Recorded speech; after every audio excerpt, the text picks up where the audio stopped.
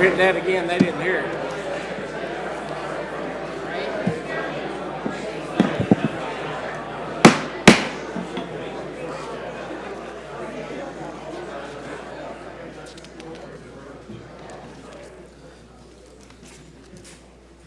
I see we have people still signing up. We're going to be starting the public hearing process. If we're back in order for meeting P42. P42, publication on March 8th, Tampa Bay Times.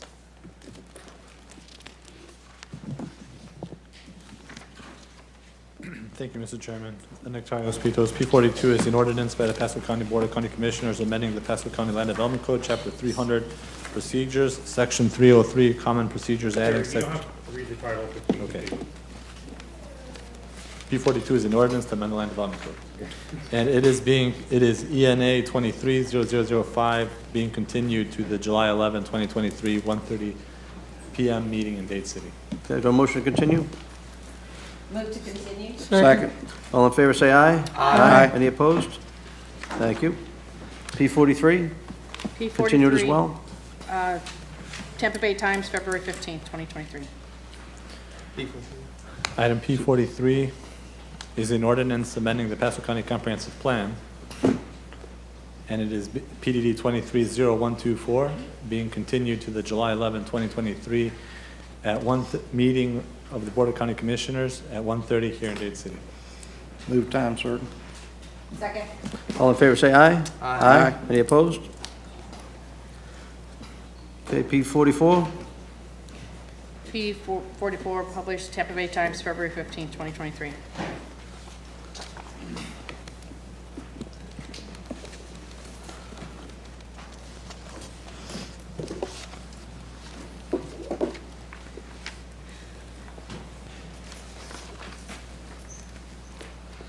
Good afternoon, Ebro Stevens, Long Range Planning.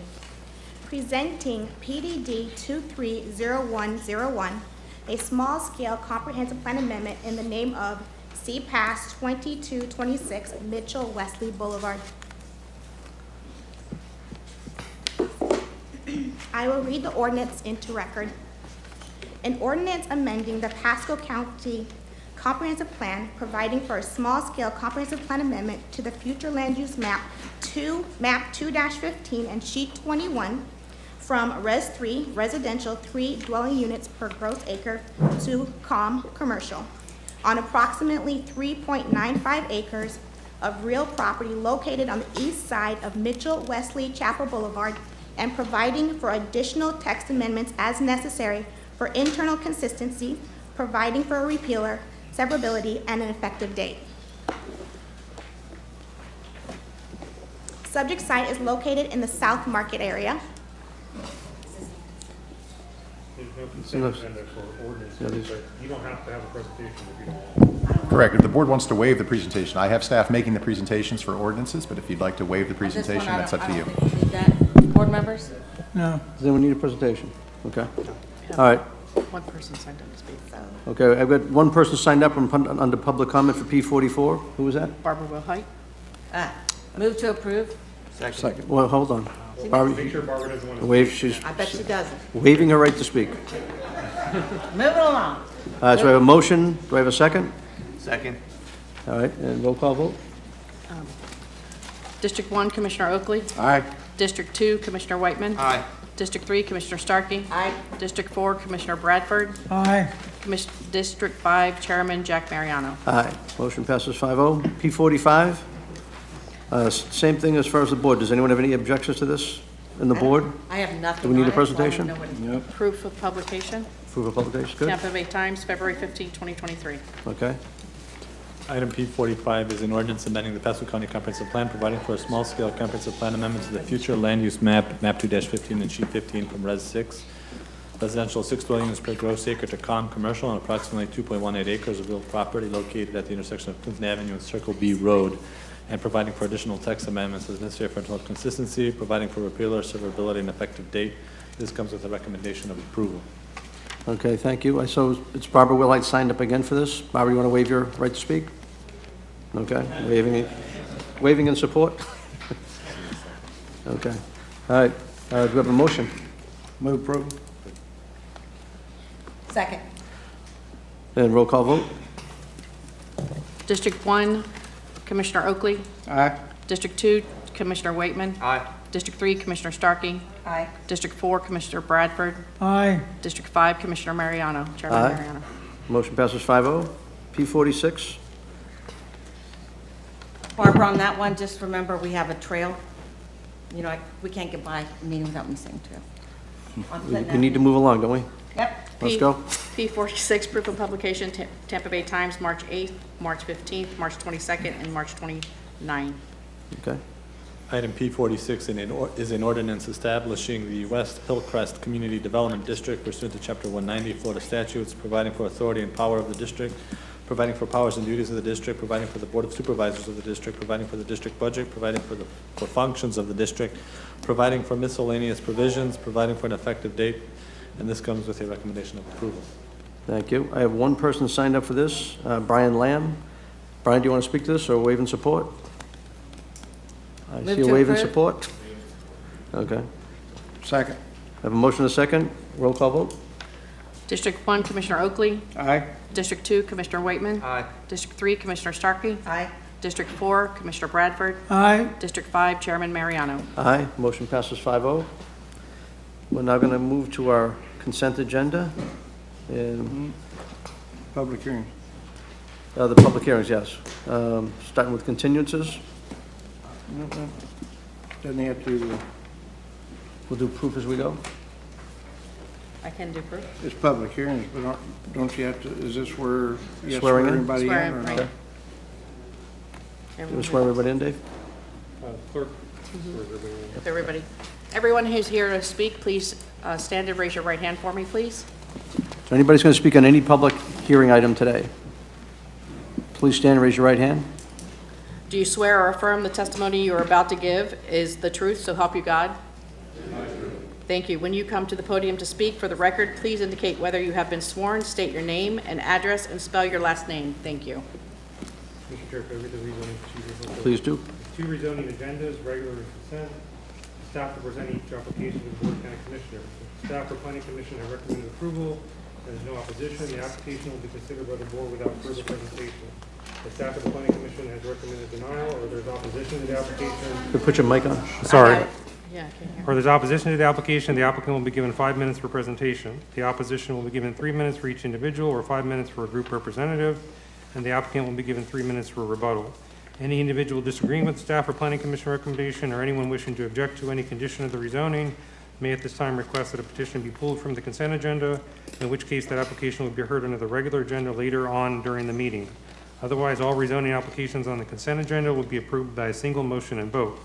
If you wish to speak to any petition, please give your name and address and whether or not you've been sworn for the record. These are quasi-judicial public hearings. The law in Florida is that mere public support or opposition of an application is insufficient for this board to take action. Please limit your comments to those criteria found within the board's land development code. Thank you, Mr. Chair. Thank you. And Denise? Do you want to do proof of publication For which item, please? for, P47? P47? can we do P6, did you want to do P16? Oh, let's do P60 first. Thank you, Chairman. Thank you. Yes. P60, Tampa Bay Times, February 15th, 2023. Good afternoon, Mr. Chair, Board County Commissioners members. This is Denise Hernandez with Planning and Development. Item P60 is PDD 237689. It's a zoning amendment in the name of Martha Joanne Wood Hinman for a change in zoning from R1 Rural Density Residential District to R2 Low Density R2 Low Density Residential District to an MF1 Multiple Family Medium Density District. The request is to continue the item to the May 9th, 2023 Board of County Commissioners meeting at 1:30 in Dade City. This item was advertised with for approval, so if you would please see if you have any public comment. So anybody here that wanted to speak to item P60, it is being continued. If you speak now, you won't be able to speak at the next public hearing by our rules. If you do want to speak, we'll take your public comment now. Does anyone here want to speak on P60 as right now? Is anyone on WebEx? Let's make sure they know what P60 is. so- P60 is at Caroline Drive. The applicant is Martha Joanne Wood Hinman. Move to continue? Second. Okay, move to continue, what was the date? May 9th, 2023, 1:30 in Dade City. Okay. And all in favor, say aye. Aye. Any opposed? Okay, thank you. We're going to move on to P47. P47, Tampa Bay Times, November 2nd, 2022. P47 is a development agreement, Wildcat All right, Groves, Inc., Jan and Elizabeth LaRue and Cynthia D. Fales, development agreement to design, permit, construct, and dedicate and convey a certain portions of the realignment of Henry Road in exchange for mobility fee credits. This is a request to continue the item to a date uncertain. Okay. Have a motion.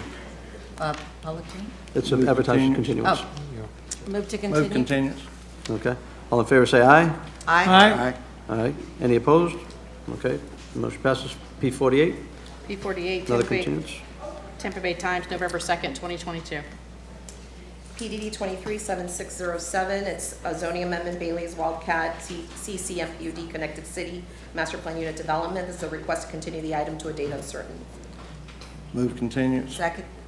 All in favor, move to continue. All in favor, say aye. Aye. Any opposed?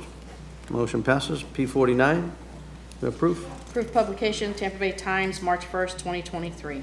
PDD 237627, zoning amendment to Pew East MPUD, Master Plan Unit Development to Pew Ranch LLC and others. It's a request to continue the item to the May 9th, 2023 Board of County Commissioners meeting at 1:30 in Dade City. Move continuance. Second? All in favor, say aye. Aye. Any opposed? Motion passes. P50, The proof of publication on P50 is Tampa Bay Times, February 15th, 2023. P50 is PDD 237684, zoning amendment, Sarah Gurley Trust, Max L. and Sarah C. Gurley, co-trustees. It's a request, it's different from your agenda memo. It's actually a request to a date uncertain. okay. Have a motion? Move to continue date uncertain. Second. All in favor, say aye. Aye. Any opposed? Motion passes. P51,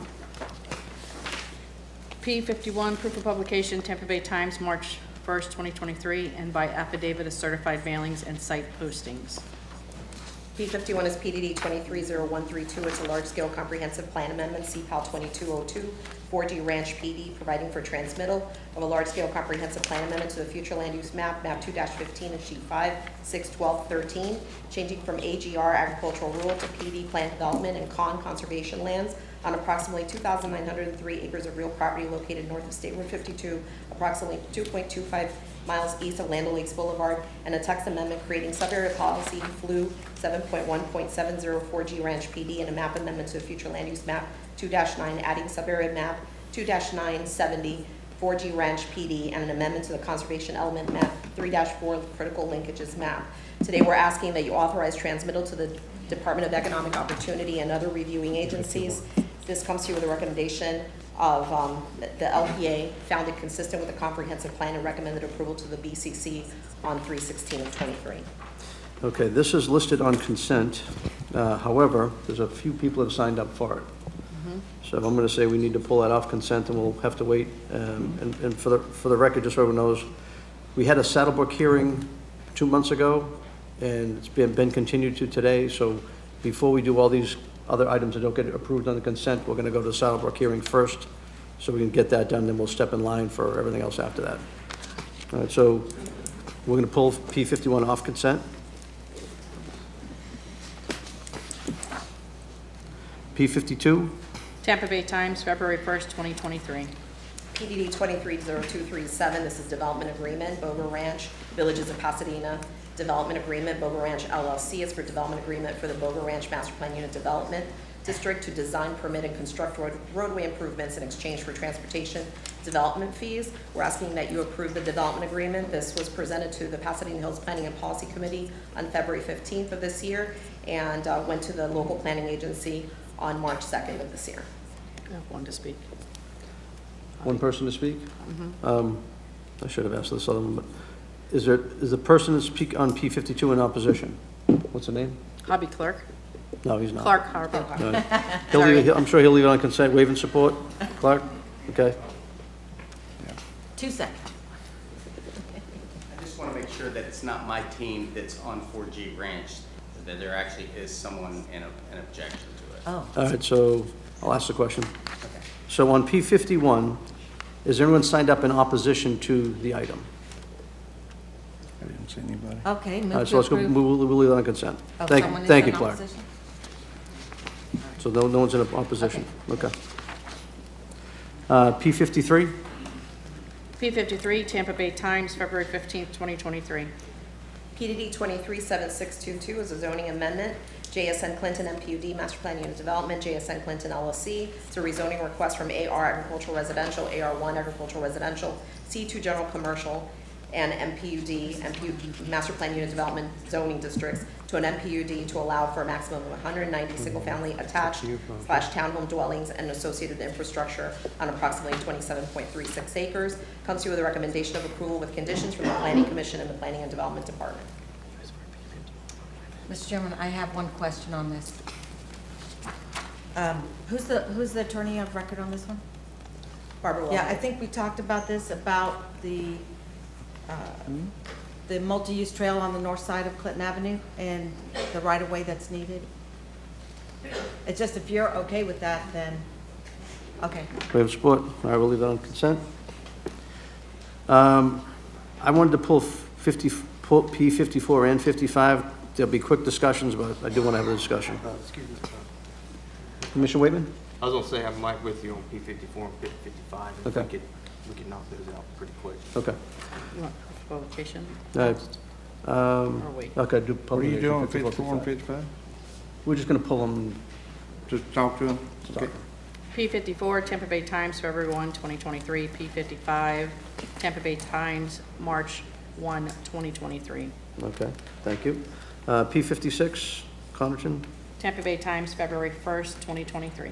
Okay. It's PDD 237643, Connerton Village 1 MPUDs for a zoning amendment, substantial modification. Connerton Village 1 MPUD, Master Plan Unit Development Districts, substantial modification. DR Ready Commerce LLC. It's a substantial modification to the Village 1 MPUD to allow an addition of 56 multifamily units and 10,000 square feet of retail office. Comes to you with a recommendation of approval with conditions as included in your agenda packet from the Planning and Development Department and the Planning Commission. Okay. People have signed up for P56. Any comments for staff on this? It's on consent. Anyone in opposition to this item? Leave it on consent. P57. Did I hear that Pete- that one wanted to be, you wanted to pull that one? No. Commissioner Waitman, okay, just checking. No opposition there. Okay. P57. Do I approve? P57, Tampa Bay Times, February 1, 2023. That's PDD 237656, a zoning amendment, Evans Nursery Villages of Pasadena Hills, Master Plan Unit Development, Galvin Harris Land Services, substantial modification to the Evans Parcel F1 MPUD to rename it to Evans Nursery MPUD and to decrease the geographical land area of the non-residential village center of a portion of Village F. It comes to you with a recommendation of approval with conditions from the Pasadena Hills Planning and Policy Committee and the Planning and Development Department. Okay. Is anyone here to speak in opposition of P57? Okay, leave that on the consent. Chairman, I'd like to pull that one too. You wanna pull that too? It goes along with those other two. 57, Okay. and add that to the same quick discussion with Okay. 54 and 55, please. Good. So those items pulled. Can I have a motion on the rest of the consent agenda? So move. Mr. Chair, just for clarity, that's P52, P53, and P56? That's the remaining consent agenda? Yeah, 51, 52, 53. Yeah, that's the 4G. I thought P51 was pulled. 51 was not pulled. We pulled it, but back then we on. found it was just in support, so we were okay. So we left 51's on consent, Okay. 52, I thought you said you had speakers signed up. It was Clark. we addressed that, you missed that. Because Clark mentioned he thought it might have been his team. Well, So, I'm going to clarify the motion. okay. The motion on the table right now is to approve the consent agenda, which includes P51, P52, P53, P56, P58. No, I'm sorry, not No, it's not. P58. Commissioner, Yes. someone on WebEx though for P51. I don't know. No, if he's for it. P57, so wait and pull it. Carl. right, So, hang I on have for- a question on 56. Hang on for one quick second. Is there anyone on WebEx on P51? Yeah, Paul Grebshaw. Paul, are you in opposition or support? Nope. We're trying to promote him, just one moment. He needs to speak. Let's deal with P51 first. So P 51 has to be pulled. It's in opposition. He's in opposition? Yeah. In this P51? Yep. Okay. Okay, Okay, and Commissioner Starkey just requested you pull P56. all right, so, I thought we already pulled 54. 56. all right, so pull, P51 is pulled, P54 is pulled, No. Well, yeah, I'm sorry, that already was, sorry. yeah. P55 is pulled, P56, Commissioner Starkey, one pulled? Yeah, about the park. And P57 was pulled, which leaves items P52, P53, That's it. that's it for consent. And so that's what the motion, That'll be the motion? I move, yeah. Okay, do we have a second? Second. All in favor, say aye. Aye. Any opposed? Okay. Now, to the pleasure of the board, do we want to go right to the Saddlebrook hearing? Mr. Chairman, I'd like to knock out P54, 55, and 57. Okay, Have your indulgence. let's go do that. All right, so item P54. Hey, can we add P51 on that too? Is that- I'm sorry, let's do P51 first. Yeah. Sorry about that. Thank you, Chairman. So I have Paul Grimshaw sign up in opposition of P 51. So, okay. This person's online. So why don't we hear from the person on public comment first, then we'll get to the applicant. Thank you. Mr. Chair, you're okay with staff, leading staff's presentation? You don't need a staff for applicant Let presentation? me hear what the objection is, and we'll go from there. Understood. Go ahead and promote him. So public comment on P51?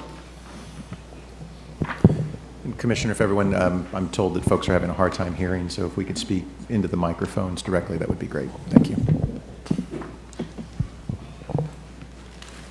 Paul Grimshaw is signed up to speak, WebEx. Yes, my name is Paul Grimshaw, Grimshaw. I've been sworn in. Address is 13805 Newport Shores Drive, Florida. I'm opposed to this, and it's such a large-scale change of agriculture to residential. So I just ask the council members to take this advice because it seems to be occurring at such a fast rate. Obviously, you can read for yourself. These are the immense benefits of agricultural region. Huge financial benefits. I'd like to draw your attention just to the public services required for agriculture is so much lower than high density residential. Environmental benefits are obviously huge as well, especially with mitigating flood risks, absorbing CO2, and the other thing is just having food security. Having agriculture in our region is super important. Next slide. This has been promoted as, to escape the urban areas, and obviously massive rezoning from agriculture to high-density residential is obviously going to have an impact. Next slide, please. And then in the comprehensive planning, there is really no mention of agriculture or even environmental services. So my fear is that this is just kind of being overlooked and just continuing to proceed with rezoning and putting in heavy residents. Next slide. And the final question is, we're essentially recreating the congestion of southern counties. You can see Pasco County is 9.5% rural, and you kind of, as you go south, you see what happens. So, it's an intent to recreate this congestion. And is there any goal? Do we have percentage of green space in agriculture that is going to keep? That's it. Thank you. Thank you. Commissioner Starkey. I would just say to him, as I understand where you're coming from an ag family, and I think Senator Simpson, or Secretary Simpson, Commissioner.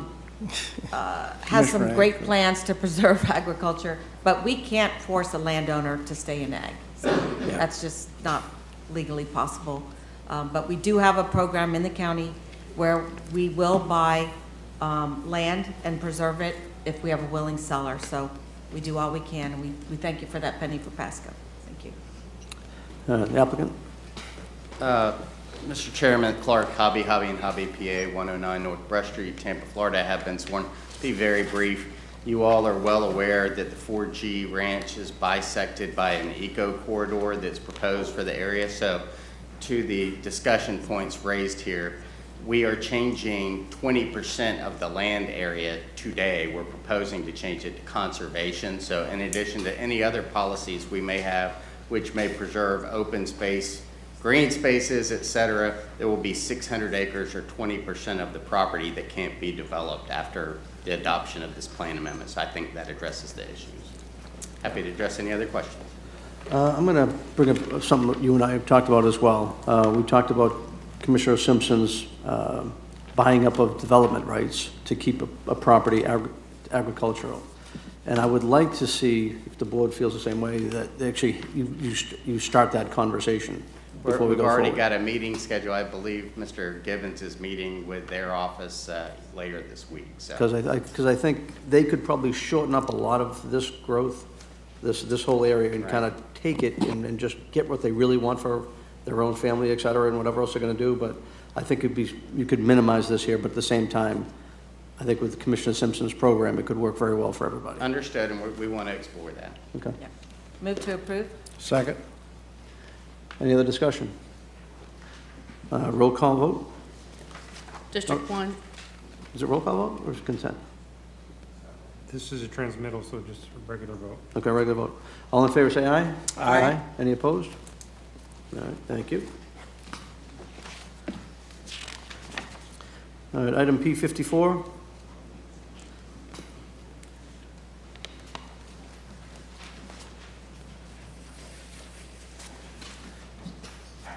P54, publication, Tampa Bay Times. Oh, wait, yeah, it's 2023. Yeah, we already did the publication Yeah, for these sorry. consultants. It's okay, no problem.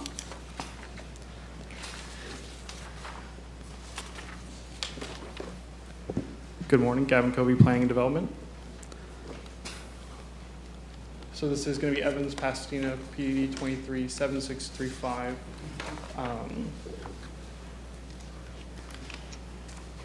Just really quickly, so the applicant's request is a substantial modification to 3 previously approved MPUDs and consolidate them into a single MPUD named Evans, Pasadena, and relocate previous approved land uses within the consolidated MPUD.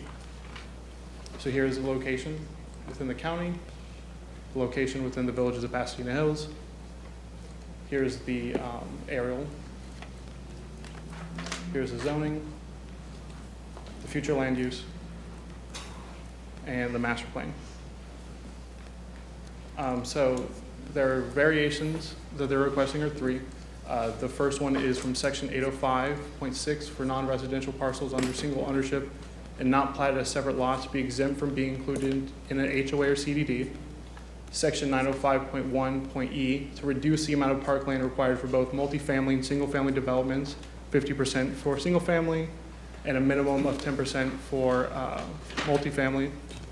And then section 901.6D2 to reduce internal local roadways from 12-foot wide travel lanes to 10-foot wide travel lanes. And the staff analysis of this is 805.6, the parcel owner of the non-residential parcel shall act as the responsible party for any maintenance and activities that a HOA or CDD would normally maintain. 905.1E, residential properties, single family, multifamily, within the MPUD will receive a reduction in total land area required for neighborhood parks due to the proximity of the super park site.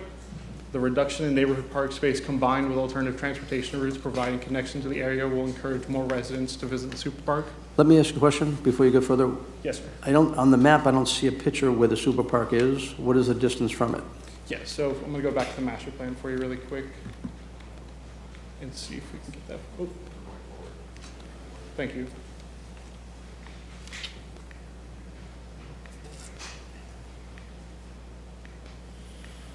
I'm so sorry. This is the Hopkins. I'm sorry.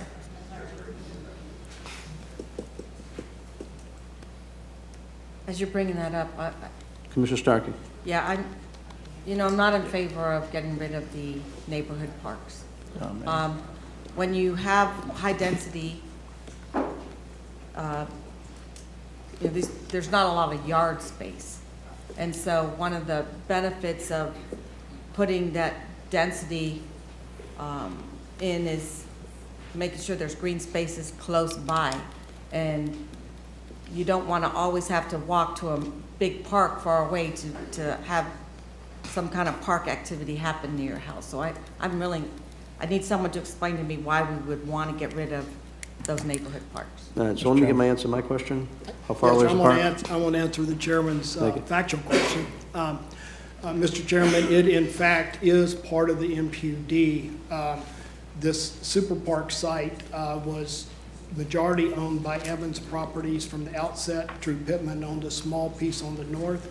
But the super park, literally, the upland active park portion is part of the MPUD. So it lies within and contiguous to the MPUD itself. This same property owner is the one that provided that parkland, as it turns out now, for about 1/3 of its current market value for the county to acquire on very advantageous terms, and also is dedicating the co-located school site, which is part of the MPUD, adjacent to the super park. So they are in fact the party providing 80% of the super park, which is 200 or 300 acres, just to give you the magnitude compared to your 80-acre district parks. So that's the factual scenario on the land. It is literally integrated into.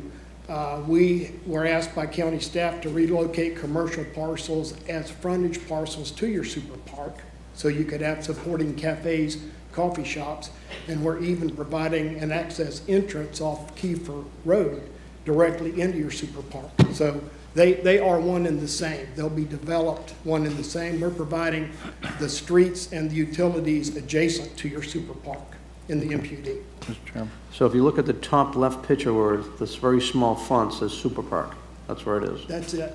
Where? Yeah. What we did is these three MPUDs were approved 13 years ago.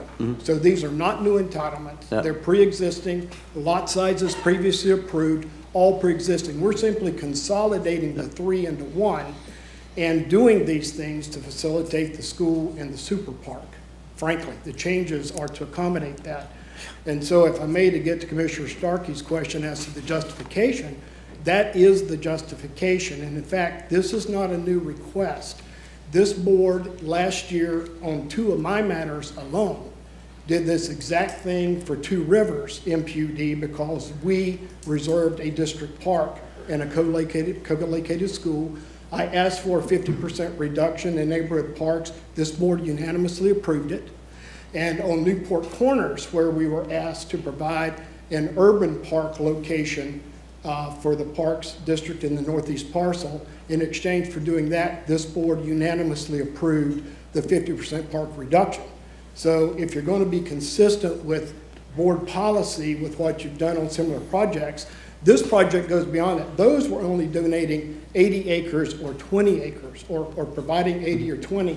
This is literally 200 or 300 acres that's being provided. So I respect you, Commissioner, but I have no idea where this objection is coming from in this case because it's completely inconsistent with what everyone has supported the last few years. Okay, thank you.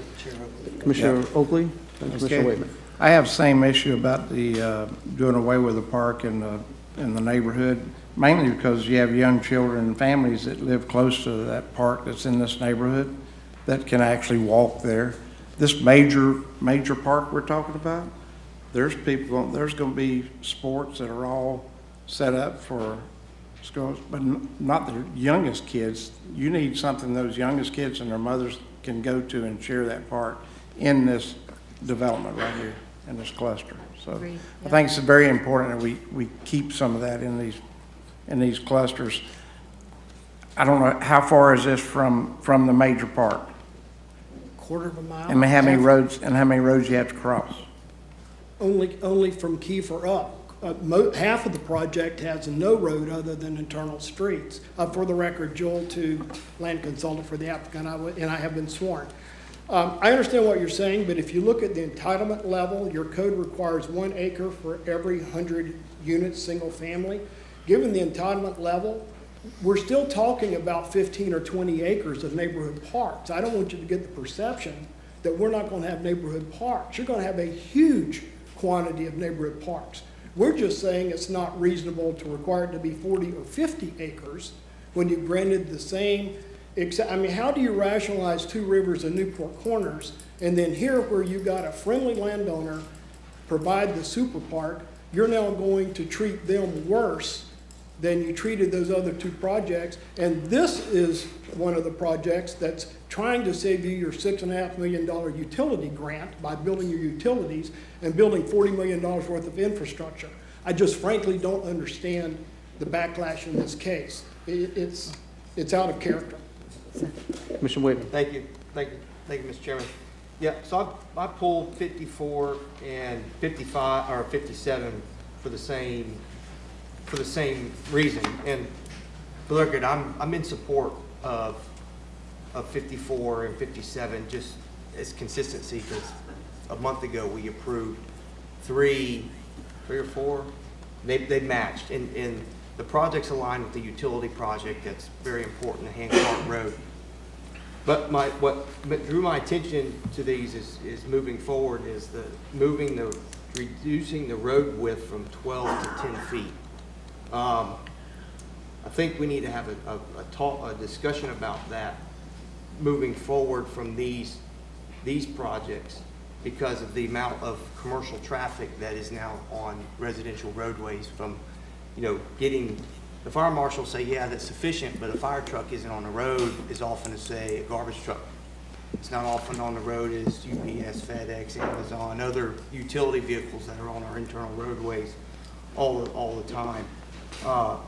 So what I was hoping to get out of 54 and 55 is to have a discussion on moving, instead of with the 10 feet, which I know is for traffic calming, but moving forward, moving to the 12-foot road width based on, parking and getting trucks down the road that provide the essential services that these folks need. So that's piece one, and I'll let Mr. Two respond. Yeah, in response to that, we completely understand that. We've had this discussion one-on-one with Commissioner Waitman.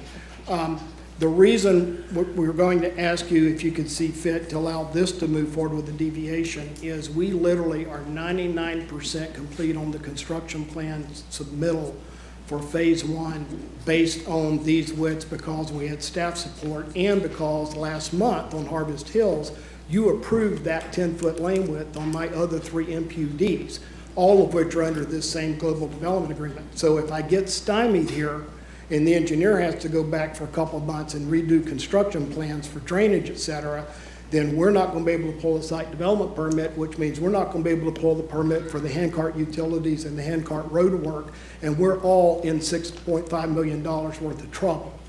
So I have no problem if this is a philosophical or a policy change the board would like to look at, and we told Commissioner Waitman we understand that. If you think the 10-foot lanes are a bad idea, staff and a lot of people, a lot of planners think it's a good idea because it's traffic calming in these subdivisions. And what it gives you is it gives you that 2 extra feet between pavement and sidewalk to have the larger trees and have more green space and more streetscape, which we've been hearing for a couple years. You really would like us to enhance that. So we actually thought we were responding to your goal of better streetscape, that you would like grass and trees and bushes more than 2 more feet of asphalt. The other thing it does is if we're not spending money on 2 feet of asphalt throughout this, when we get to paving those alleys for the rear-loaded product, we have some savings in development costs from asphalt that can be used to put in alleys and rear-loaded products. So a lot of this stuff, I'm not saying don't change it, but I respectfully submit that you kind of have a workshop discussion on that issue going forward, because I think there is a legitimate, there's some competing concerns. I understand the safety vehicles, no question about it, the service vehicles, but you got to balance it. But At any rate, and I think Commissioner Waitman is inclined to support us to allow these three to go forward with the deviation, but that the board focus on this issue moving forward. The development community certainly would like direction moving forward, because we just spent a lot of money on engineering plans, assuming it would be approved, because you've been approving it. Okay. Chairman, I have a follow-up. Go ahead, let him follow up. Thank you, Chairman. Commissioner Waitman? In the second piece too, like fellow board members, was when I read the reduction in the parkland. I think we can do that better, and we had a further discussion. Instead of the county's current formula, and this ties in with having a discussion going forward with the road width, is instead of the county's formula of requiring, 0.23 acres or whatever the formula comes to in these random spots within these projects of having parkland, that we consolidate these pieces of land and make a more significant park, maybe two or three more significant parks, instead of these little squares that don't really have enough size to offer any real amenity. I think if we restructure the way that the formula and capture the land that's designated within our rule zone, you consolidate them into larger spaces, and you have a real significant park space, which I think adds more value to a community. So you can strategically put two larger north, south, east, west river versus these little pockets of not much of anything. And so that's what caught my attention to 54 and 57, was to get past today and move forward with a more policy discussion or a workshop on a kind of a change the way that we manage those two items moving forward based on the utilities. We have an obligation to fulfill the utilities on Hancock Road, and I think that's really important, and to just finish this section of project out for villages of Pasadena Hills. Okay, Commissioner Oakley. My concerns with the smaller 10-foot wide lanes rather than a 12-foot lane is, I lived in a development that had 50-foot lots, had similar roads like you're talking about, but they parked on both sides of the road, and it kept traffic from being able to move, or even emergency vehicles being able to go down the road. And I mean, parking is very important. I think Mr. Tu can answer some of that question about the parking, but we need extra parking spaces. And if they're going to do these smaller lanes, and if they want parking near the street, then you have to do it outside those lanes and not in one of those lanes that blocks traffic. So I'm very much concerned about that. So. Yes, sir, and Commissioner, you and I did discuss this, and for the record, because we have a little bit of a chicken and egg, we're here at the MPUD bubble plan level, and you haven't officially seen the lot layout. So it makes it hard, to say, well, we're going to address that. Right. But I'll state here on the record the following, and staff saw a preview of this last week, as did Mr. Goldstein. But for example, in Pasadena, and I have a schematic here, I think you'll be relieved to hear that when you see these layout plans come in, right on the heels of this MPUD, we do have a meaningful portion of the smaller product that is rear alley loaded, which I know is going to make several of you happy. And it's true not only of Pasadena, but of a lot of the stuff on Prospect and Hancock. You're going to be very happy when you see the layout. I offered last month at the Harvest Hills hearings that we would be happy to have a planning charrette as a work session with the board and actually go through these layouts. And to Commissioner Oakley's point, we have rear loaded, which helps solve the problem on some smaller products. We have a section here of your 40-footers, which are one of the primary problems on the parking. And we actually, on our plan, you're going to see 6 designated areas, exactly as the commissioner stated, in where we have the 40-footers, where we have the trouble with parking and driveways and sidewalks. We're going to have 6 designated community parking areas that are pull-in spaces outside the drive lane, so that within that area, there, in this example, there'll be 90 of those spaces in this pod, where for the first time I'm aware of, we actually, for a single-family development, we're providing parking to try to address that problem. So if you can bear with us today, I promise you that at the charrette going forward on the detailed plans, we're very comfortable we can get you comfortable with these 6 or 7 projects that are under that global DA, and that you're going to be happy with that layout. Commissioner Starkey.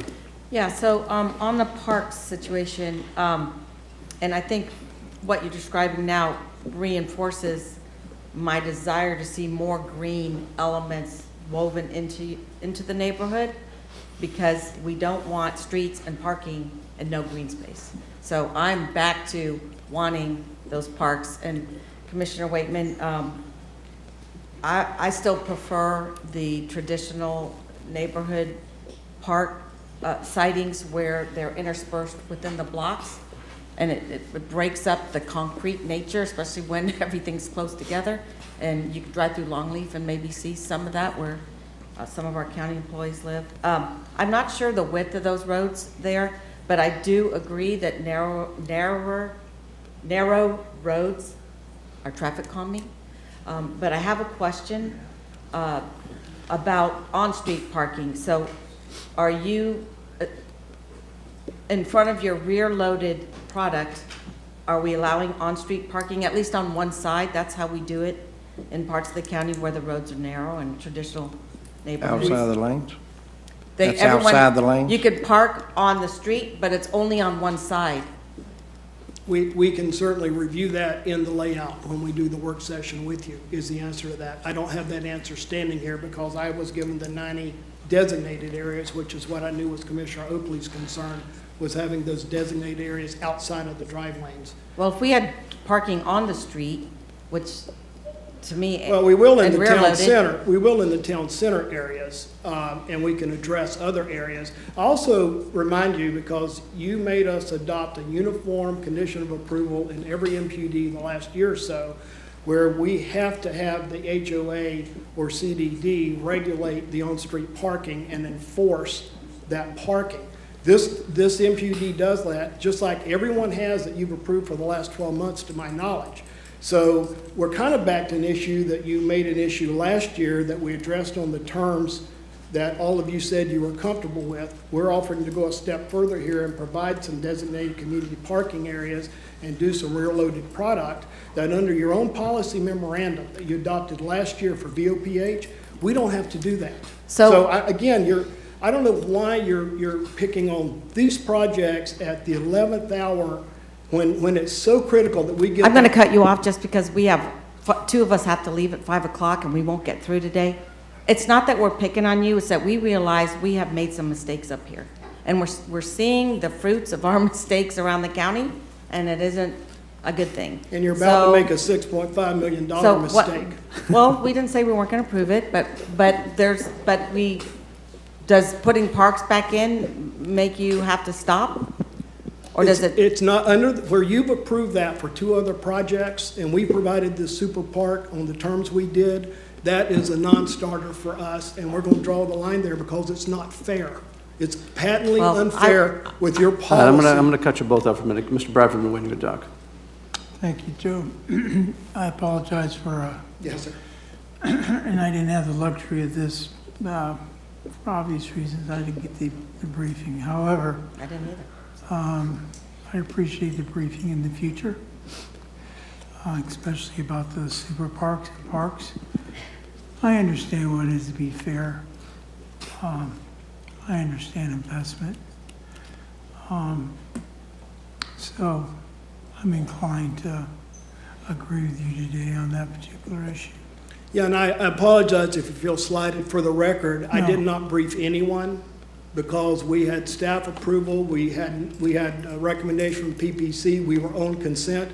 My discussions with the other commissioners were one-on-one when they contacted me with issues. So I didn't leave, I would never leave any of you out if we're briefing on a subject matter, and I think all of them know that. This is my last point. Yes, sir. I love our staff. They do a great job. Staff doesn't run the place. We run the place. Well, I'm well aware of that after 44 and a half years.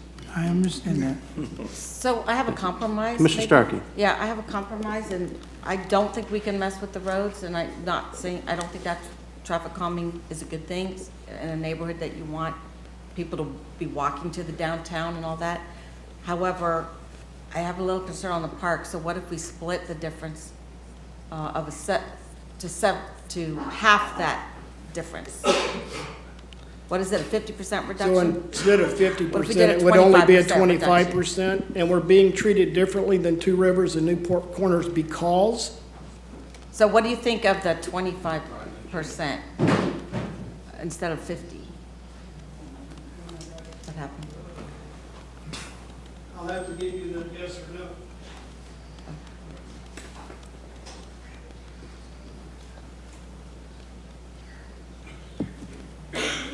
Mr. Chair, while they're discussing, just a quick informational item. Staff is working on amendments to our cross-sections for local subdivision streets. In fact, it was item P42 on your agenda, which got continued. Part of the reason that got continued is because staff was not, in my opinion, adequately addressing the board's concerns about on-street parking on roadways and lane width. So I want you to be assured the staff is working on this issue about roadway widths and on-street parking. It's going to take them some time to get it done. But that was item P42 on your agenda, which got continued. All right, let's see if we have an answer. Yes, for the record, Commissioner Starkey, yes, Mr. Matheny advises that the developer will accept a 25% reduction in the neighborhood park rather than 50% reduction, if that meets your concern. You want to cut our reduction in half, right? Yeah, yeah. So instead of reducing 50%, we can only reduce 25% of the required acreage, if that's. And what will your final street width be? What are we going to, 20 feet? Well, the right-of-ways are 50 feet.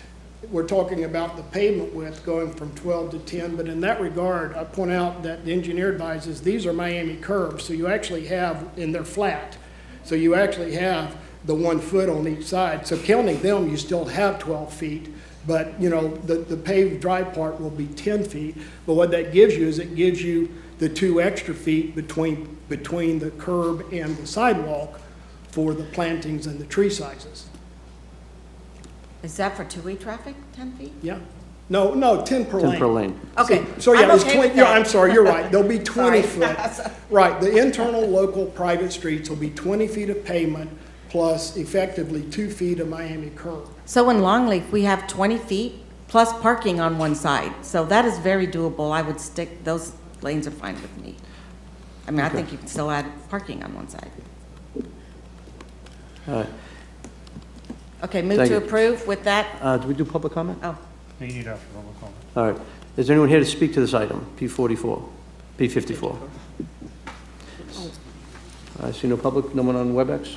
No, only Mr. Tu was signed up. Okay, to the board. okay, Commissioner move to Starkey. approve with that change, minor change.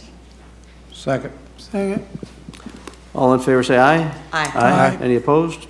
Okay, thank you. No, that's 54, right? That was 54, we'll go to 55 now. We'll probably scoot through 55 is these. going to be immediate. Go ahead. Yeah, thank you, Chairman. This was pulled, again, for the same reason, just for discussion due to the cul-de-sac and then having the ability of larger everyday commercial vehicles that service residents on the street to be able to turn around with that in safe measure without tearing up roadways or having to do back downs without spotters. And this is something that Mr. Tu and I discussed. And so I support the project, and it was just my concern on the cul-de-sac and the design to get everyday service vehicles in and out of there safely without causing any damage. Yes, Commissioner, for the record, Joel Tu again for the applicant. I've been sworn. This is resolved after Commissioner Waitman brought this to my attention yesterday. I was able to reach this client, which is Mr. Galvin, the other co-developer, and Mr. Galvin has agreed to withdraw the deviation request for the cul-de-sac, the 150-foot cul-de-sac deviation, and he will redesign that project to avoid that cul-de-sac issue. So we appreciate that, and we're taking care of that. And I'm very grateful to Mr. Galvin and you, Mr. Tu, for that. I was very pleasantly surprised on that, and that's a good win for everybody, so thank you. Well, and I want to thank you for bringing that, Commissioner Waitman, because I was going to pull it for the same reason. So I do think it's important that we have those cul-de-sacs instead of having a trash truck or other vehicles got to put the beepers on at 6 in the morning, 4 in the morning, waking everybody up. So thank you for that. Kudos to that, and thank you, Joel, for going that forward. Any other comments? Move approve. Wait, Second. ask for public comment. Yeah. We have, Is there anyone in public comment signed up for item P55? Christy Barriero. I think she's going to be okay. Chris, you want to speak to this? No? Okay. Wave in support. Anyone else? Okay. All in favor, say aye. Aye. Any opposed? Motion passes. P56. So I think, just before staff comes up, they are, again, this is one where they're trying to, are you cutting the park percentage by how much? That's 57. Shouldn't we look at 56. 57? That's 57. We need to look at 57. I asked 56 to be full. All right, so P56. But That was Connerton That's Village. not Joel's project. Oh, it's not Joe's, okay. Who's Connerton Village. Oh, Connerton, no, I'm sorry. The neighborhood parks required to reduce the required park acreage.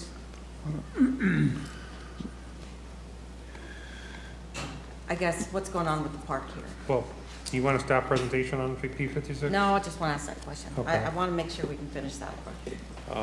Do you prefer the applicant to clarify this for you, or?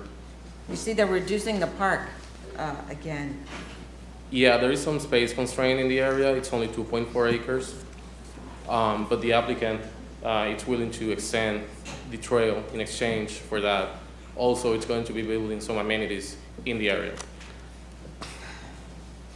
State your name for the record. I'm sorry, my name is Orlando Borras.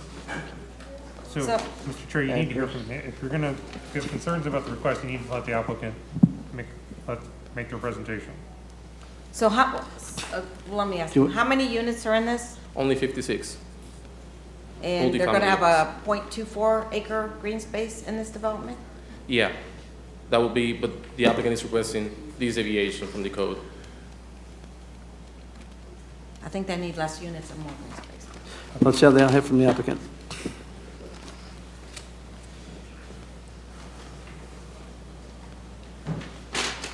Hello, Justina Gale, Forward Planning and Design, 200 Pine Winds, Oldsmar, Florida, 34677.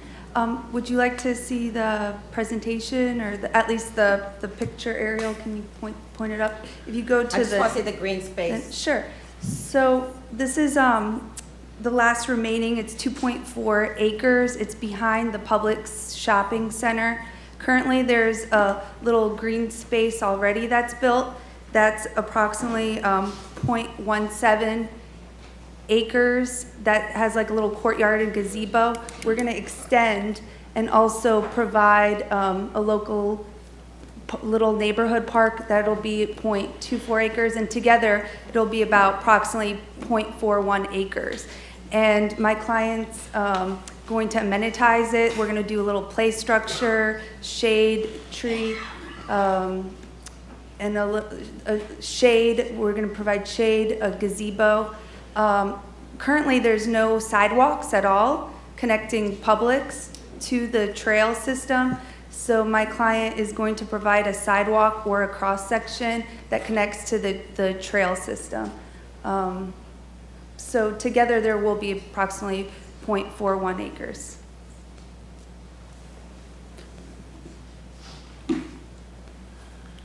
Any other questions? Commissioner Wakeman. Thank you. So the 56 units, they're going to be on the bottom floor of each one of the buildings? And the Yes, top this will is be- actually going to be an integrated mixed-use project. We're going to have retail at the bottom floor. There's going to be on-street parking. So it is only 2.4 acres, very constrained site. But with that, we did the on-street parking, so the buildings will be facing the front. So we're going to create a little courtyard area and a neighborhood park for people to be able to go out there and socialize, and also have the sidewalk connection to the trail system. Okay. Public hearing. All right, anyone here from the public like to speak this item? Move to Okay. approve. Second. Move to approve on item P56. All in favor, say aye. Aye. Any opposed? Okay. P57, which we. Yep, P57. Mr. Chairman, if I may, Joel too for the applicant, and I was sworn The only question here, as I understood it, was exactly the same thing on the lane widths, because there is no park reduction deviation here. It was, and there's no cul-de-sac deviation, so it was only the lane width item which you addressed on Pasadena, to my knowledge, unless the commissioner has another issue. No, I pulled them together just for future discussion. I support the project as this item as is, and just moving forward, have the discussion on lane widths for utility vehicles, but I do support item 57. Okay, that wasn't a consent. Is anyone from the audience on P57 opposed to it? Anyone on WebEx? I only had Mr. Tu signed up. All right, so entertain a motion. Move approval. Second. A motion and a second. All in favor, say aye. Aye. Any opposed? Motion passes. Thank you all. Thank you. All right, that takes care of the consent agenda. Right now, we're on 7. So, pleasure of the board to move to the Saddlebrook, being that we Yeah. had a meeting a month ago, or 2 months ago. All right, so we're going to bring up the Saddlebrook item. P61. Publication, Tampa Bay Times, August 3rd, 2022, March 1st, 2023, and by affidavit of certified mailings and site postings. Okay, as we get started, we're going to hear some people representing other people. I'll let the county attorney address them as they come forward, but the applicant has been asked and given 15 minutes. The Saddlebrook group has hired an attorney and formed a group. They're opposing it. They've been given 15 minutes. There's another gentleman that wants to get 15 minutes. Mr. Goldstein said it, but I want the board to have that discussion about it, and then we'll take from there. Everyone, you're going to get 3 minutes to speak. We ask that if you would, don't repeat the same thing over and over again, so we can keep it moving. We get a bunch of other hearings coming behind this one here, but we're trying to move it up, being that we already had a first public hearing on it. Can I just add, Mr. Chairman, that the board had conducted a full hearing on this matter before, so there's no need for any member of the public to repeat to the board anything they stated at the last hearing. Really, the focus should be on what has changed. Well, let me stop you. Okay. We had a public hearing, and on the public hearing, there were a lot of questions that were unanswered.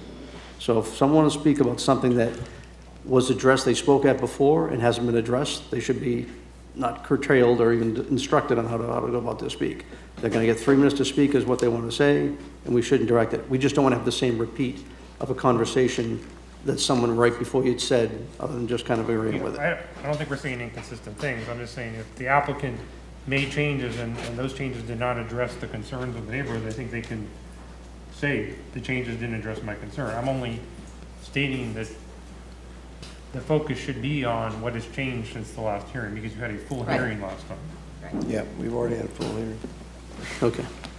Amy? Good afternoon, Amy Tull with Long Range Planning, Planning and Development. Can we do Item proof? before I'm you- sorry? Can we do Yeah, proof? announce proof. Okay. Yes. Okay, sorry about that. That's okay.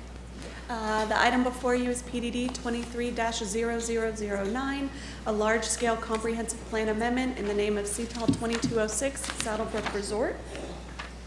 Subject property is located in the South Market area in the urban service area. Just to give you a recap of some of the history before, the Saddlebrook Resort MPUD, which is currently in place, was approved June 24th, 1986, and contains approximately 530 acres, which is before the adoption of the comprehensive plan in 1989, which was effective in 1991. In 1989, the Pasco County Comprehensive Plan was adopted and established. The county's future land use map, map 2-15, which envisioned this area for residential density not to exceed 6 dwelling units per gross acre. And the MPUD was modified one time in 1992 to increase the approved commercial acreage by 2.25 acres for a sports science center that was proposed at the time and never built.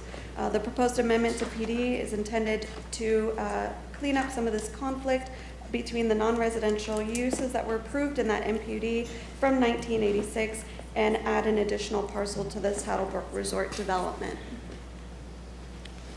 So as stated, the applicant is currently proposing an amendment to PD for the portion of the existing Saddlebrook MPUD to allow for a mixed-use multifamily development located along State Road 54 and renovate the existing Golf Club Recreation Hotel area.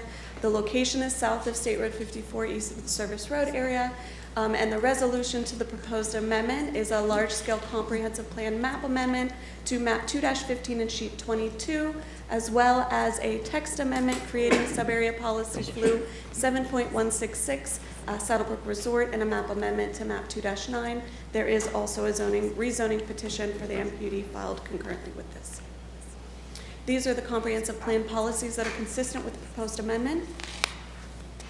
Here's a visual representation of the aerial of the proposed PD flu. The existing future, oh, that's not right. I have to remove that. Existing future land use currently is Res 6. The proposed future land use represented as PD flu.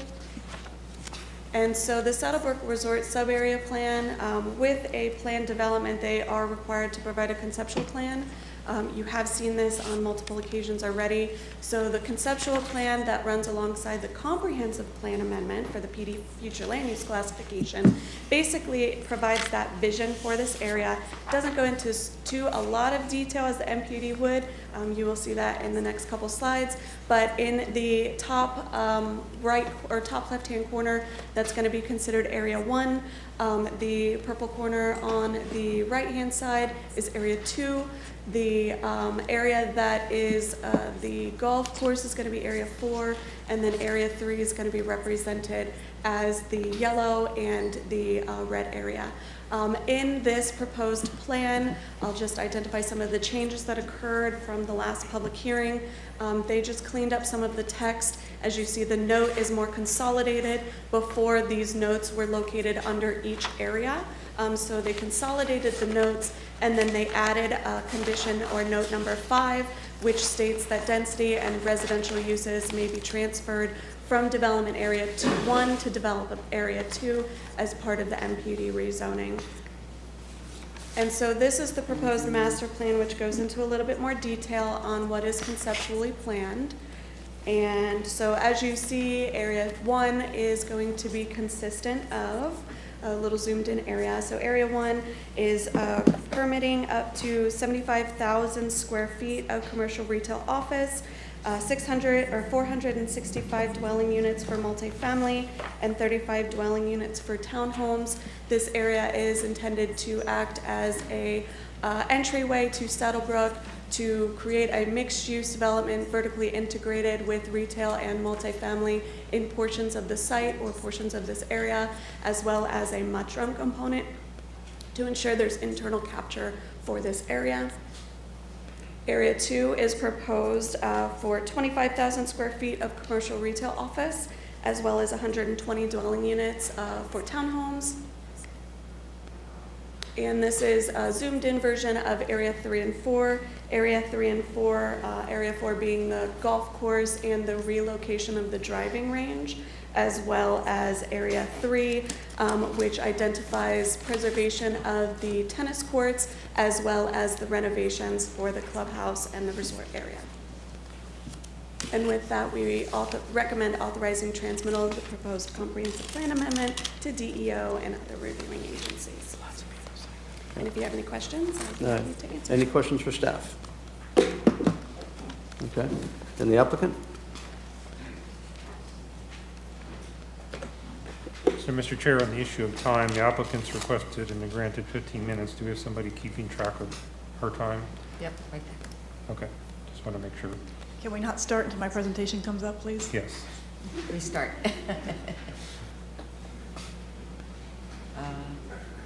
Are they going to restart the clock? Who's doing the clock?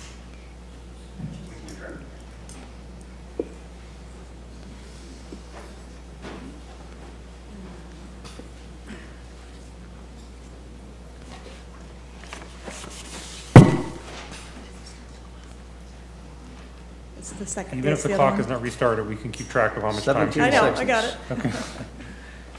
Sounds like Mr. Cabala's got it under control there.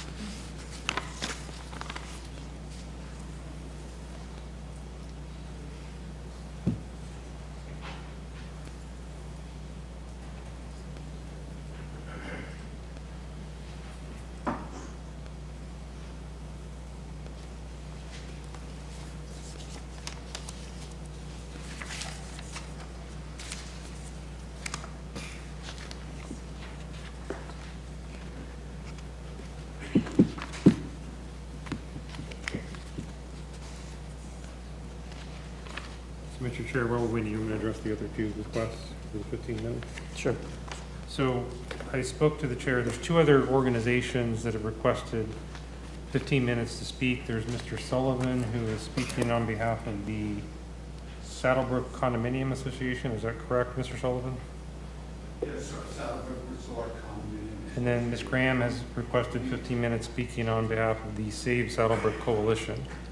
What I advise the chair is that I don't think you can treat those two groups differently. So if we're going to be giving 15 minutes to one of the groups, we need to give 15 minutes to both groups. So that would be my position on the issue. Barbara Wilhite, 6327 Grand Boulevard, Newport Richey, for the applicant. I wanted to start off with why are we requesting to amend the comp plan? I've gone through this before, but I think it's important to put perspective. The comp plan is not needed to allow for the 155 proposed townhomes or the 465 proposed apartments. Currently, the comprehensive plan allows a maximum of 1,779 residential units on the property. Those can be single-family townhomes and or multifamily under the Res 6 land use designation.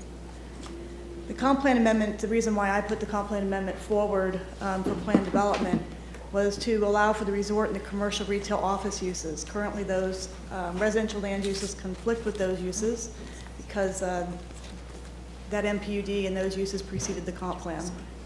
So I put forward this amendment to clean that up. The comp plan amendment not only does it clean up, but as it's progressed, it restricts my client in many different manners, and we'll go through that. The comp plan amendment significantly removes the residential units currently designated for the golf course areas. Not only removing them from the comp plan, but I'll show you later that we have a private deed restriction that we're entering into with at least the Saddlebrook Resort Condo Association because they've taken formal action on it. I'll explain what that private deed restriction does to the benefit of the Saddlebrook community. Are there existing remaining unused entitlements in the MPUD? Yes. The Walking Village has 100 resort units. The Lakeside Village has 68 resort units. The resort units are the condo hotels and condominiums. The Fairway Village has 64 residential units, and there's commercial, which is 100,000 square feet of commercial. Our new residential units that are proposed are 620 minus the remaining 232, which is a difference of 388. So as Mr. Goldstein said, what's new? Trying not to go through things that we've already talked about.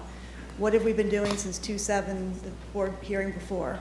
We had 14 meetings with 3 different groups.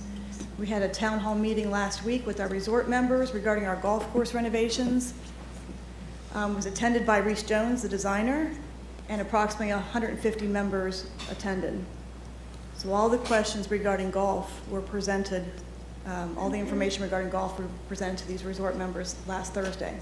We again noticed this hearing. 1,068 notices went out again for this hearing. The Saddlebrook Condo Association Board of Directors, who are represented here today, I hear, represent 657 unit owners. They've taken formal action to approve that private deed restriction. Of course, they're here, they can speak for themselves. A lot of work went into that, many hours. They hired an attorney was specialized in that type of law, as did my client, because I don't do deed restrictions.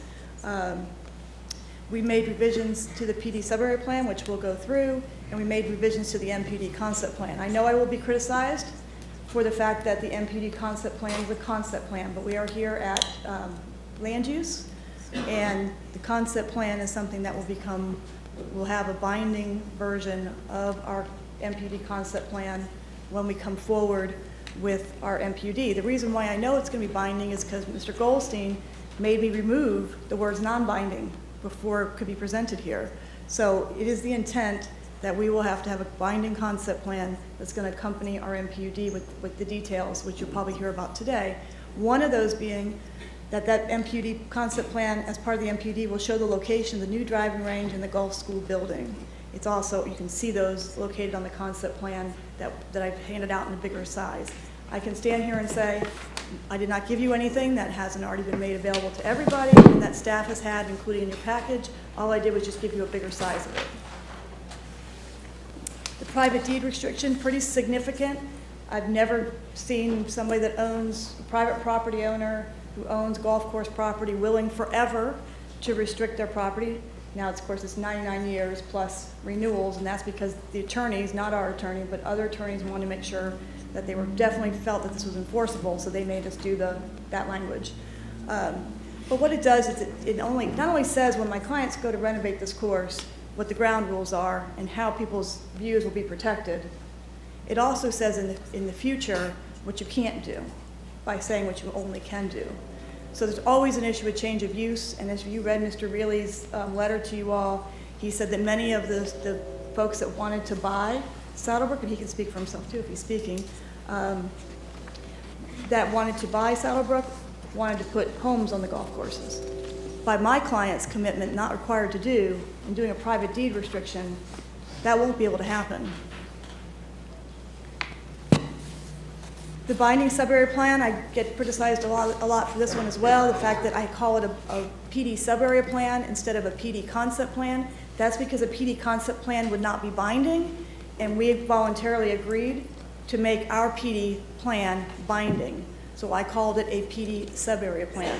I could rename that a PD concept binding sub-area plan, but I'm just trying not to cause confusion, and I'm trying to be very transparent.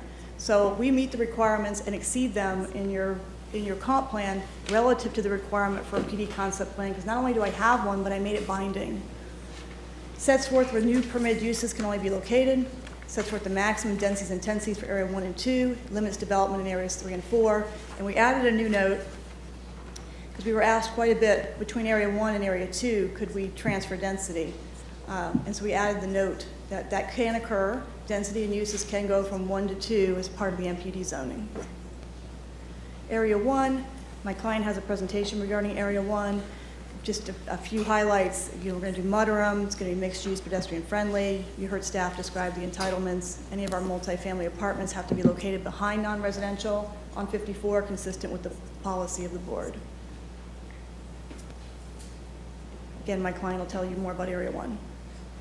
Area 2, staff has described that as well. I think the one thing I wanted to point out was that the community requested us not to have vehicular, pedestrian, or bicycle connection to Saddlebrook Resort. So we've included that in our MPUD variation request because the code does require that connectivity. Our only access will be to and from State Road 54. Area 3A and 3B, that's within the walking village, where we're going to do renovations to existing facilities. Our new development in that area is limited to a new clubhouse for the golf courses, as well as restaurant and retail uses. This is the change that was made to 3A since the last hearing. Quite a bit of discussion with the coalition folks wanting to make it clear that we were talking about the area of, it was 20 courts, so that area would be maintained for tennis and the like kind of uses, pickleball and so forth. The request was, we ultimately agreed, I think we agreed, to 22. 3B, it looks like it had a change there when I did the red line, but I don't think there's any substantive change to 3B. 4, restricted area 4, these reflect the changes that were made in between. There probably is some question that you'll hear regarding the removal of the 27 holes. What I was asked to do is to make the private deed restriction consistent with this language here that's going on your comp plan, sub-area plan. And so I made the language consistent with the deed restriction that was agreed to, and that's why you see those changes. No bad intent, just that that's what I was asked to do. When I found out that that was a concern, I had been sworn at that I would not change the documents coming before you today. So I didn't want to be sworn at again, but if that's a concern, we only changed it because we were asked to make the documents consistent. Some things that get not stated enough, which I think are pretty significant things in our proposal. One is that there's going to be a new secondary gated entrance to Saddlebrook for residents only. There's only one way in and one way out today. We will be providing a significant difference and having a secondary gated entrance to Saddlebrook for the residents only. That will get them to Wiregrass Boulevard, where they can go north to 54 to the shopping areas. They can go south to all the things that Wiregrass has to offer, as well as to Chansey and State Road 56. Another significant change is that there's going to be a new primary entrance for all the Saddlebrook Resort service vehicles. I remember when I came to this county in 1996, the first thing I worked on was Saddlebrook.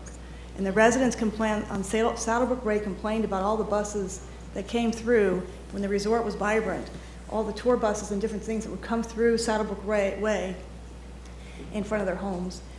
That's still been an issue since 1996, when I first joined the county. Well, through this project, the amendments we're making, that won't be an issue, because there will be a new entrance that all the service vehicles and the vehicles that are large vehicles that are going to that resort can now go through and not have to go down Saddlebrook Way in front of those beautiful homes. Another one I know Commissioner Starkey's going to really like is that we're adding an 8-foot multi-use path that the residents and resort guests can use. And those are all the areas you can get to. Right now, Saddlebrook Way does not have any sidewalks. And so all the traffic and pedestrians and golf carts go on Saddlebrook Way. This path will get you off of that to Area 1, to everything in Wiregrass, and to State Road 54. With that, I'm going to let my client talk to you and have him start coming up to talk to you about Area 1. Transportation improvements, like I've mentioned, we're taking the Vision Road to Wiregrass Boulevard, and we are adding a turn lane at Saddlebrook entrance, and these are extra turn lanes we're doing as well.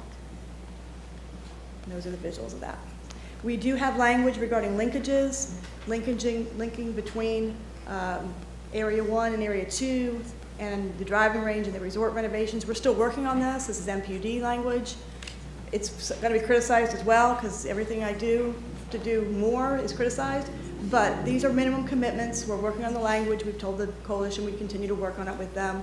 But it's pretty significant to say that we're not going to close or demolish that golf course existing range until the new one is located. Millions of dollars of investment will be put in to the new driving range and school facility before the other one can be demolished, which means we can't start developing Area 1. So there'll be significant investment made. I'll come back if there's more questions about that, but let me have Aaron show you Area 1 a little bit more. Thank you. Thanks, Barbara.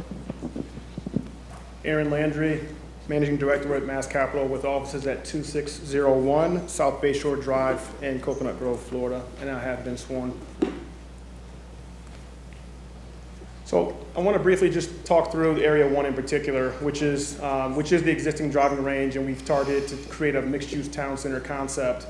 The images on the left, which I'll speak to some of their qualities, reflect some of the, what we say, positive approaches to mixed-use development, whereas the images on the right, which are much more simplistic and basic, represent a design direction that we have no intentions of doing for Area 1. And so when we came up with this idea to do a mixed-use town center concept, we really focused on a few things, which is we know that it has to be high quality in terms of the architecture. I think that can be achieved certainly with the mixture of materials, articulation, having a great architect, all the sort of thought that goes into creating a beautiful building. But there's also other elements that are important, which is you have to have these well-landscaped areas that really encourage community and social gatherings. In our case, which you'll see, and I'm sure you have seen our site plan, we've tried to create this Main Street feel, which has kind of an east-west and a north-south axis. And in our case, we're trying to make sure that we're orienting these buildings and creating an environment where you have access to retail and restaurants as well. The examples on the right, I think they sort of speak for themselves, but they're very basic, certainly don't represent high quality in our minds, particularly the fact that they're just 3-story walk-up buildings. They really lack connectivity to any other uses. They're entirely car dependent. And they really don't create that sense of place or a real destination that we're trying to achieve with our town center concept. There's a few elements, I think, in each one of these images that are represented in our site plan, in our proposed plans for Area 1. In particular, I think all of our buildings that we're proposing for residential there would have access through elevator. They certainly will have a variety of architectural elements in trying to avoid sort of the plainness of simplified architectural approach. And then we're creating these outdoor communal spaces and plazas in our site plan, which I'll show shortly. These are just some inspirational images that I think kind of, again, sort of highlight when architecture is meshed with sort of well thought out landscape architecture, as well as just flat out good old planning in terms of creating a sense of place, and you can have these environments that encourage social activity. So for Area 1 in our site plan, I'm going to focus just on really the two key components that have changed since the last time we were in front of you. But before I do that, I do want to point out in terms of some of those qualities that I spoke about that you can see in this site plan. I think there's really 3 or 4. I think in particular the residential is tucked behind the commercial components that are facing State Road 54. As I mentioned, with sort of an east-west street grid access, we're really trying to create that sense of place that's walkable, and with the central element in the center that would be a focal point. In terms of the 2 key changes, the first is in the prior version that went before you in February, there was a residential building that was approximately in this location adjacent to the Saddlebrook Way entrance. That has since been removed and pushed further west towards Division Road. So we certainly heard the concerns around trying to maintain that sense of arrival into Saddlebrook and adjusted the plan to accommodate that by pulling away from the residential. The second and last major change was related to the off-site improvement of this additional connection to Saddlebrook Way as part of our proposed development of Area 1. And as Barbara mentioned, one of the key sort of components of this Vision Road connection is, one, the ability to, yes, dedicate, direct access into the resort for existing resort deliveries, if you will, to remove that from being at the main entrance on Saddlebrook Way. And then secondly, having the additional connection that has never existed for residents that live inside of Saddlebrook to have an additional way out. And by having this off-site improvement, the additional connection across Rider's Ranch, which is to the west of us, it certainly allows people to get to points west and avoid State Road 54 altogether. And as I mentioned, it's one way in, one way out. We didn't design or build it, but that's the way it's been for 30 years, and we think that's a significant improvement in terms of having additional access into the resort.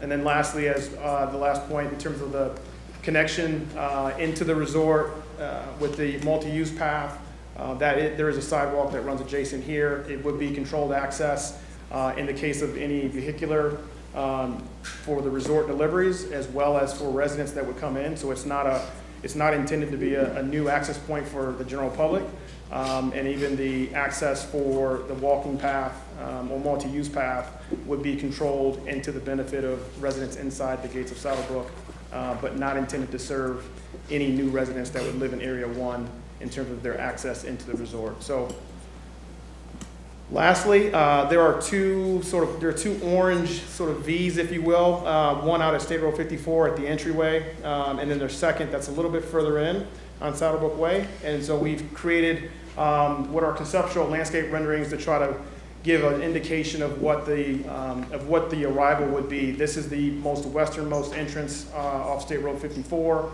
I think the point to highlight here is, the frontage along State Road 54 that exists today is very much important to us. We recognize the community has that concern as well. Our intention is not to demolish what is there today. It's to enhance that and find ways that we can make it, refresh it and make it a much better entrance than it is. And then this last rendering here is from the second orange arrow that was on the site plan, which gives you a sense of once you're, this is an actual perspective as if someone were standing, looking down Saddlebrook Way. You're getting glimpses of the architecture to the left and to the right. But I think the general intent here is to maintain, again, that sense of a heavily landscaped arrival and try to minimize the impact along Saddlebrook Way as you enter into the resort and into the Saddlebrook community. With that, that concludes my presentation.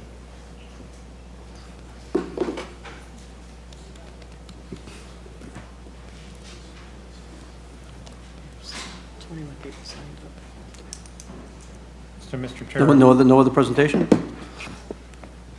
if the applicant's complete, I believe Mr. Sullivan wanted to speak after the Yes. applicant.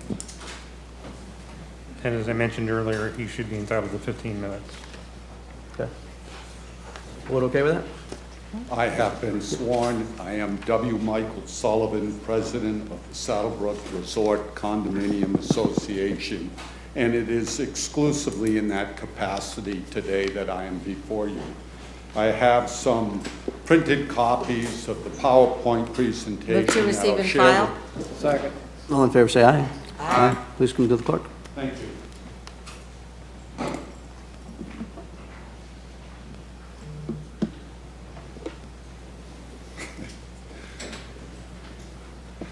Let me make sure I know how to do this one. There we go. The Saddlebrook Resort Condominium Association is the oldest organization within the resort itself. We represent approximately 600 units, dwelling units, residential units, condominium units that are distributed between the walking village, which has a relationship with the resort in that the preponderant majority of those units are in a rental pool where you share revenues from the resort. Virtually all members in the walking village belong to the resort as well, as golf, tennis, and others then are included in your use by rights. We have, beyond our interests in our investments, both in the capital investment into the property, we have interests in the revenues, in the health of the resort. We also have, by our very nature, and some of the survey I'll share with you, some significant concerns in the open space, the recreational space, the wildlife, and the natural resources that really are embedded in the Saddlebrook Resort. For those of you who do not know the resort as well as we do, what I took the time from this aerial photo and merely circled the walking village dwelling units in the Saddlebrook, or the Lakeside Village units, to show you that the way our dwellings are embedded into the resort. We are surrounded by the Gulf. We are intimately influenced by what occurs in the resort facilities. And I can tell you today it is packed. And so we have this long, intimate relationship with the resort. Starting on March 3rd of this year, we distributed a survey. It was a simple 7-question survey designed to cause our members to make decisions about the future. 285 owners responded, which is about 85, they represent about 85% of our owner members. So ordinarily in a random survey or in a mailed survey, 20% is considered good. I represent to you that 85% is phenomenal. The first question was a simple demographic: where do you live? And you can see that both Walking Village owners and residents in Lakeside responded well. We have some members who own both in Lakeside or in Fairway Village or others, and own a Walking Village. So there's a little bit of noise there where you own multiple residences.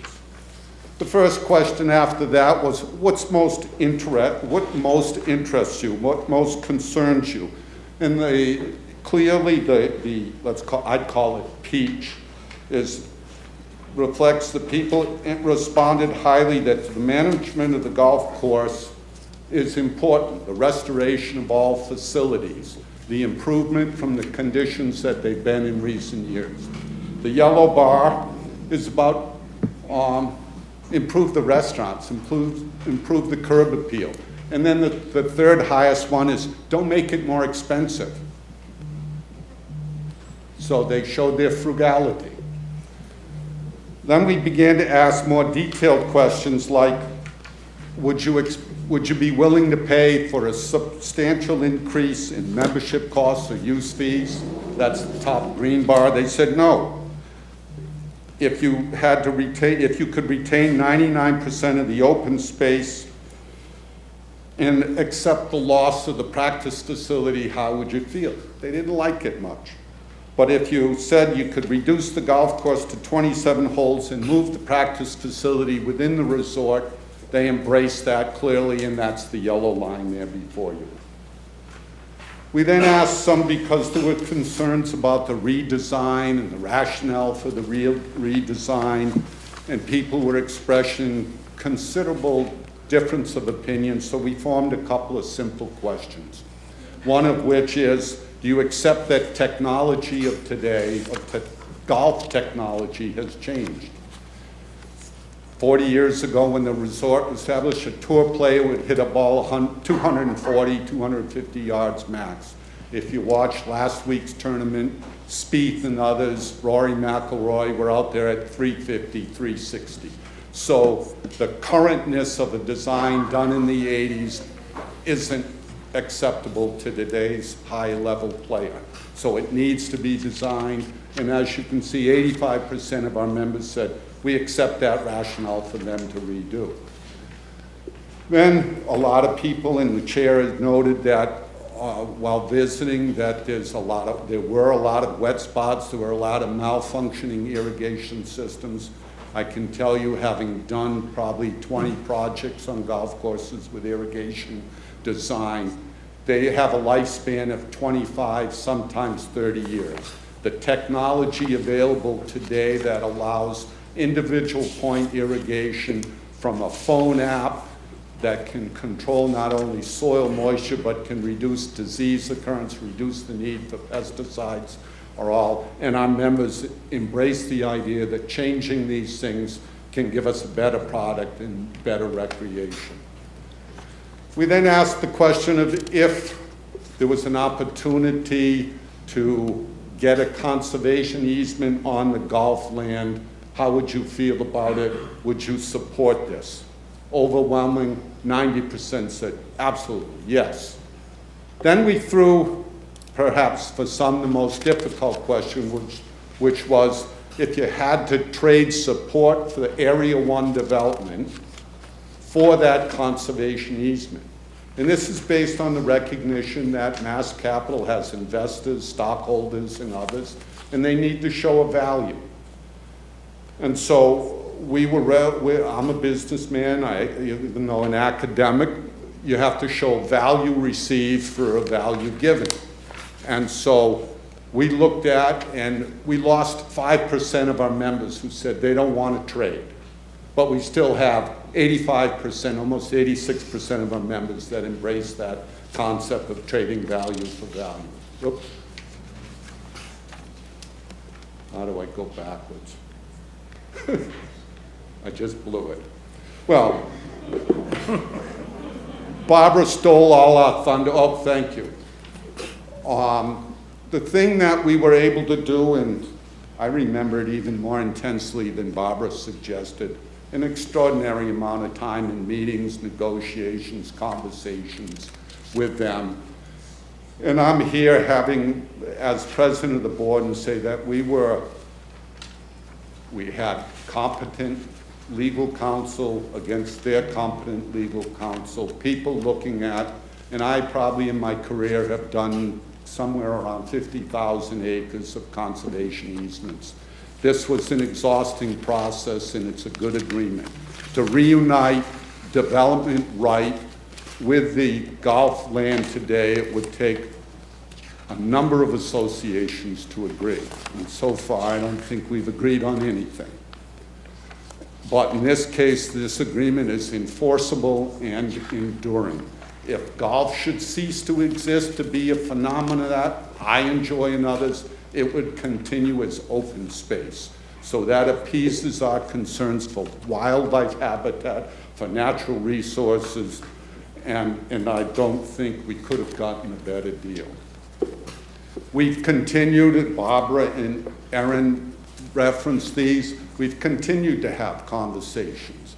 They've improved based on our suggestions and input from others. Their map that they've submitted to you with regard to the siting of the new practice facility. And we've expanded that with additional screening, fencing, and other opportunities, specified heights and widths of screening, so that our members and those that come to the resort have view sheds that can still be valued, can still be enjoyed. The codicil that they have provided also gives us some of what we wanted, and that's who blinks first. And so they've agreed to build completely the new practice facility before they begin any disruption of the old one. They've agreed that they would update their owned units within the resort before asking resort other owners to update and agree. And so there are timelines being agreed to there, and I think that was why last Wednesday on March 30th, my board, which is a 5-member board, but only 4 voted, unanimously agreed to exercise what we think were our fiduciary rights and our governance rights, and unanimously endorsed the idea that this conservation easement should be signed and accepted, and that in exchange for that, we support the agreement or the request that's before you. So I stand here as president of the association, asking as president for my board and for my community that you support and approve this request. Thank you. I have 3 minutes and 54 seconds if any of you have questions. I want to ask you a question. Yes, sir. You did the survey back on March 3rd. Recently, I heard there was some proposals done as far as what they're going to do with the configuration of the golf course. Have you seen that? Yes, I participated. I have done work, in all fairness, in the past with some of Reese Jones. They have hired Troon Golf. I have probably 20 former students in that organization. What they're proposing is, in my professional opinion, not as president of the board, my professional opinion as an agronomist in golf and sports turf management, state of the art. The practice facility will be amongst the finest in Florida, if not the nation. The routing plan is still coming together, but I think it will represent a phenomenal resource for a resort, and you will have a wonderful opportunity to play 18, 27, or 36 holes a day, or if you're foolish enough to do as I did Friday, play 45. 45. I couldn't move Saturday. 45, you're an animal. Well, the last 9, Mr. Chairman, was a scramble, so it doesn't really count. All right. So one of the things they talked about with the driving range, the location, and they said it was a long drive to go there. But when you saw the overall layout from the other holes, distance from 2 to 3 green was 90 seconds, 7 to 3 green is 50 seconds, 3 green to 40, 4th tee is 45 seconds, 8th green to 9 is 80 seconds. What do you think about all the driving it was going to take to get from hole to hole? I think you're talking apples and oranges in sense of passage. As I drive out to the practice facility, I'm being passed by cars, trucks, and other things. As I move from one hole to another on the golf course, I'm looking at wetlands, rookeries, turf, and so the risks to me in my cart of somebody not paying attention are entirely different. So I'm not troubled at all. My home course we have, as you go from 9 to 10, it's about a 2-minute drive. That's the configuration of the land. But as far as the drive from tee to tee, think about when you're going to run a tournament out there. And you're going to have 144 players going to play 18 holes of golf. And you've got to go to the new setup. Do you think it might be confusing for people, or even just regular guests, to go from one spot to the other? Signage is required, of course. If you're running a tournament, particularly if it's shotgun, you deploy people to 18 different holes. You tell them where they go next, and they route through. I don't see any confusion any more than a standard 18-hole track where you go from A to B to C. Okay. Now, I got to straighten one thing out. Arnold Palmer was a great golfer. Absolutely. All right. Do you remember hearing about him in 1960 playing Cherry Hills? I was a young lad then. I don't think we had a television yet. Okay. I always remember the story about Arnold Palmer. He was at Cherry Hills. They had just played 36 holes the last day at that point in time. And it was in the middle of a break, getting ready to go play the last. He's seven shots behind. and he gets fired up with some conversation with one of the writers, saying you got no chance. The hole was 346 yards long. He gets up and he drives the green, shoots 65, wins the tournament. They say that swing made him the king of golf. Now, you stated that he could only hit the ball 240, 250 yards. On average. That may be on average. Anyway, so I'm not gonna get deeper with that, but just that, you just gotta lost that a little bit. I'd be happy to host you for a driving competition. I'd invite you to look at the statistics from last week's tournament. DeChambeau in the last LIV tournament averaged something like 380 yards. Granted, he's an aberration from even the average PGA Tour. It's changed. So currently, Royal McIlroy has a 320-yard average drive. That's what he's got currently. Last week, he drove the 380 green. And depending on conditions, whatever. But again, his average was that. Anyway, I'm done. Any other questions? I'll just brag on my sons, who just came in second, darn it, at Concession, one of his local clubs, for the championship. He drives 325. And my other son averages 330. I applaud them. That's called youth and flexibility. Well, my older son's 40, but he did lose the championship to Auburn, a young man who's going to Auburn on a full golf scholarship. So. Okay. Well, my parallel story to that, Commissioner, would be yesterday I hit possibly my most magnificent drive ever on Palmer 5, and then my 5-foot-tall wife drove it 20 yards past me. Okay. Thank you very much, Dr. Sullivan. Okay, thank you. I like to say I can throw my club further than I can hit my ball. Come forward.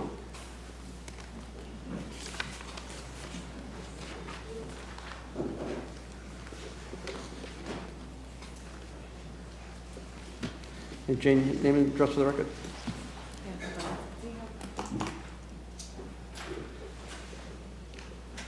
Good afternoon, Commission. My name is Jane Graham, and I represent the Save Saddlebrook Coalition.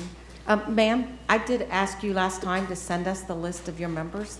Did we ever receive that? You know, Mr. Barbetta can speak more about that during his time, if you'd like.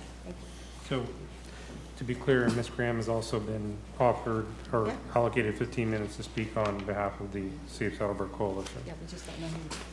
Well, I've met more than 5 of the people that she represents, so she's entitled to 15 minutes. I would agree she represents more than 5. No, I know she does. I'm just saying. But to be clear, Ms. Graham, who's using your 15 minutes? You and who else? So it's myself and Mr. Barbetta. Okay, so just make sure whoever's keeping track of time, that's the 2 people that get the 15 minutes. I don't know who's keeping track of that. Combined or? Okay, all right, thank you. Totality. Thank you, okay. Good afternoon, Commissioners. My name is Jane Graham. I represent the Saddlebrook Coalition. 8 weeks ago, the Commission voted to continue this item so MAST could speak with the community and find solutions and more specificity in their plan. The Coalition has appreciated the opportunity to sit down with MAST, and we've actually met with them almost weekly, negotiating in good faith, and we've made some progress. We're not there quite yet, and I'll explain a little bit more later.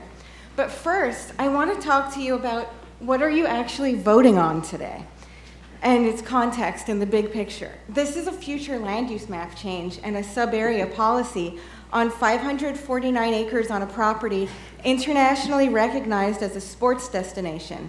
You're deciding the future of how Saddlebrook develops, how many units, what are they used for, and where. And do you need another 465 apartments concentrated on land in a well-established resort already used for recreation for over 35 years?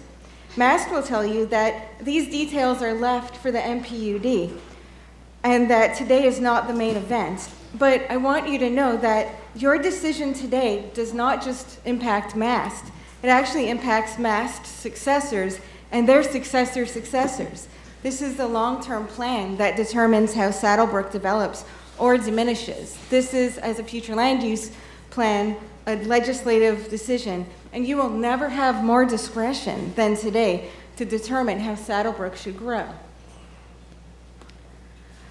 So we did make progress, but I'm going to be honest. We have a continuing outstanding item with MAST, which is Area 1. It's the density and the type of product.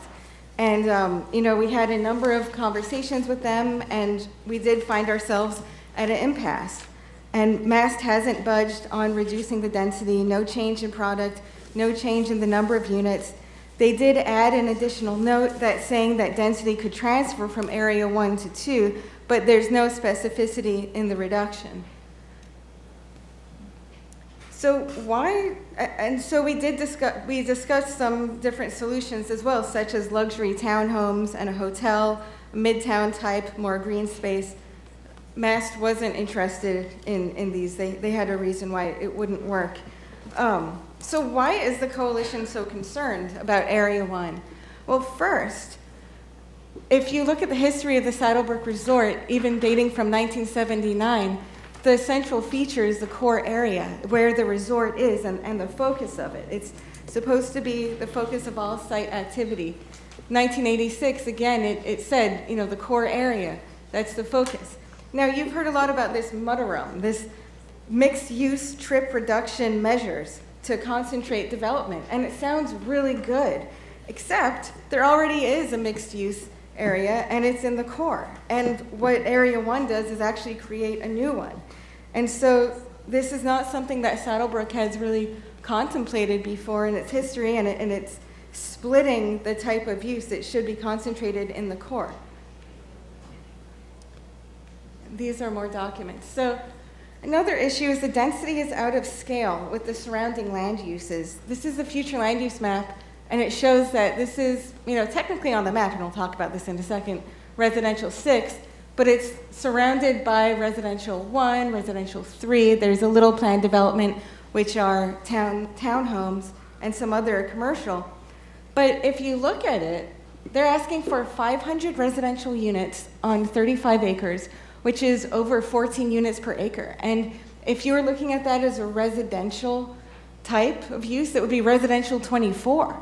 And it's more than double residential 6, and actually more than 7 times what the density was allowed in the original approval in 1986, which was 1.79 units per acre.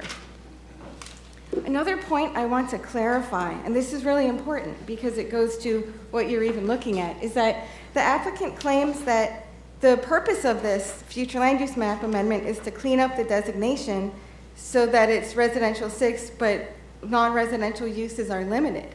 That's not actually accurate, because if you look at the timing of it, in the comp plan administration element, it explains that when the comprehensive plan was actually adopted in 1991, it did supersede conflicting zoning actions, except plans that had project or phases with vested rights, as provided under that section of the Florida statutes, which is for developments that commenced and continued in good faith. So there's information, and as you all know, the MPUD development started in originally back in 1979, it started in 86, and it was developing since then. So it's our position that actually, this is the 1986 approvals. Residential 6 doesn't even apply. We're under this kind of shadow land where we're still under the MPUD. So the change to the PD land use, it also conflicts with the land use designation's intents. It's supposed to encourage flexible and creative site design, recreation, but it doesn't do that. It actually does the opposite of that. This is the land use map cover on Pasco GIS. It shows recreational and a variety of environmental areas. That's the close-up on the right. If you compare it side by side, that's all green space and maintenance versus the proposed, which is just very much paved over, and that whole area on the eastern side is townhomes. That was supposed to be back in 1997, it was noted that that was supposed to be for landscaping and part of the entrance road.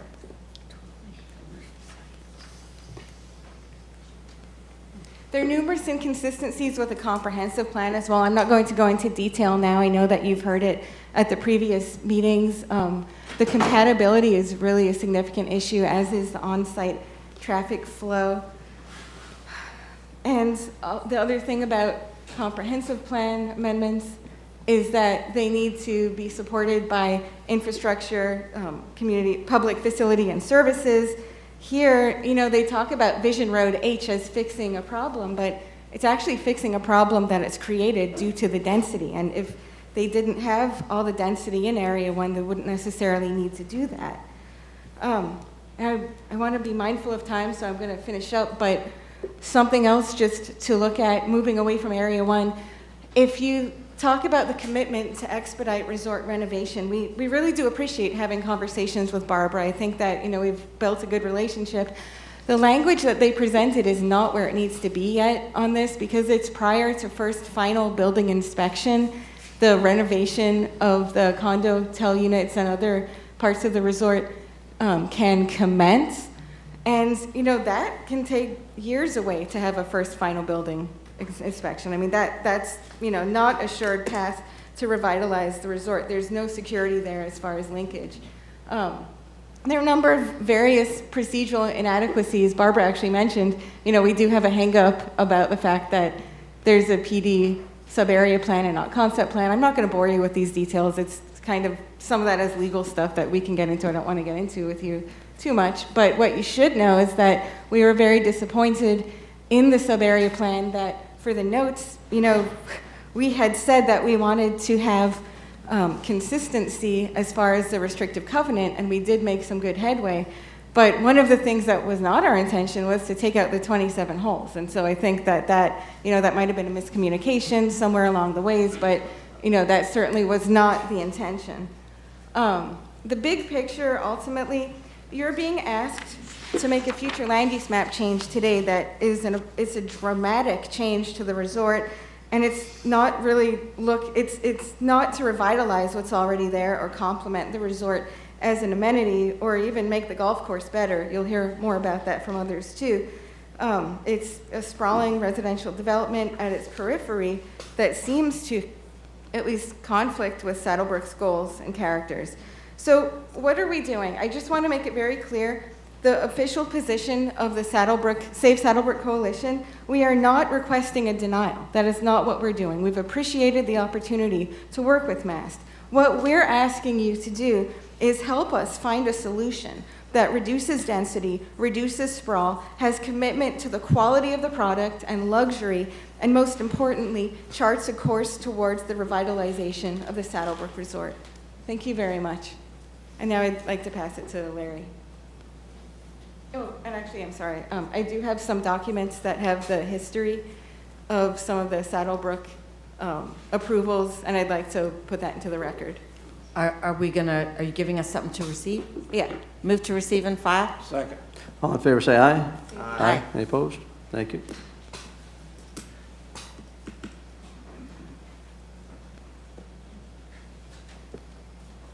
Is this the remaining time? Hello, Does my anybody name know is... how much time he has remaining? Approximately 5.5 minutes remaining. Okay, thank you. Okay, great. Well, I'll move it to the quick step then. My name is Lawrence Barbetta. I live at 5326 Fox Hunt Drive and also have a property at 5144 Londonderry Lane in Saddlebrook. And I am one of the founding members of this Save Saddlebrook Coalition. Sir, could you speak up just a tad more or get the mic a little closer? Certainly. I'll do my best. Is this okay? Okay. Great. So I'm going to try to focus on the new, not the old. So first off, what I would do is like to thank everyone on the commission for giving us some time and opportunity to work through these very important and critical decisions for our community. I feel we've made a lot with that effort, with the time we've been given. So what we've done is we've engaged in a wide range of community meetings, both in person and Zoom. We've been having those approximately every other week inside the Saddlebrook Resort. What we've tried to do is honestly build some of the bridges that was caused through the divisiveness of this whole process. And I think it's brought us closer together. We've had opportunities to have open communication and dialogue and become more aligned as a community. Also, as understanding the needs of the community, we engage specialists to design and conduct survey research of the whole community base to get a true sense of importance and priorities regarding the development plans. We have details on that. I do not have time to go through all of that, but we would be happy to email, share all of the details of our survey, okay?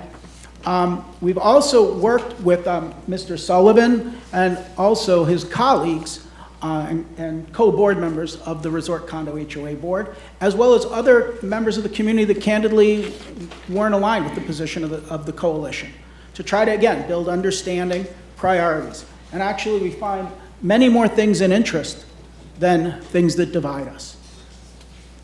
We've also had the opportunity to engage in frequent and regular communications with the MAST team, Ms. Wilhite, Aaron, Jordan, et cetera, and we're appreciative. And we have genuinely been working collaboratively. Even when we don't agree on everything, we're handling it with professionalism, courtesy, and trying to listen to each other's perspective. So we've worked to find common ground wherever we can. Now, in all of those meetings, by the way, I've been involved in all of them, but we involve members from all of our HOA boards that are part of the coalition. Every single meeting is attended by people who own homes in every area of Saddlebrook. So it's not just, you know, a small group. Okay. Our focus areas, as people have discussed, and where we've made the most progress are in the first two areas, as everyone's mentioned. We've reached agreement and have much better products now in terms of the deed restriction to protect and preserve golf course views and the golf course itself, as well as the filing agreement that's associated with it. Our priorities were driven by the feedback from our community and from the research that we conducted. Over 96% of our people that responded to our survey, which I'll speak to, felt that these top two things were either very important or important on a 1 to 5 Likert scale, which is obviously incredibly strong.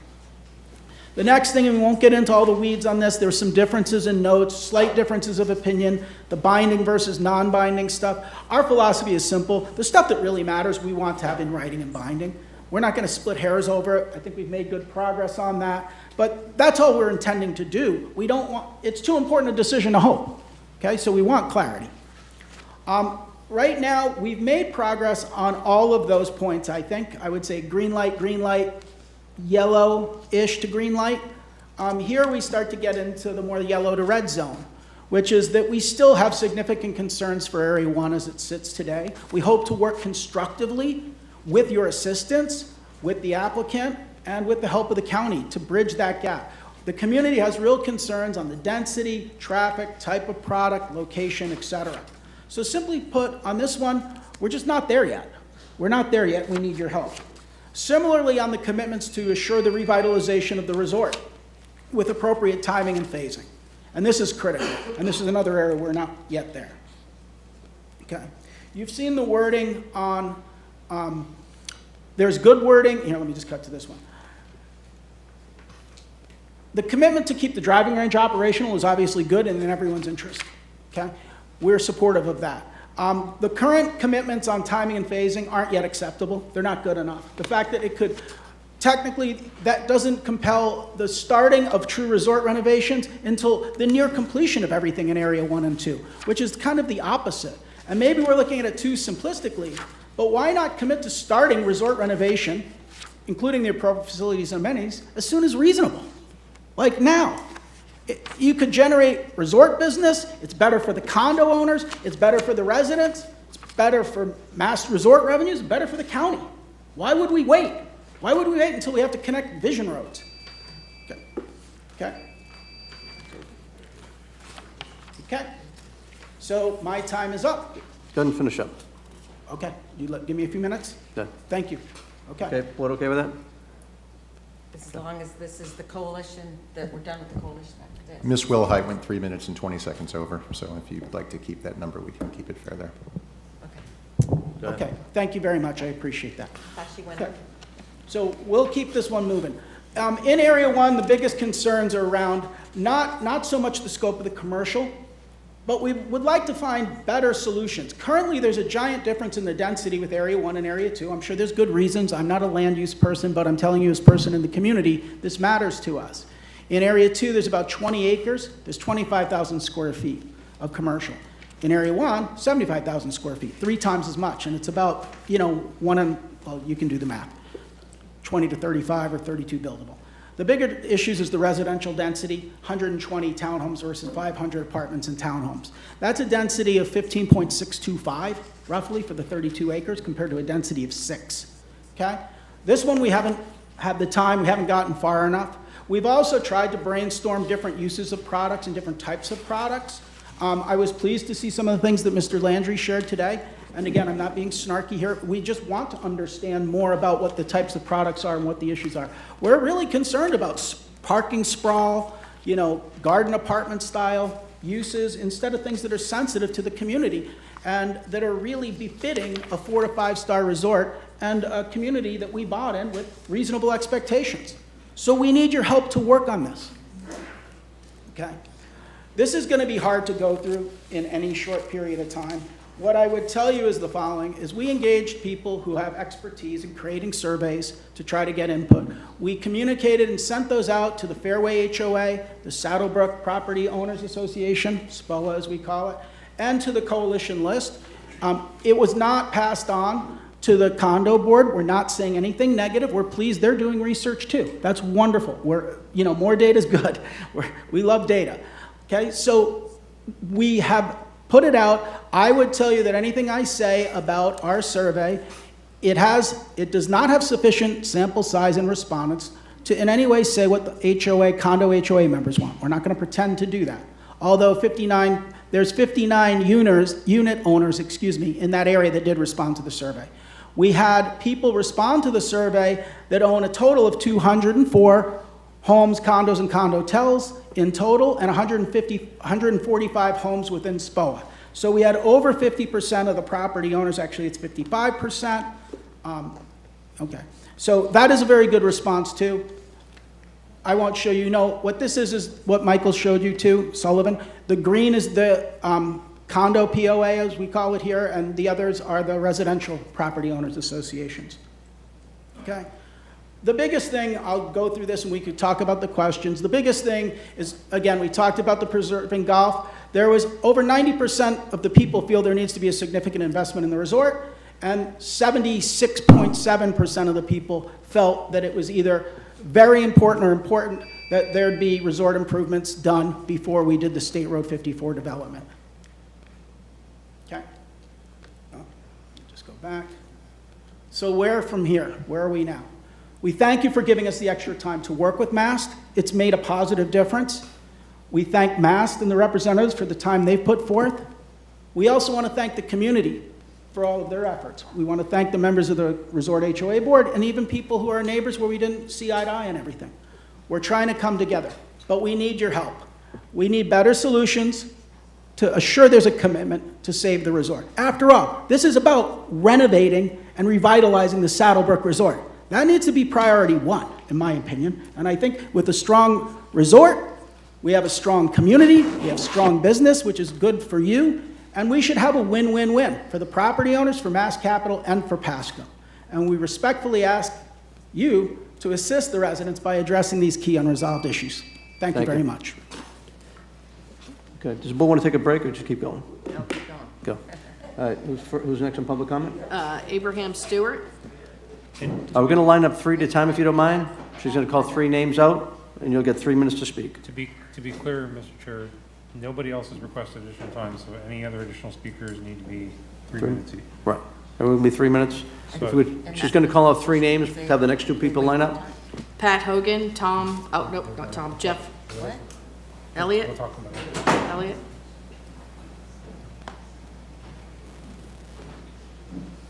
Please remember to state your name for the record. Yes. My name is Abe Stewart. My wife, Amanda Stewart, would have loved to have been here, but she's working up in Tallahassee for session right now. This discussion concerns Area 1. Amanda and I have been Pasco County residents for nearly our entire lives, growing up in West Pasco and East Pasco County. We both attended Pasco County schools from kindergarten through high school. We got married in Pasco County, and we are now raising a family here. Both of our children are now Pasco County students. We both own small businesses in the county. We are proud to live here, so proud, in fact, that we purchased 2 pieces of adjacent property in Brookside to build our dream home. We bought the property at 29250 Chapel Park into the summer of 2020.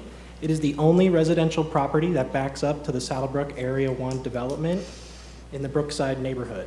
And just a month or so ago, we had our plans and permitted approved for construction. This past week, we broke ground. You can imagine how excited we are. It recently came to our attention that part of Mass Plan is to build townhomes directly behind our property, which is near the northeast entrance of Saddlebrook. As you can see from aerial survey, that entrance is currently heavily wooded and is a huge part of the reason that we chose this property in Area 1. Our land comes with its own set of complications for construction that we've been working on for the last 2 years. With County, SwiftMud, and DEP all having jurisdiction, it's caused some delays and some frustration, some creativity. We keep going back to the beauty of the property and the fact that we have no rear neighbors currently. But from the plots, you could see that Saddlebrook at one point in time did have 2 plots directly behind our house. Now there's a proposed 35 townhomes that will be built directly behind our house. You can imagine our surprise when we saw the plans to build these homes, and the townhomes go almost the entire length of our property from north to south. We're all for progress and development. As I mentioned, we're both business owners, and we are excited when other businesses are drawn to Pasco. But under the current plans, our residential property is the only property in the entire neighborhood to be impacted by the proposed plan.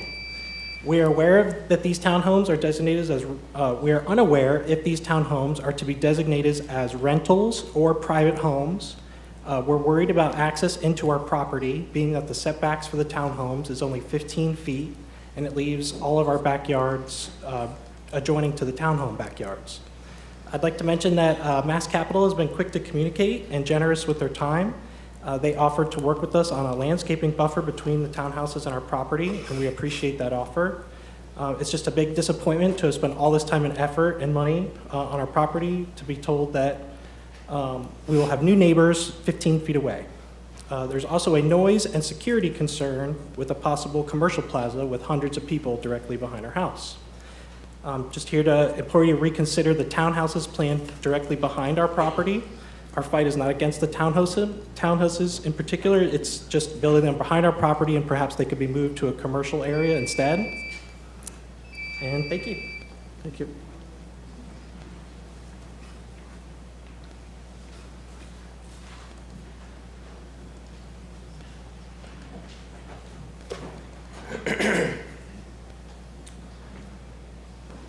Good afternoon. My name is Pat Hogan. I live at 30304 Laurelwood Lane in Wesley Chapel, inside Saddlebrook. And you have been sworn? Oh, I'm sorry. I have been sworn in. Thank you. I'm on the board of directors of Fairway Association, and I'm also a member of the Save Saddlebrook Coalition. I'm here today to talk to you about the domino effect of the apartments being proposed in Area 1 and the impact that has on golfing in Saddlebrook. Mass is asking for support for the property development in Area 1. In return, they're offering to relocate the driving range. That's where the domino effect starts. The location they've selected for the new driving range destroys the 2 golf courses there. Their solution, 3 9-hole courses. That's their solution. So far, we have not been able to reach a compromise or an alternative in Area 1 that would take up less land and perhaps preserve some of the property out front to maybe entertain a smaller driving range. They've hired Reese Jones to design the new driving range and the 3 9-hole courses. This past week, Reese Jones made a presentation to the resort members, not the full Saddlebrook community, so there's probably people here that have not seen those plans. Reese Jones did the best they could with what they had to work with, but anybody who's a golfer, and when you redesign a course that's already there, we were left with what we were presented, which is large distances between a lot of the holes. Also, one other note that they had was that right now it takes 4 minutes to get to the existing driving range. It will take 90 seconds to get to the new driving range, and at 2.5 minutes. That time is more than chewed up by the holes between some of the holes in one of the nines, as Commissioner Mariano mentioned earlier.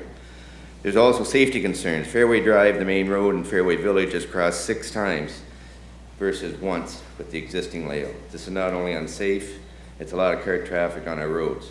Add that to the walkers, runners, cyclers, cars, resident golf courses, and dog walkers. It's certainly not a safe plan.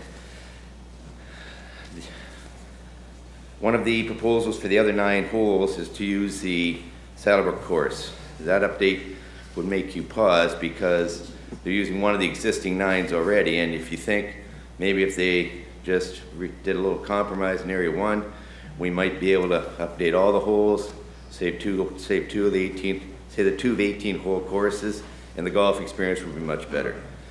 Sadly, that hasn't been able to be done, and so we're only left with solutions that I've outlined. So when the dominoes all fall, here's what we're left with. 3 9s, extended construction time, 3 to 4 years of reduced tee time, safety issues on our roads, not the golf experience you would expect at a world-class resort, nor a fitting legacy for golf at Saddlebrook. Thanks. Thank you. The next 3 will be Allison Rudder, Nancy Foster, and Colin Burns. I have been sworn. My name is Jeff Lelliott, spelled L-E-L-L-I-O-T-T, and I live at 5204 Pine Lake Road, Wesley Chapel, Florida, 33543. I also own a resort condo hotel. I've owned property in Saddlebrook since 1995, and I've been a member of the resort continuously for nearly 30 years. I've been a full-time resident of Saddlebrook since 2013. My son attended the Saddlebrook Tennis Academy for 3 years. So I've been at Saddlebrook for a very long time. I strongly support the master plan. I know there's wrinkles that still need to be worked out.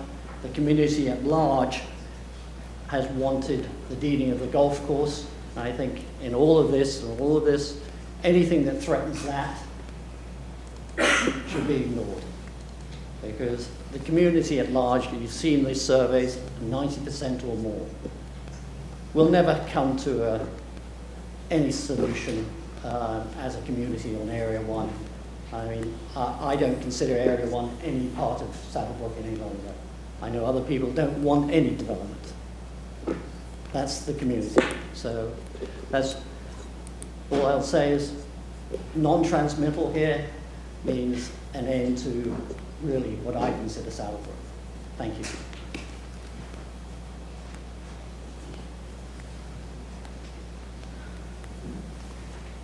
Hello, my name is Allison Rudder, R-U-T-T-E-R. I was sworn in. I live at 5352 Carey Road, which happens to be part of Fairway Village. I've lived there with my husband since 2005. We're not only residents, but we are members of Saddlebrook Resort, which means we pay to use that golf course and the tennis courts and all the other amenities, which have been in decline for quite a few years. So we are personally thrilled that MAST has come in and purchased Saddlebrook and will hopefully return it to its glory. And we were invited to come to the members-only presentation of that new golf course, and we were stunned with the quality of their plans and their investment in those 27 holes. So we really do hope that you move forward with this so that, not to make a joke, but that some of the poor people who were attending will be able to still be alive to see it and play on those new courses. So thank you.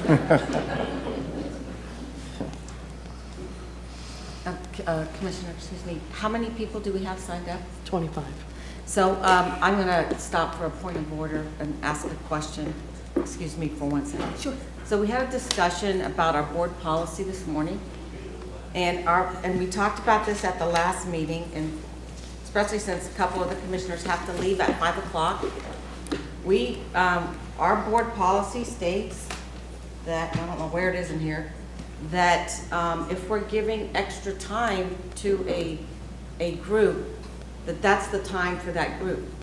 So, but I've seen now 2 members of the group that was given the time to speak for the group coming up. So I would ask the board here, I know we lost one commissioner for a second, the intent of what we did was to, I mean, we had the words from this organization. Are we gonna let 20 more come up? And I'll be gone for the vote. And Seth, I know you mentioned you had to be here at 5, so I think we need to be very careful here because I hate for Mass to have to come back again, but we gave extra time, we gave extra time to this group already. If we're gonna give time to the group, extra time for the group, plus let every member of the group speak, then I'm gonna go over here and say every member of that group can speak as well, because we limited that group to 15 minutes. So I think that we need to not have any more from either the HOA member that spoke up for 15 minutes, to be fair to both sides, both groups that gave extra time to, and the Save Saddlebrook group.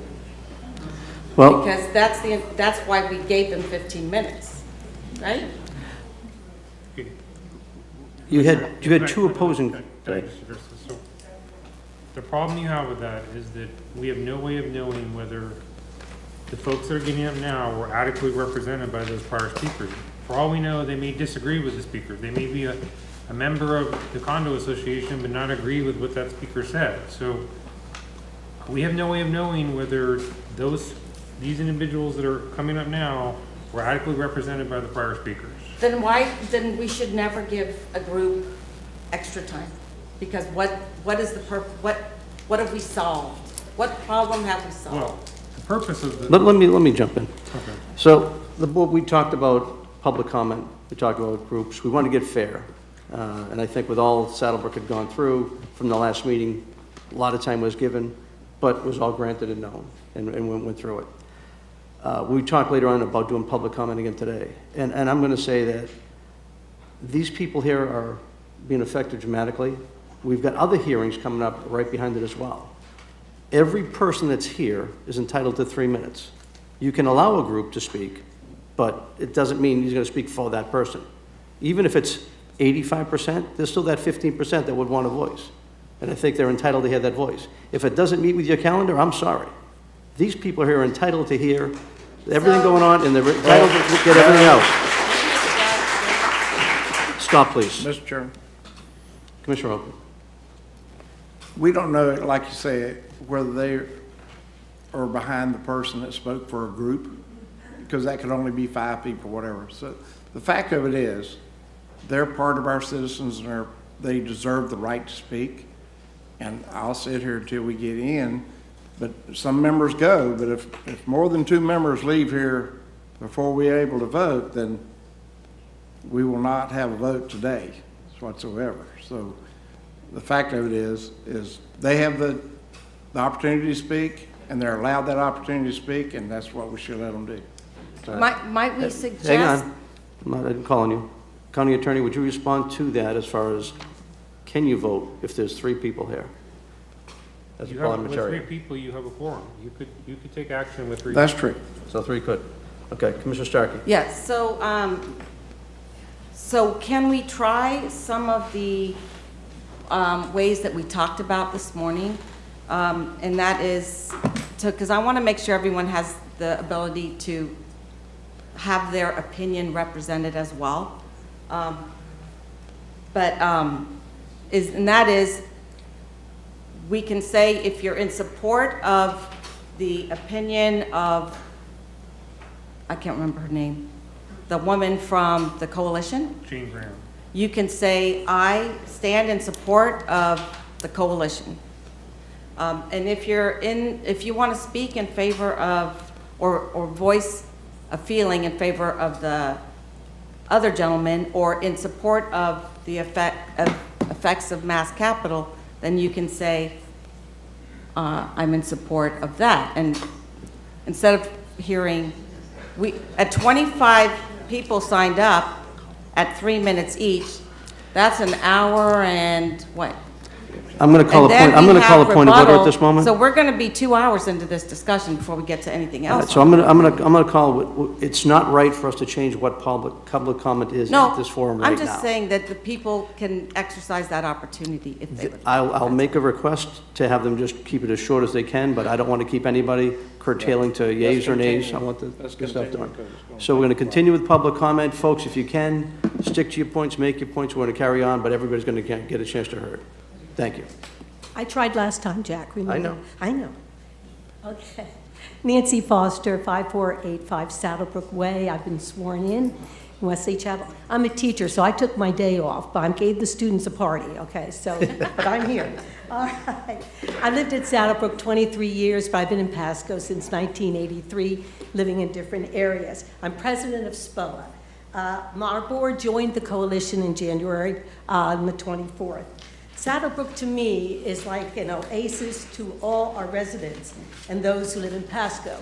I brought my map in again for you so that you could see, hold on, let me get this on, so you can see that the reason I'm here, one of the reasons is that this is where I live, and then this is where the new gate will be, and you see how close I am to all the development here. So I wanted you to get a chance to look at that. And let me move forward. And then again, I showed you my cousin before and how close I am to where they're going to be developing. And then I moved here and I wanted to show you that when you have buildings up, that's my view. And that is everyone's view in Saddlebrook when they come in and when they go out. So it's not my personal view. That's the last thing they see as they leave. And then I wanted to show you how close the gatehouse will be to me. So as a result, I want you to think about the 465 apartments, and I believe the 35 townhouses and retail. That's less of an oasis for us. I want you to think about the continual abundance of traffic at all hours. Less oasis for us. Our 5 associations share expenses to upkeep the main roads, which are Saddlebrook Way and Foxhound Drive. More expenses to upkeep, maybe. Mass plan for the gatehouse to move it to where it is closer to my house, and to also Villa de Este, which is across the street from me, which is even closer. So that means more noise coming our way. Why is Pasco County why is this Pasco County gem, Saddlebrook, our county's oasis, and a developed neighborhood since 1974 being torn apart at its seams? Mass has not budged an inch on the number of type of units in their plan. Less oasis for us. Why do the residents and the county have to give up their oasis, the peacefulness and quality of our neighborhood? I had here also, we want to preserve our Saddlebrook for generations to come. And I also wanted to quote that the policy FLU 1-1001 compatibility requires consideration of existing development patterns, transitions between land uses, and consideration of environmental and community character. And also we have policy FLU 110-3. I also want to just review here. We have a serene entrance, manageable traffic flow, can only hear the ping of the golf ball of the club, which I love to hear, listening to the sounds of nature, limiting lit area at night, very quietly evening, and now this is what it'll be: busy entrance, abundance of traffic flow, can only hear traffic noise, delivery trucks, noise from residents and visitors, can't hear the sound of nature outside, well-lit area, and no more quiet evenings due to the restaurants open until midnight to 1 a.m. Thank you very much. Have a good day. Thank you. So after Colin Burns, we'll have Angela Weiss, Gary Lynn, and Keith Swope. I can't see. I have been sworn. My name is Colin Burns. I live at 5140 Cricket Lane in Wesley Chapel, which is part of Saddlebrook. Thank you, Commissioners, Chairman Mariano, councilors, for allowing me to speak. I could come up here and I could quote the staff report from Bureau Chief of Pasco County Sheriff stating there's 67 counties in staffing, but I'll make a motion to myself to move on for the sake of speed. Many people have said, including some of the commissioners seated here, that Saddlebrook is a unique situation. Given that Saddlebrook is an established community with a wonderful history and not an open lot. We've heard many times that the detail will come in later stages. It does not need to be included in the plan now, and so on and so forth. But let's go back to one sentence that I just spoke to you, that Saddlebrook is a unique situation. The plan for Saddlebrook as it stands now does not make sense. We're just not there yet. Again, Saddlebrook is this very, very unique situation. Right now, the maintenance structures are safely away from the community located in Area 1. If they are moved to the Grand Pavilion, the result is chemicals, fuels, fertilizers, machinery, and other hazardous materials deposited within a large concentration of people. Now picture this in your mind. Saddlebrook has a hotel, restaurants, bar, convention center, fitness facility, spa, pool, and now a proposed maintenance facility in its core. In my business, we call these target hazards. The front area now goes under construction. There is one entrance and exit to Saddlebrook. And I understand, Colin, there's a vision road. I have a lot of visions. My son's gonna clean his room, the laundry's gonna put itself away. They're visions for a reason.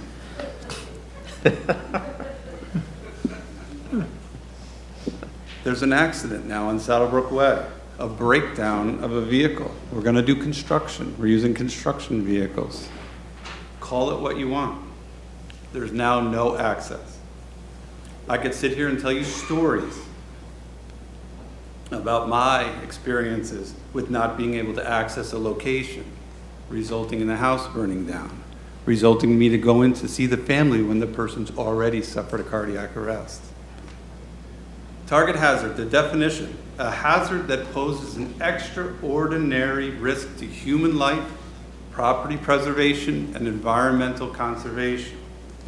Area 1 creates a domino effect that puts the safety of the community, guests, and visitors at risk.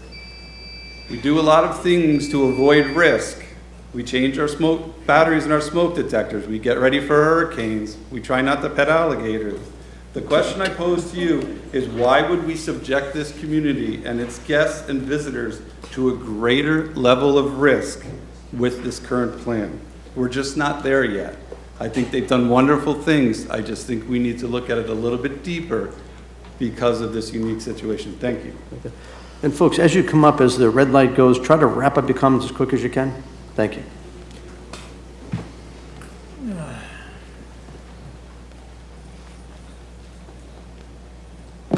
Hi, my name is Angela Weiss. I have been sworn in. I live on 5445 Saddlebrook Way, Wesley Chapel.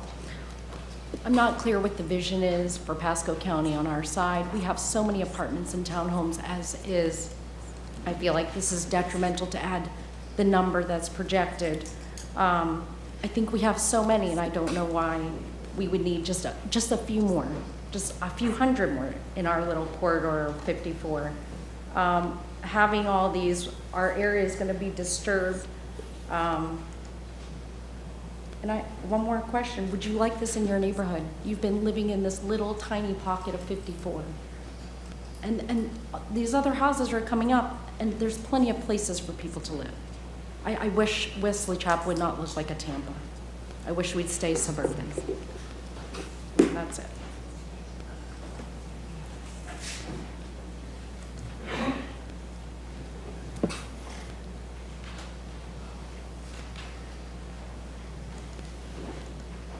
Hello, my name is Gay Lynn Davison, D-A-V-I-S-O-N. I was sworn in.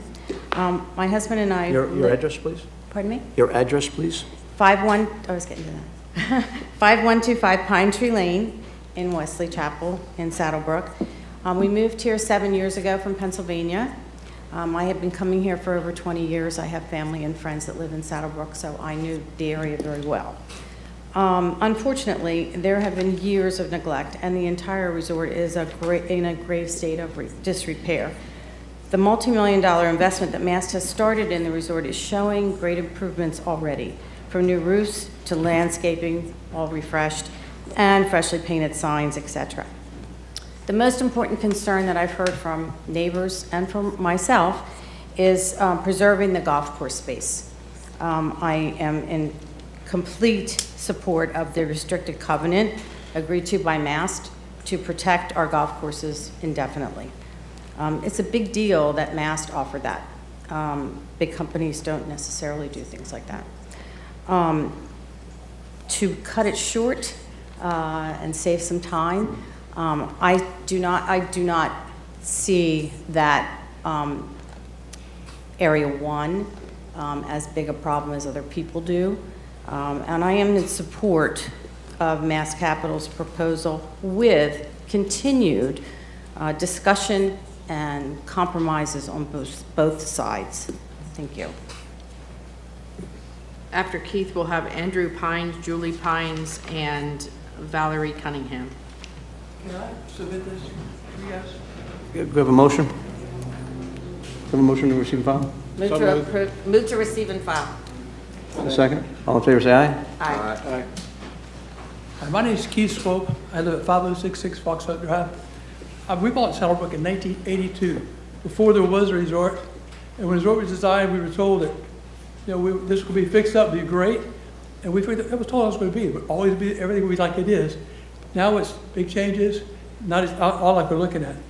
What I'm giving you is land that was rezoned last year. It was part of the Central Park Employment Village, Central Pasco, Employment Village, that was on Highway 52 between Aaron Cutoff and Bellamy Road. My family had 500 of the 2,700 acres there. 2,700 acres was approved. It was built, designed by Hyden Associates, and it was approved by everybody. It was ready to go. We had 600 apartments on our 45 acres, plus commercial. And when it came to the final thing approved, we went before you guys and we said, you know, 45 acres, 600 is way too many doors for 45 acres. And now you got to understand, my people around, my neighbors, are either 50-acre lot, 50-foot wide lots, or 40-foot wide lots, townhouses, and Amazon buildings. I mean, Amazon buildings is the only thing I'm really affected with my 600 apartments. We were cut in half because I said that was just too many. We got to have 336. And what I'm looking at is for 45 acres, if I can only put 336 on it, and I've got 52 on the front, I've got a 4-lane north-south expressway on the side of me, an east-west behind me. These people aren't going by anybody to get past my apartments. They've got roads everywhere. We don't. We have one little road in and out. Maybe we'll have a vision road, but that vision road is going to take our light. Now we only have one light. Whether you have a light over here or a light over there, it's not going to matter. We only have one road out, and that's going to be that one road for everybody. I'm just saying 500 doors is twice what we need. We'd like to negotiate with them. We've tried our best to negotiate with them. So far, we've given up the driving range. We've given up a fourth of the golf course, and they've given up. Thank you very much.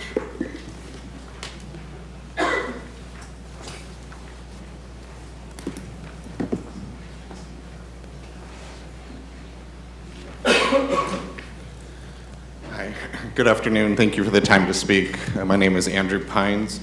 I live at 5249 Saddlebrook Way, and I have been sworn in. I've also been recently appointed to the SPOA Homeowners Association Board. I am one of the condotel unit owners within the resort condo HOA. I, nor any of the other numerous condo owners that I've spoken with, have received any notice from the resort condo HOA board meeting where a vote took place. The only communication that we received via email was from the MAST Zoom call for them to present the vague concept photos and for earlier this year, and an email to fill out the survey. I would fully expect that our board notify and invite others to a board meeting where they vote on something of this magnitude that affects our investments in the resort. I and many other of the other condo owners that I have spoken with are not in agreement with the proposal in its current form. Critical information about the future of the resort is missing. What is the timeline of these renovations? What is the scope of work? What is this going to cost us?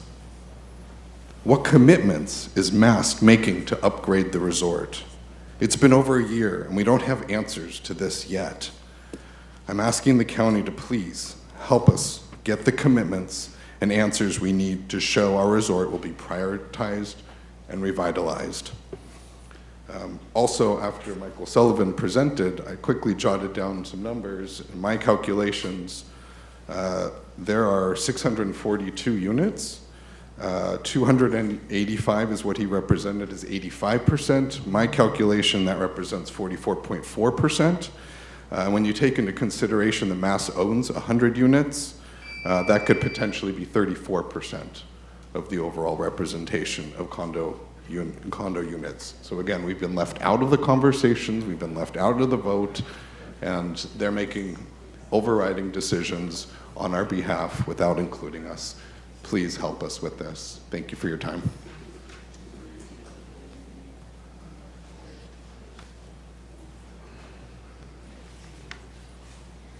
Good afternoon, Commissioners. My name is Valerie Cunningham.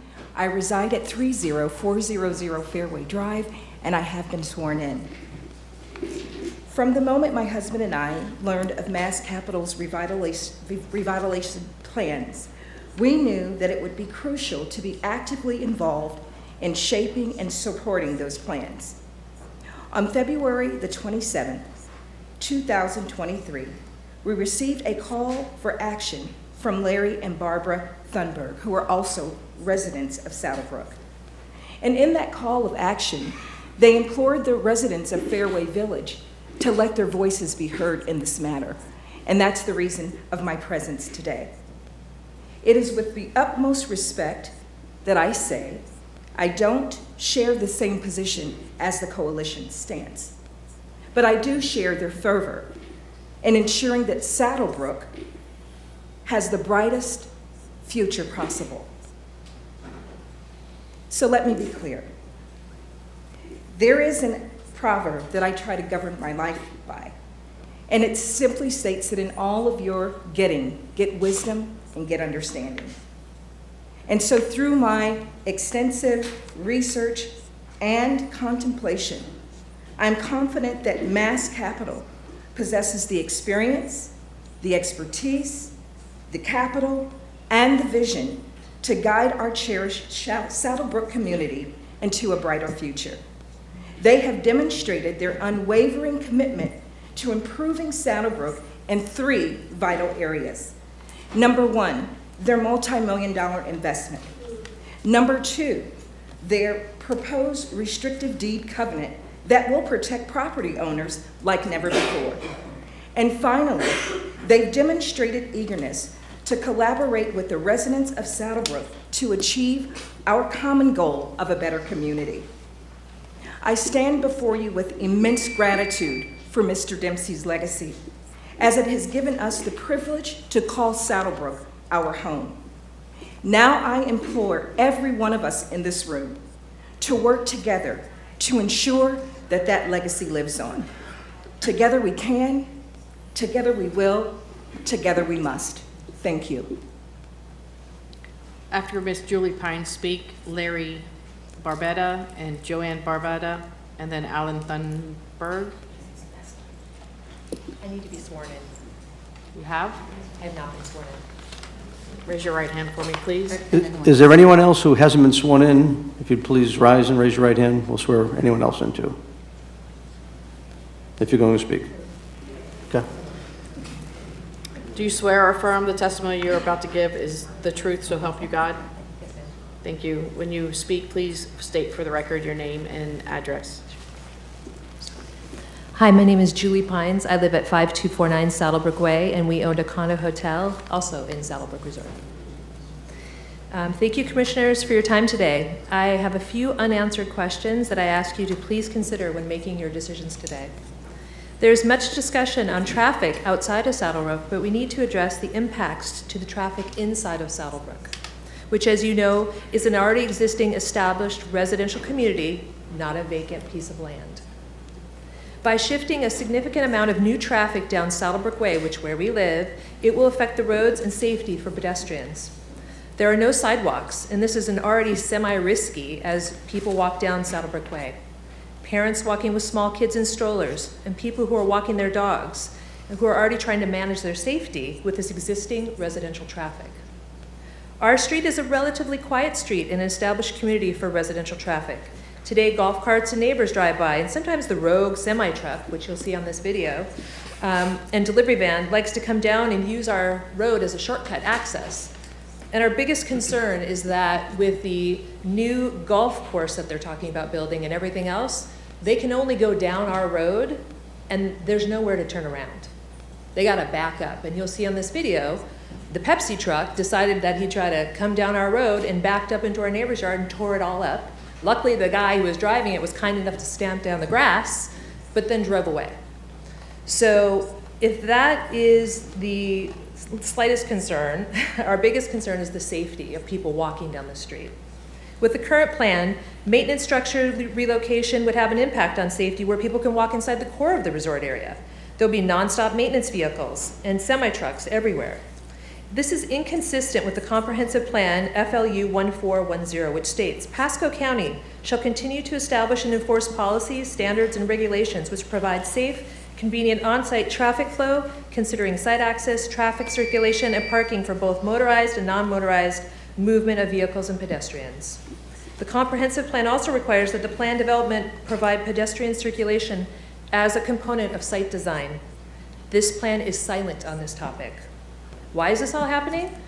Because we're gonna have apartments, a whole bunch of apartments in Area 1. These improvements are supposed to revitalize our resort, but escalating internal traffic issues and safety problems is making it worse, not for the better for the people who live here. We thought and hoped that we would give and take with Mass during negotiations for our established residential community and the people who live, work, and pay taxes here.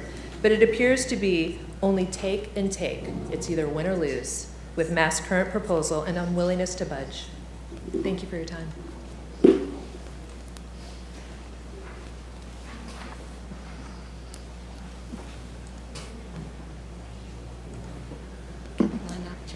Hello, I think you mentioned Larry Barbetta, but he already spoke. I'm Joanne Barbetta. Do you have the video or the slideshow?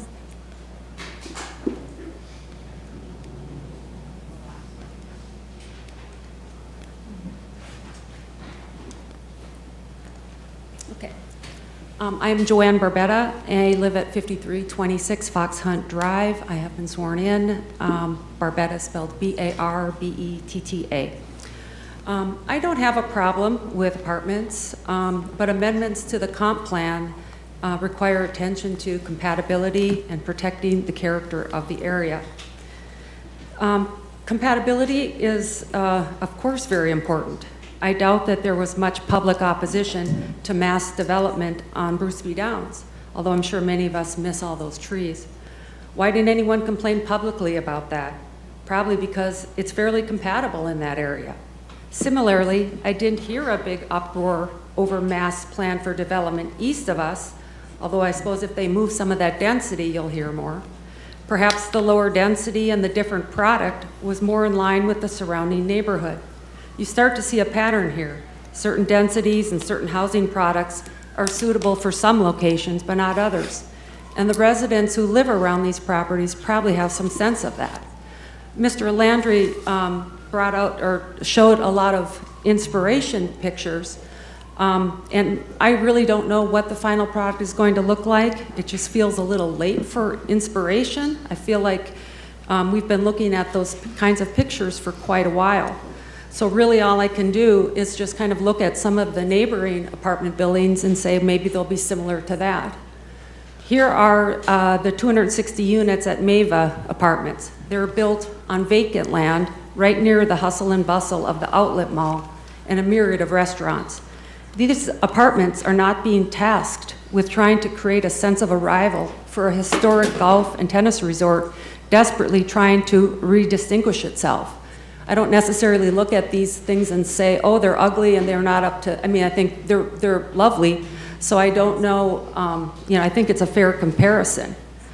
Here are the story apartments. Again, smaller in scale, built on vacant land in a spot that is carved between two busy roadways.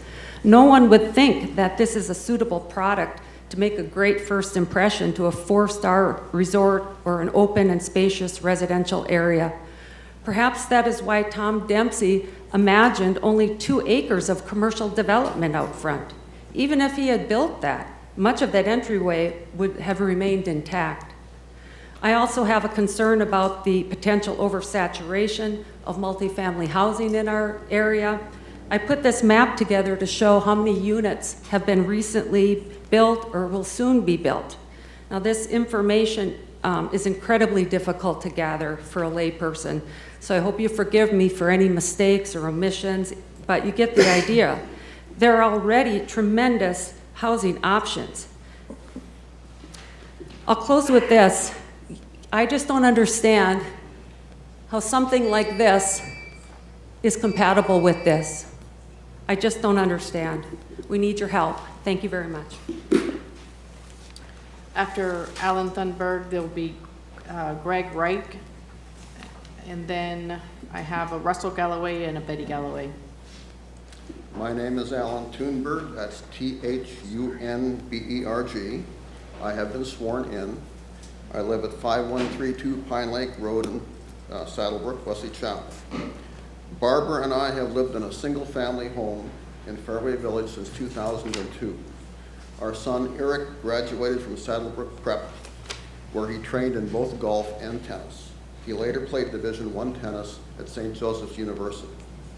In 2019, Eric submitted a master's thesis to Georgetown University entitled Repositioning Saddlebrook Resort. His plan differed in detail from the plan before you today, but they are comparable in many ways, including 27 holes of golf, a relocated driving range, and development in Area 1. Mast's plan was not a surprise to us.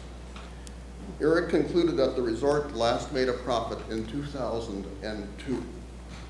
That's 20 years of red ink and a whole bunch of deferred maintenance. Saddlebrook's guests couldn't see the red ink, but they could see the deferred maintenance.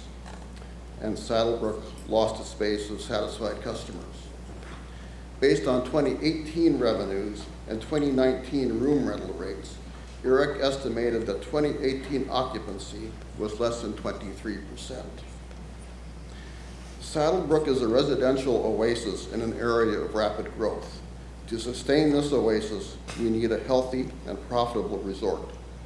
We might have preferred a resort management company as the new owner, and we were disappointed when Mast tried to use the consent agenda to secure approval for its plans.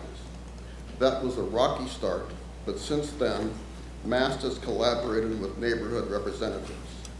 Mast agreed to a deed restriction to preserve the golf courses and the open spaces. This is a major win for our neighborhoods. Mast has also agreed to linkage between profits from the development of Area 1 and the active upgrading of the resort, and has begun to address the density of development in Area 1 and the resulting increase in traffic. Mast plans to construct a segment of Vision Road H to connect State Route 54 with Wiregrass Boulevard and provide a second entrance to Area 1. These are positive steps. Our community needs a revitalized and profitable Saddlebrook Resort, and we urge you to vote yes to save Saddlebrook. If you vote no, it will not be a vote to save Saddlebrook. Thank you.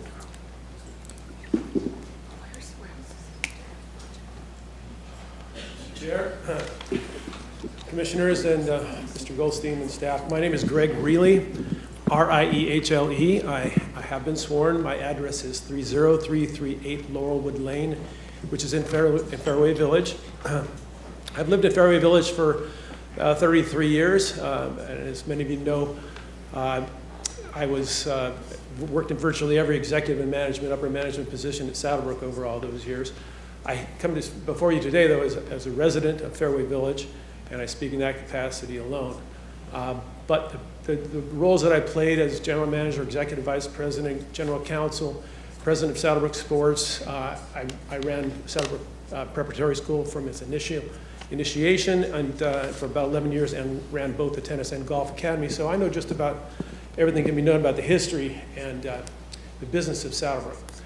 And so that informs my decision, I hope you'll agree.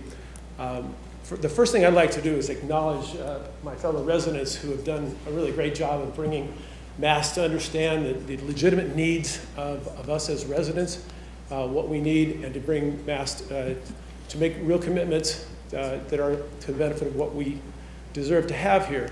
I also want to acknowledge Mass by the same token for responding to those demands and those requests, and I think they've met them in a very fine fashion. Most especially, and I don't think we heard it yet today, was that they took away the development in the southeast portion of the property, which was significant, as well as, of course, the deed restrictions prohibiting development on the golf course. The other thing that really bothered me about the initial plan of what was really bringing the density up to 54 was because I was concerned about ingress and egress. Those of us who lived so long at Saddlebrook know what it was like before we had our stoplight. Sometimes it'd take me as long to get out of Saddlebrook as it would take to get from the 54 all the way to Tampa International Airport. And it's been a lot better since then. What concerned me was getting out of the place primarily. What I now hear today, I learned some new things today about access from 54 onto the Mood Road to go, which where most people will go left, they'll go west, they'll go south. They won't even go on 54, according to what I'm hearing here today. I realize I don't have as much time as I'd like to have to talk to you about all these things today. I did send you a letter. Please take a look at that about some of these issues. But I think what Larry Barbetta said, what's most important is to revitalize the resort. And the idea that we can just expect Mass to wait and start to revitalize the resort before they do the project on Area 1, I think is folly, because a business needs to know that they're going to be able to generate the revenue. From my point of view, if they know they're going to generate the revenue, they're going to make the investments in the resort, and they're going to do it fast. And that's what I want to see. I don't want to see any further delay with this, because we've already missed a growing season. We're going to miss another growing season. It's going to put the whole project of redoing the golf courses farther back. It's going to slow the revitalization of the resort. So I encourage you to please move this forward as soon as possible. Yeah, any questions, I'll be happy to answer them. Public comment, thank you. Thank you.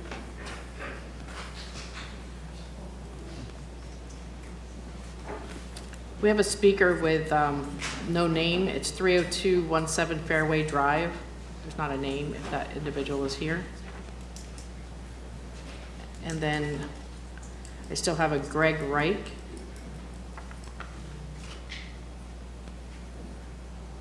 Can you ask any other speakers to line up, and for the sake of time? After Greg, I have Russell Galloway, Betty Galloway, Berta Canizares, Sherry Hogan, and I'm not sure if Joe Ramos has spoken. So if the next speakers would line up behind this gentleman. Go ahead, sir. Thank you, Mr. Chairman. My name is Dr. Dan Richardson. I live in Saddlebrook as of the past 2 years. I'm an old Zephyrhills Bulldog from the 60s. I remember when it was built. My profession is I'm a planner, an economic planner, and an MAI, a member of the Appraisal Institute. I'm looking at the development plan that Mass has presented, and I wanted to express some concerns to the Commission. My background includes having to appraise the Bollettieri Tennis Academy before it became IMG, and then appraising the IMG Academy before it expanded to add baseball and soccer and football now. I've done a number of projects around the state. I do primarily eminent domain for the roads. My concern here is that most of these developments, like in Innisbrook, for example, the competition The entrances, the frontages, the edges of the property, particularly along the highways, are typically green space or, in many cases, holes of the golf course. The heavier, denser development are inside in the core development, like where our resort is at Saddlebrook. To put the 500 units up on area 1 creates a lot of concern in terms of presenting the right image for a golf and tennis resort. As other speakers have presented, it seems very out of character. The other concern that I have is with timing and phasing. The resort is a business. I'm troubled that the proposals don't really bring into account renovation of the development prior to all these other ancillary real estate developments. So I would urge the commission, if they were to approve this for Mass, that they would put conditions on there that the resort needs to be developed and refurbished first, or at worst, after development of Area 2, which doesn't affect our entrance. Thank you very much for your time.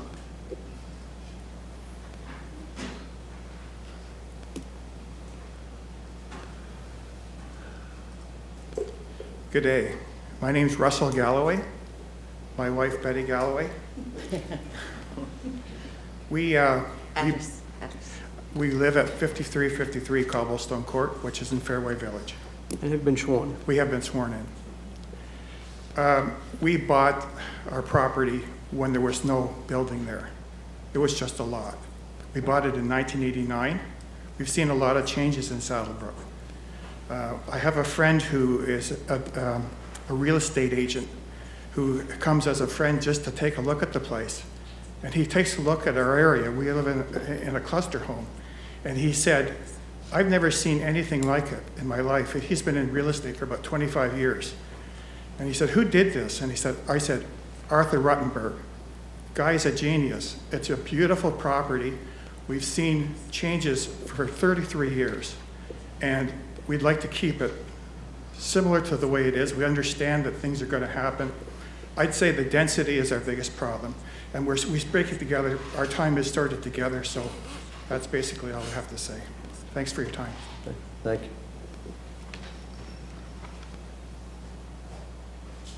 Can I call the names off, please?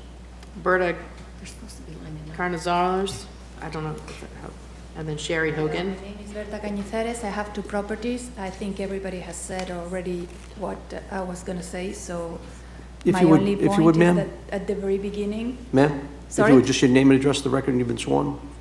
I'm sorry? If you would just say your name and your address Oh, and I you've been already sworn. said it. Sorry. Quick. I thought you heard it. Okay, I'm Berta Cañizares. I have 2 properties and in the resort, and everybody has said already most of what I'm going to say. So I'm just saying that it's a pity that to ruin the whole thing with a really 500 units, because nobody can even think how much is 500 units. And that's all I'm going to say. Thank you very much.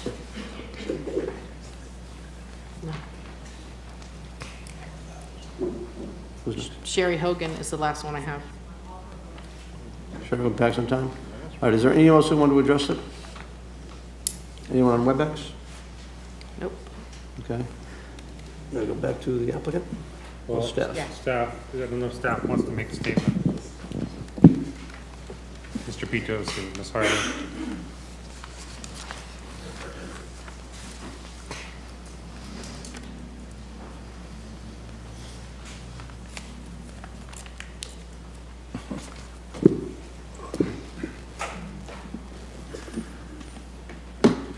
Thank you, Mr. Chairman.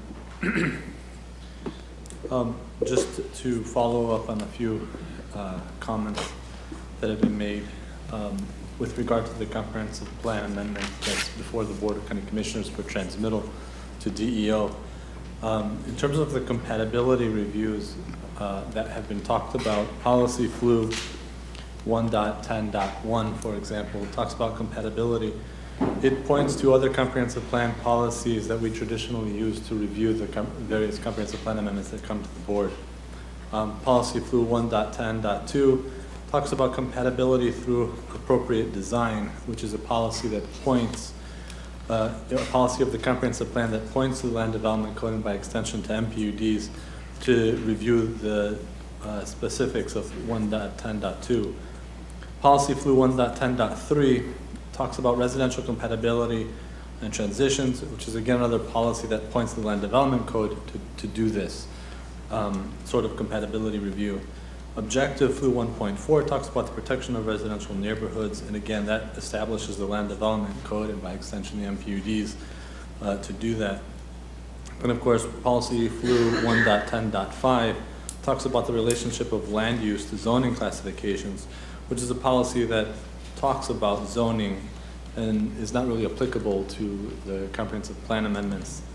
I bring this up because we've seen some slides in the past couple of hearings that talk about incompatibility and inconsistency to the comprehensive plan, and these policies are actually pointing to settling compatibility issues at the MPUD or the entitlement stage, and then further on via the land development code during site plan review activities. So I'm not sure that these policies would necessarily be applicable to the comprehensive plan consistency, notwithstanding policy Flu 1.10.1, which actually points to other comprehensive plan policies. That whole thing was worse than lawyer speak. Thank you. And it's for the record. Oh my gosh. I'm offended. I'm actually honored somehow. Okay. In terms of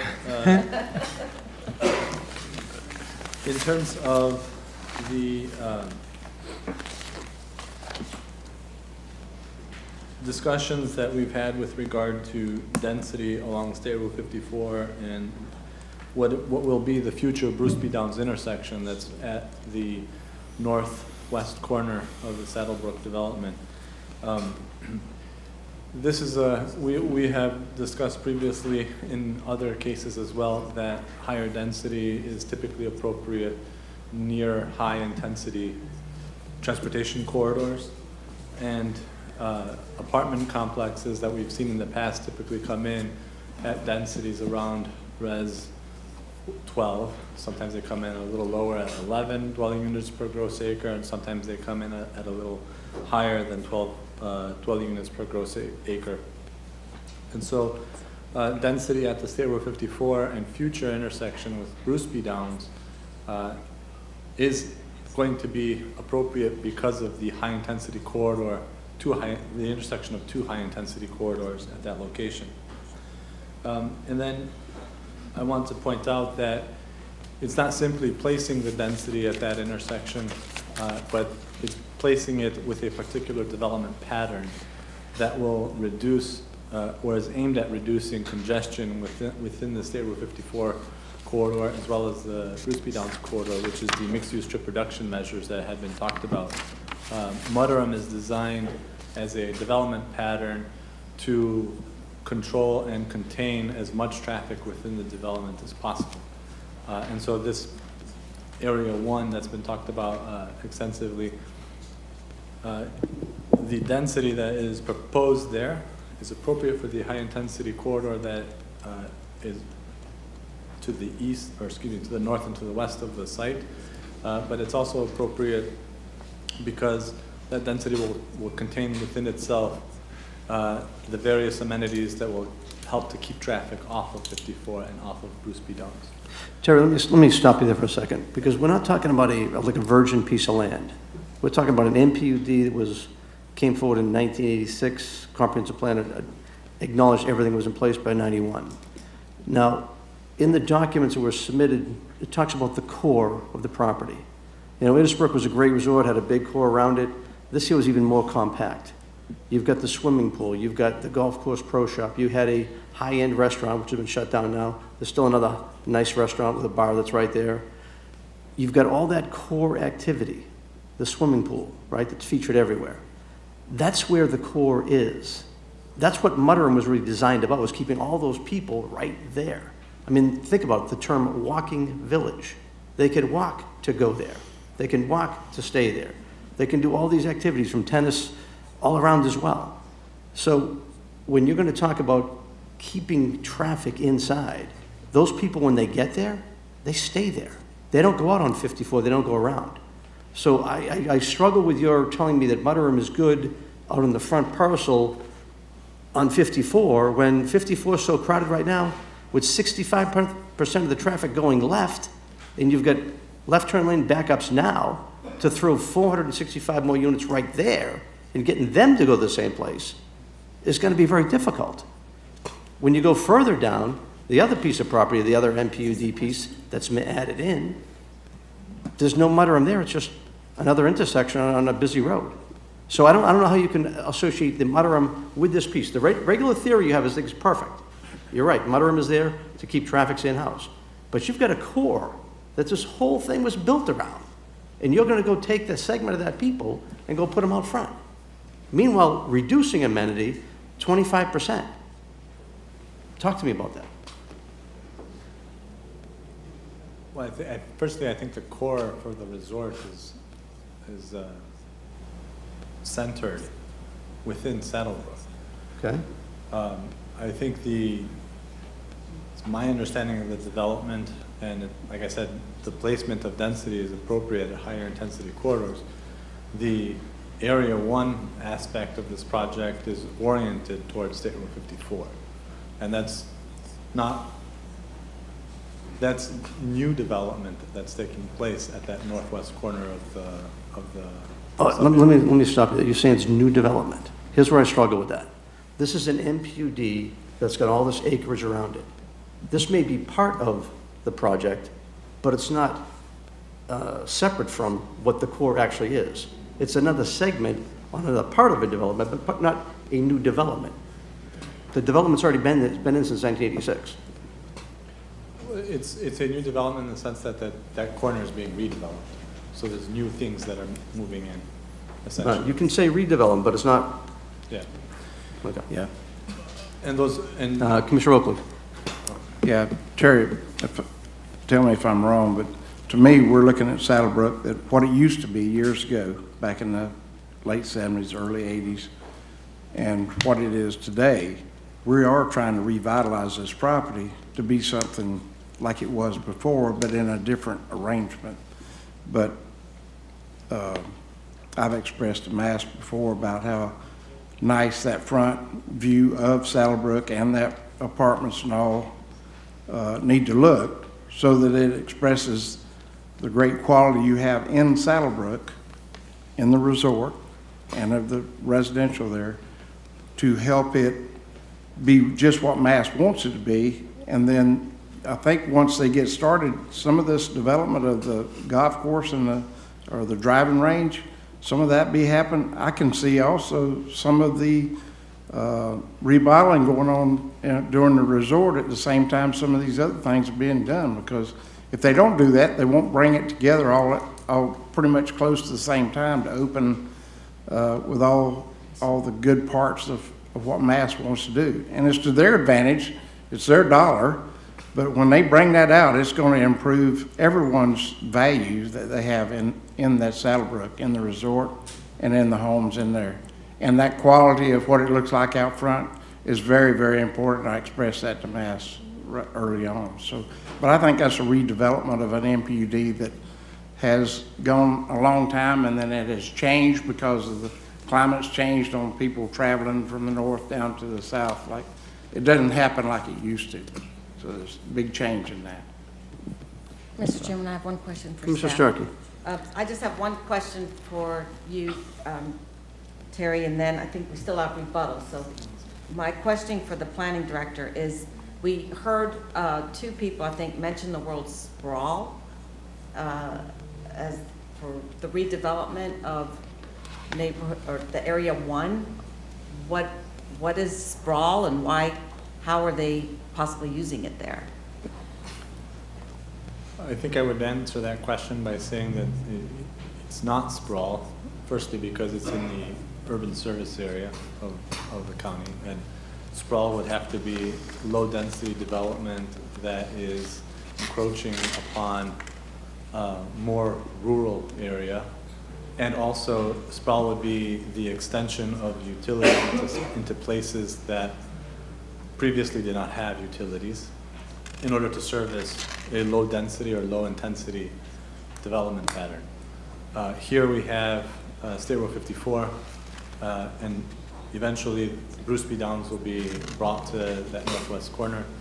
And so this is a very urbanized, or I would say more suburbanized future intersection along the State Road 54 corridor in the urban service area. So this would not be sprawl in that sense. Yeah, it's kind of the opposite of sprawl. Yeah, this is more, if we follow the redevelopment language, it'd be more infill.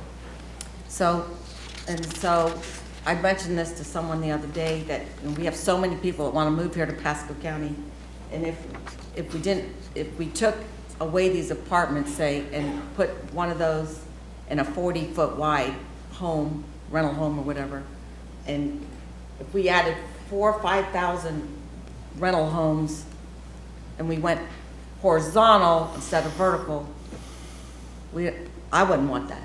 So I prefer, if we're having all this attention, that we go up in places. So, but that was my question for you, and you already answered about why we put density.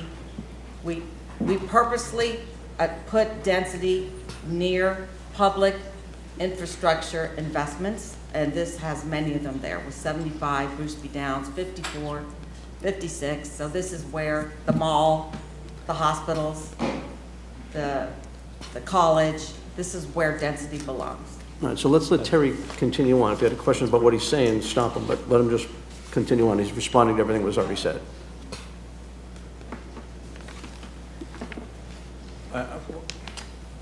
I double-checked with staff. I think that was the extent of my recap. Did you have? Okay. I have one question. Go ahead, Dave.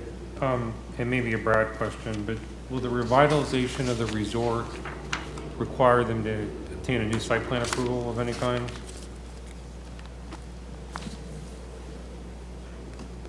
Brad signaling yes. Yes. Okay. Thank you. So Terry, let me ask you a question then, if you're done. The Area 2, there's been new language put in that says any density not used in Area 1 can go to Area 2. Area 2, you got Brookside, I think there's a space of land, another space of land, and it's pretty rural back there.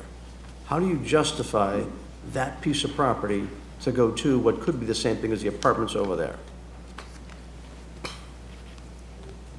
Well, firstly, I think Area 2 is also along State Road 54. So again, you're still on the high-intensity corridor.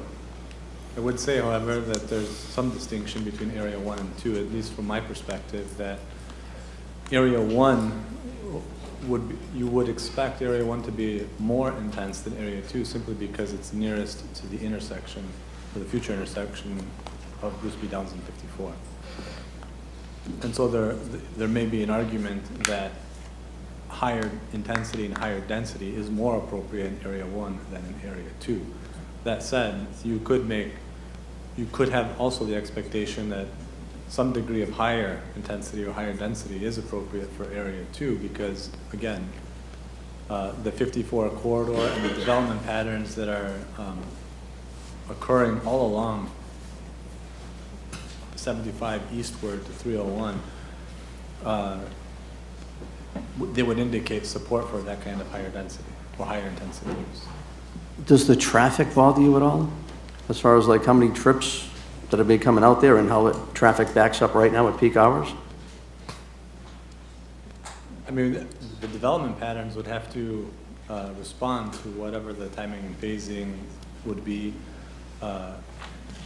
and also whatever access management requirements would have to be, whatever access management requirements are identified would have to be met as part of whatever development is getting proposed. So yes, the transportation would be taken into account.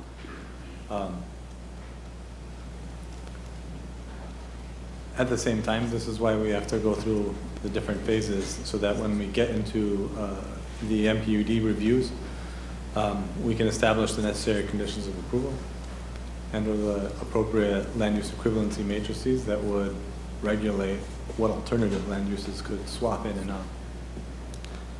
Well, again, the original MPD actually had developments like that with what could go in there, and they didn't put apartments in there. Okay. Anyone have any questions for Terry? Okay. All right, the applicant?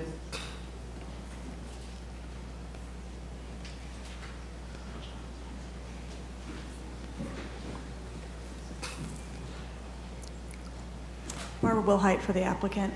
First, if I could have a motion to receive and file the 2 PowerPoints. Move to receive and file. Second. All in favor, say aye. Aye. Any opposed? Thank you for all the time you've taken to listen to us and listen to the residents, and I thank them for all the time that they've given us to give us their ideas and suggestions and to work collaboratively and sometimes agree and sometimes not agree, but we banter back and forth. We actually sometimes come up with some good ideas. Like Jane Graham, Larry and I were kind of bantering back and forth, and she goes, well, why don't you just do this? I'm like, that's a great solution. So we've had a lot of good time spent together, and we look forward to the opportunity to continue to do that. I thought it was interesting to hear that the PD conflicts with intent. When it's all Res 6 today, we're moving it to PD and making all of the golf course areas, recreational areas, or open space. That is addressing open space and recreation space that the comp plan doesn't do today in the Res 6. Creative site design, that is what Area 1 is. It is a mudroom project. And mudroom puts our project in the hands of your staff and ultimately at your direction as the policymakers. I have worked with the mudroom ordinance with my clients, and it puts staff right into it and saying, we want to see this quality, and we want to see this building go this way and that building go that way. It is a subjective review we put ourselves under, but with an intent to make it a quality place. So I've watched that in person. So I believe in that process, and I believe in that commitment that we made to make it mudroom. We've heard about the linkage, wanting to make sure we link the development of Area 1 and Area 2 to the resort renovations, to the driving range. We have started working on that language, Mr. Goldstein and myself. He said it wasn't good enough either. That's why on my slide, it said an MPUD condition, work in progress. Very transparent, coming here and saying, I put the language up that I knew would be criticized, but I wanted to show that the commitment's there to work on that language. So it wasn't meant to be the end of it, and Mr. Goldstein will tell you that it wasn't acceptable to him either. So we're going to continue to work on that. A speaker spoke about Central Pasco Employment Village. Not sure what the relevance there is, but one of my teammates is familiar with that and said that was a battle between owners of property regarding allocation of entitlements. So really apples and oranges there. One thing that I heard, I don't know if anybody else heard it, but the thought that the Vision Road, having the Vision Road and Saddlebrook Way both intersecting 54 would somehow mean that the light at Saddlebrook Way is going away. That is not the case. Our transportation consultant has met with DOT, and both of those locations are acceptable from a spacing standpoint for traffic signals. So that, I want to make sure we clear that up, because that will get people really upset to think that when the Vision Road is ultimately signalized, it would take away Saddlebrook Way's signal, and they work so hard to get that signal. That's just not the case. I thought the conversation about the traffic inside and the traffic down Saddlebrook Way and the trucks and the service vehicles, I tried to present that in my presentation. That was actually been very thoughtfully handled. The service vehicles now come through the resort gate, down Saddlebrook Way, Fox Hunt Drive, they can go that way. But my client can speak to it more, but the intentions are to move all of that service traffic over to the Vision Road and that new gate, and they can control that, because these are their vendors, these are the people that service the resort. Pedestrian circulation, we are definitely not silent on that. I mean, if you look at our plans, very specific circulation on those plans. That multi-use path was for the very comment that the one speaker raised about pedestrian circulation and how it happens today. So we knew about that, and it's why we put it in there. We insisted that we worked with MAST and made sure that it was there, and your staff, that was important to them as well. The Note 5 language that says we can transfer density from 1 to 2 was a request that was made of us. We believe in the plan in Area 1. We believe in the plan in Area 2. We believe that those are appropriate plans. We put it in there as flexibility in case there's another idea. I know when I first mentioned, going density between 1 and 2. Mr. Pito said he didn't like that idea. He can speak for himself, but he didn't like that idea because that's a right in and right out for Area 2, and we have the Vision Road, and using the Vision Road connection to Wiregrass Boulevard, and so the density he thought was appropriate where it is, and he explained to you just now about how the intersection of the Vision Road and State Road 54 makes the appropriate place. So I'm fine with moving Note 5. I just think it gave them flexibility to have further conversation, which is what I committed to the residents that I would do. So, and 27 holes of golf, if you want to put that language back in our sub-area plan, we were fine with that. Again, there was no bad intent there. And if you're happy with that change, I'm happy with that change. We hear you loud and clear about the quality of Area 1. And I know on behalf of MAST, Jordan Kornberg wants to speak, and then Aaron Landry quickly. But they are the representative of MAST, and they wanted to say a couple things to you. Barbara, before you sit down, could you address the argument that you don't need the plan amendment to do the non-residential in the resort? Yes, I do not agree with that. I do not agree with the opinions raised there. I mean, the comp plan's Res 6. The zoning preceded the comp plan, and we have the long-standing interpretation of conflict zonings. I actually had 2 conflict zonings that were resolved today through a comp plan change on your agenda. So I do not agree with all of those opinions, and Yeah, I mean, I'm reading the argument, and it says that I think she's relying on the fact that Saddlebrook got a final local development order, but based on Mr. Tippin's opinion that you would need a new site plan approval to redevelop the resort, it seems like you would need a new final local development order, which would have to be consistent with the comp plan. That's correct. That's correct. Plus, if we had any site plan, it's long expired, and that talks about commencing in good faith, and that's I mean, you know, we've looked at these provisions together in the state law, so I don't know if I'm happy to go through that discussion, but I know you're... I guess my conclusion would be that they do need to redevelop the golf course. I think the resort, the non-residential uses in the resort, I think they do need some type of plan amendment to do that. All right. Thank you. Thank you, David.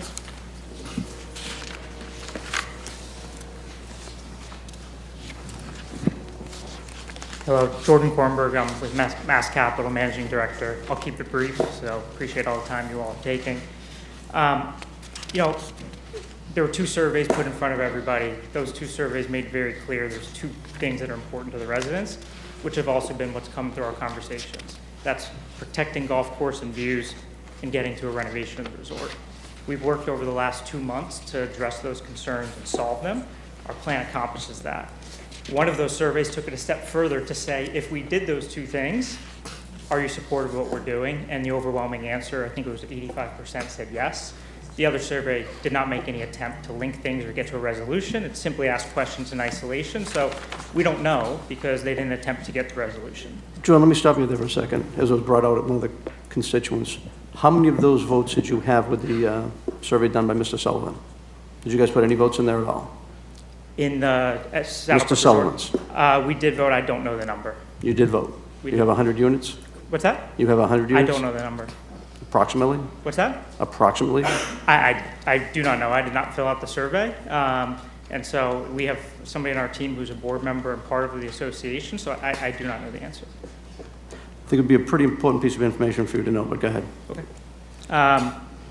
You know, there continues to be discussion of 36 holes and the importance of that. Members at Saddlebrook Resort play 7,000 rounds, less than 7,000 rounds on this golf course. You can't support 9 holes with 7,000 rounds. The Vision Road was talked about as a vision, and who knows, we're committing to building that. So the idea of us solving traffic, we are making that commitment and we are solving it. It's not a hypothetical that may or may not happen down the line. The maintenance facility is something that keeps coming up. One, the new Vision Road goes right through our maintenance facility. So we are forced to move it with or without this plan at some point in time. Two, as you've seen, the driving range location where the maintenance facility is a lot further from the golf course today than where we plan for it to go. All of that maintenance traffic that people are concerned about not only drives through the community, it drives through the residential portion of the community today. Where we're putting it addresses that concern and puts in an existing building where we heard loud and clear concerns about what that facility might look like. Everybody knows what it's going to look like because that's an existing building that's there today. We started working with the coalition and other members of the community. They had very long lists of things to address. They're down to basically one thing. They stand up here as if we've accomplished nothing and we've gotten nowhere. Their very long list has been whittled down, and the two other groups that have worked with us, we've addressed their concerns and they actually showed up in support today. We've already made significant investment in Saddlebrook. We're continuing to make that investment, and I think it's clear that our plans are focused on revitalizing Saddlebrook and saving Saddlebrook.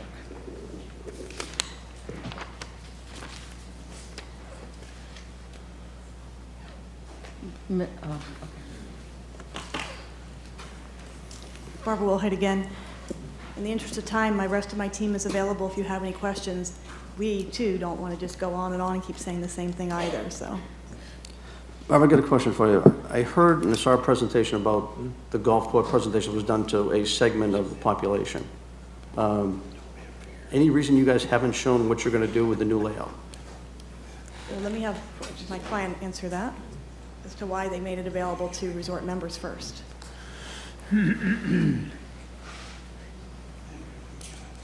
So we started with unveiling the plan to all the members that are members and use the golf course and their facilities. We had that end of last week. The presentation, which Reese Jones was at, as well as Bryce Swanson and his team, we're going to make available and then disseminate it to the broader community. But our focus was really on initially sharing it with the stakeholders who actually are, have a vested interest in it.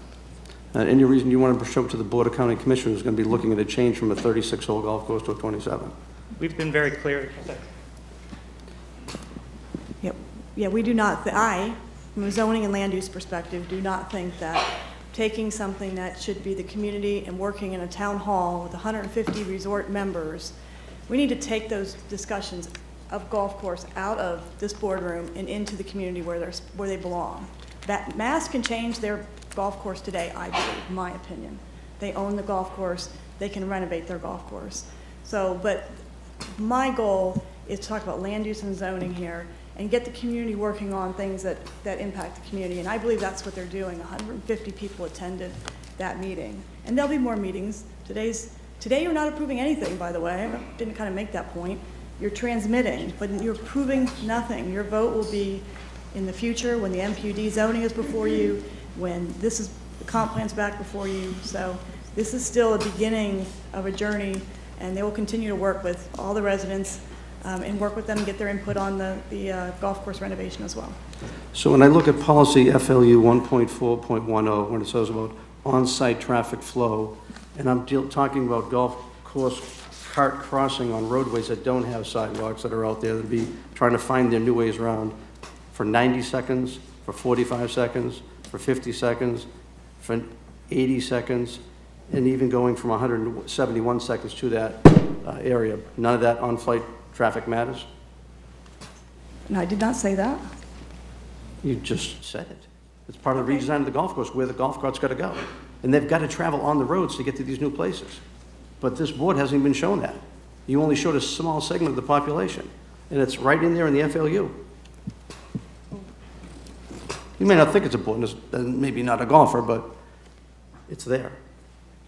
Yeah, I believe we can renovate our golf course without any approval here today. So that's what I believe. I believe we're trying to focus on the land use and the zoning and the matters that were before us in the land use. And that's what we're trying to focus on. And there's plenty of opportunity for the public to have input regarding our golf course renovations. Yeah, excuse me, both the residents as well as the resort members. So again, all those conversations belong, I believe they belong with the community, exactly where they're occurring, so. Any other questions? Not for Barbara, but David Engel has some numbers. I think we should have him come up. Yeah, I just want to make sure she's done. I have one more question for Barbara. Go ahead. Barbara, you said that some of the details will be addressed in the MPD, like the binding concept plan, the linkage language, things like that. When are you anticipating that language will be available for all of these folks to see? I think I committed to staff, because you guys asked me that question yesterday. I committed to staff that you'd have my draft by mid-next week. Now, that linkage language takes some time, so that's going to take some thought, because the next step is, well, when will you complete? And trying to put more details on talking about a resort renovation. That's a dynamic thing. There's seasonality there. There's different pieces of trying to do a resort renovation, but trying to provide linkage language that has enough detail, but also recognizing that you're doing a renovation that's a very fluid thing. You've got to make that balance. And so if anything delays me, I'll be working on that language. Well, what have you discussed with staff in terms of when the MPD would be going to Planning Commission? And they can help me with the dates, but it's July, and I do have it written down somewhere in all my notes. Well, only one. Excuse me, it's June in Planning Commission. And where's Amy? Amy, July I know you know 6th. these dates. I know you know them. Sorry. We have a meeting July 5th. Where are we at? April, May, June. That's the only meeting we have in July.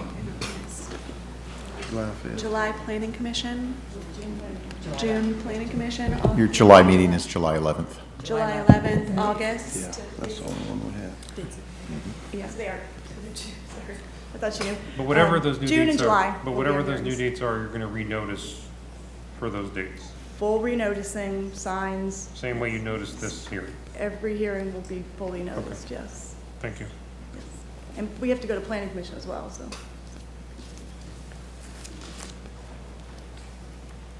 Good. Thank you for your time. Thank you.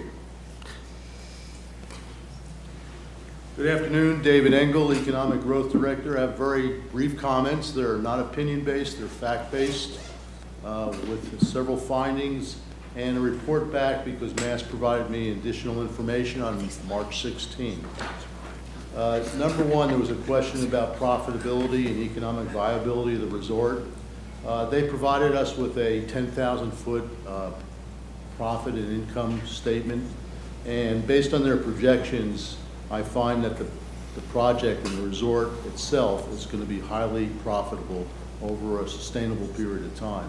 So if these figures that they gave me are accurate, I think we can feel confident that the resort will prosper and be sustained as a very good business downstream into the 2030s.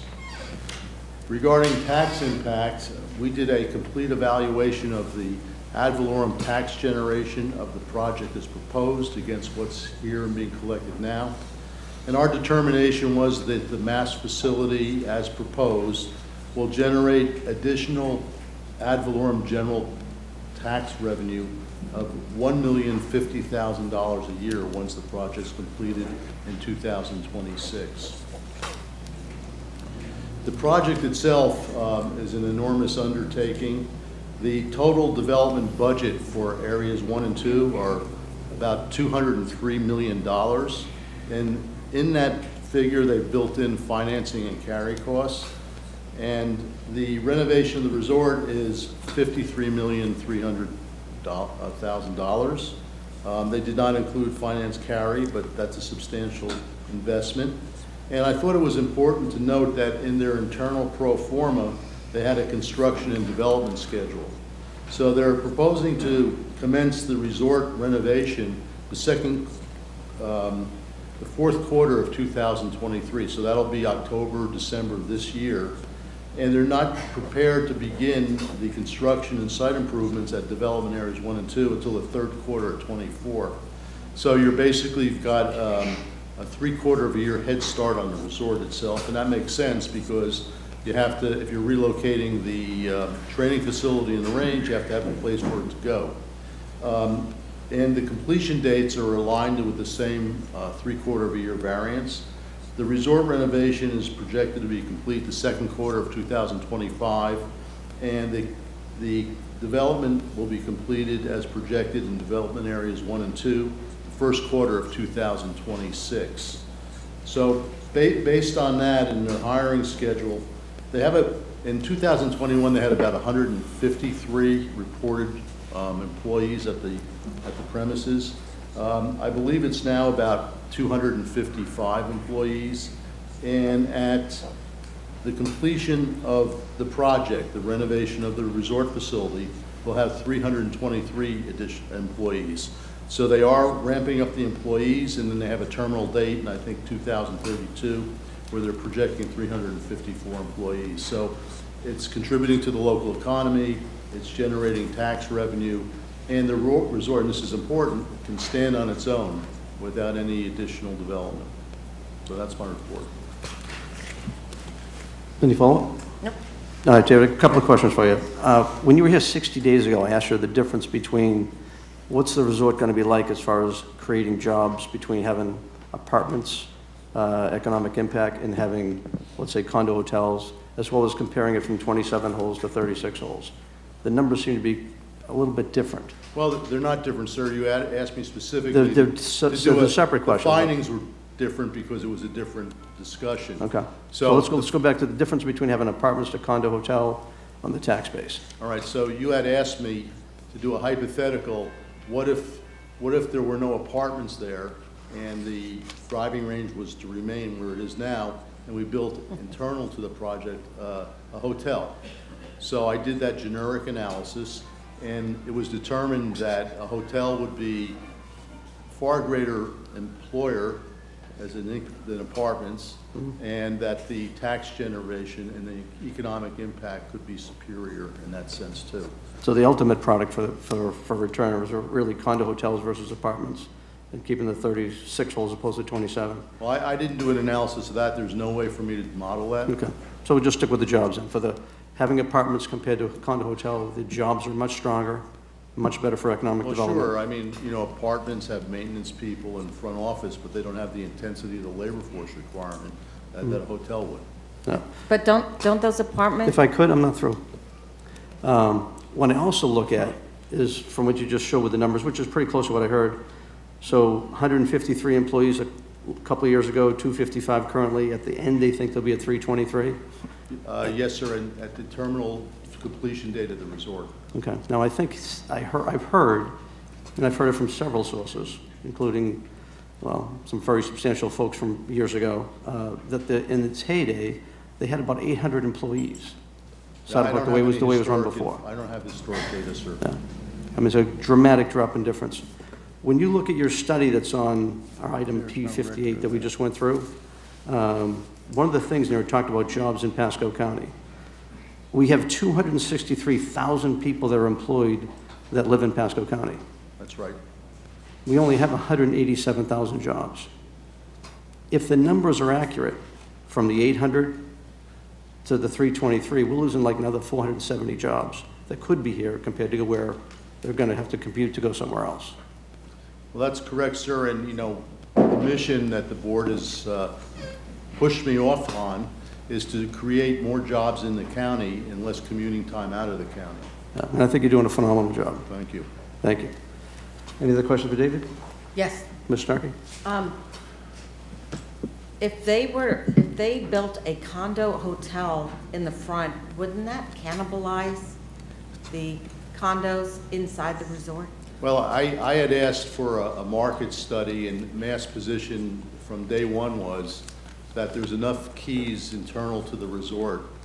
I made an argument that potentially because Wesley Chapel is short hotel space, and we have recreational elements that the county is running next door, and all the other things that, we generate hotel requirements, and we're short hotel space, that perhaps there was more demand, but we never went further than that, and I would have to ask our destination management office to get involved and maybe have their consultant take a look at it. I don't have that expertise. I just mean if you're one of these people that owns a condo that gets rented out by guests in the resort, I don't think they would want competition outside the front door for a condo to compete with the inside. So that's why maybe it didn't go very far with this development company. Well, that's specifically what they said. Yeah, well, yeah.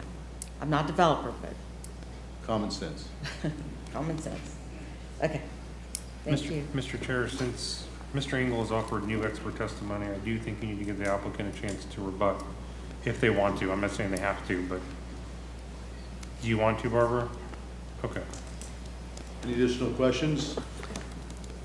Thank you No, very much. Thank you.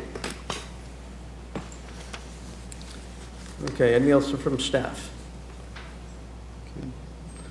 Okay, board discussion. All right, I'm going to make a comment. This was sent to David, if that was what you sent to me, I just want you to read that to everybody. About some comprehensive plans.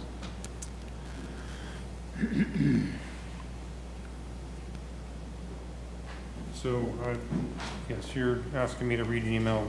The chair asked, what are the basis that you can deny a comprehensive plan amendment? And I made it clear to him that they are legislative decisions, that they can be denied for just about any reason as long as it's not an arbitrary and capricious reason. But typically it would be, we would cite lack of compatibility or inadequate supporting infrastructure or lack of internal consistency with the comp plan. I was answering this question in a very generic sense without regard to any particular plan amendment, but I still stand by that, yes, those are reasons you could deny a plan amendment if the board so wanted to. Okay. So I would say that we've heard lots of testimony about having an MPUD in place and now the effects of what's going to go on, and you've heard views across the board of different things about what people are concerned about, et cetera. Saddlebrook has been a jewel for many, many years, created a lot of jobs, created a lot of income, created a image for Pasco County that's been phenomenal. And I think we should look real close at this, because I hate to see what happened to the people down in Miami, where they built an apartment complex in an area, nice area. They left it, as we heard, they got ratings of 1 on a Yelp. And they said at that point, wasn't us, we don't own it anymore, it's not our property. I just would hate to see that same type of thing happen to Saddlebrook. I think we can do better. Yeah, sorry, Mr. Chairman. Good. Commissioner Whiteman? Thank you. No, this is a transmittal. This doesn't obligate anybody. The decision made today on the transmittal does not obligate anything to this project. I think everybody has a clearer understanding of the direction of this project. I think it's important that we take a step forward and we ensure that the resort receives a lifeline and comes back to life. It's a new day, there's a new customer base. We also have to balance the existing customers, the residents, and their needs and desires that live there that made your investment. And it's my commitment to you that we'll work with MAST, and MAST has heard this on plenty of occasions from our office, that our office will not budge from the notion of protecting your investment and ensuring a quality development, a quality project. With that said, I'm willing to move forward with a transmittal today. That's your motion. That's a motion, but before I make it formal, I'm going on the record publicly to MAST on Area 1. I share the same sentiments of a lot of residents here. I'm not overly enthusiastic about the multifamily in that area and the density in that area. But moving forward with a transmittal, which doesn't obligate us to committing 100% to this project, it's just moving forward.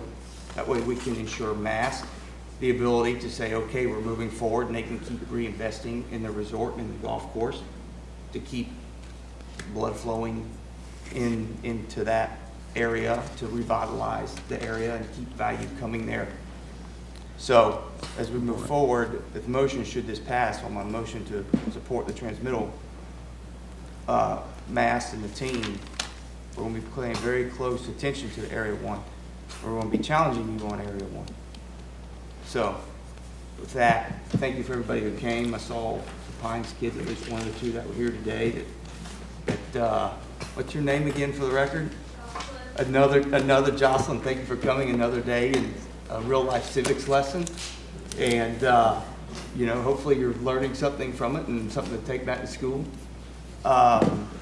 So with that, and with my cautious motion to move the transmittal forward, and I look forward to working towards a final product that everybody can hopefully come even closer together on here in the coming days.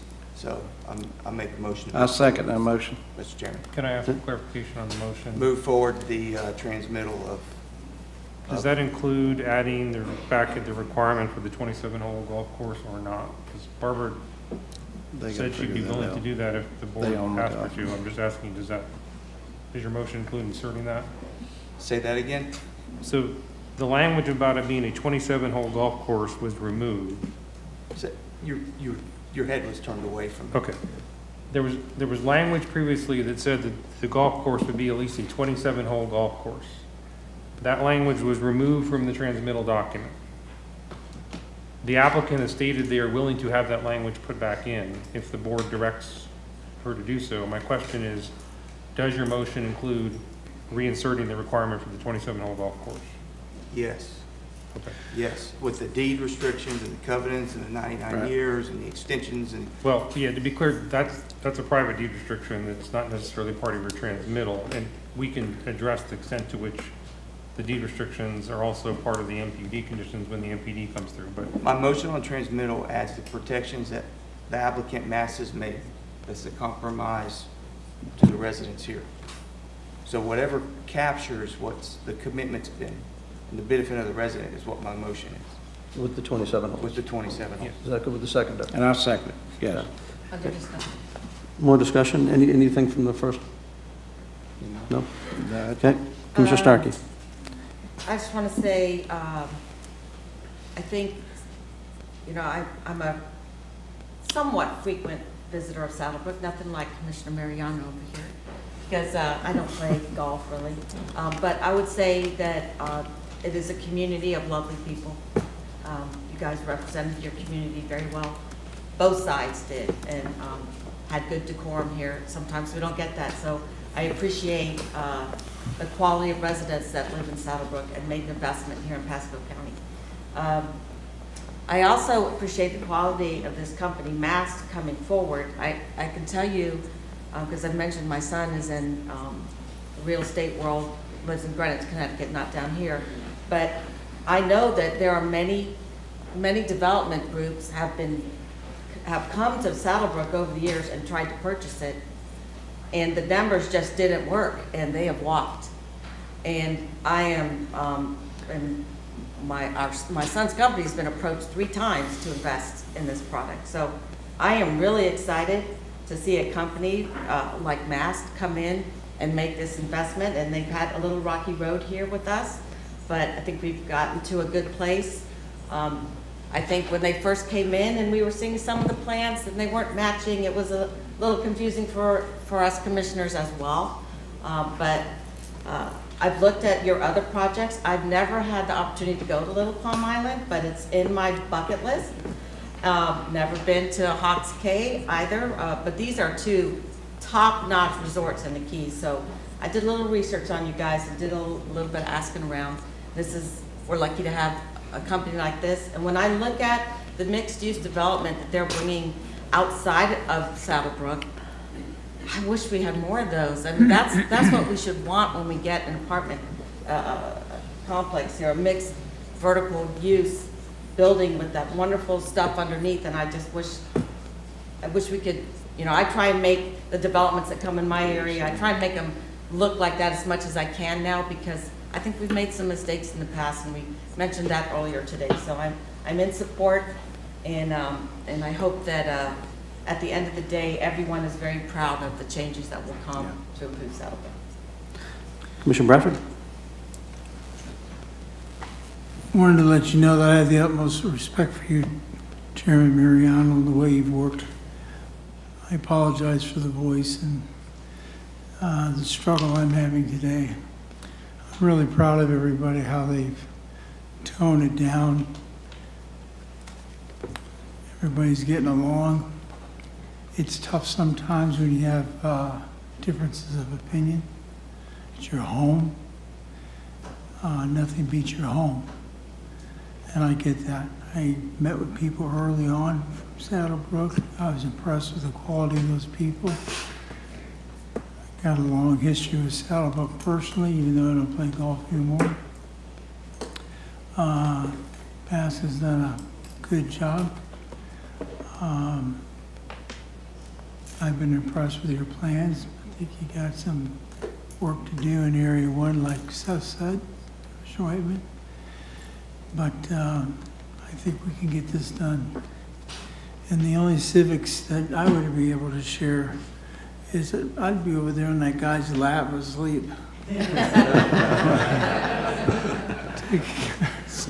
Well, I would be, so anyway, thank you. Thank you. Commissioner Oakley. Yep. I'm very much in support of Mass and doing what they're doing, and I'm also in support of the citizens there that live in that area.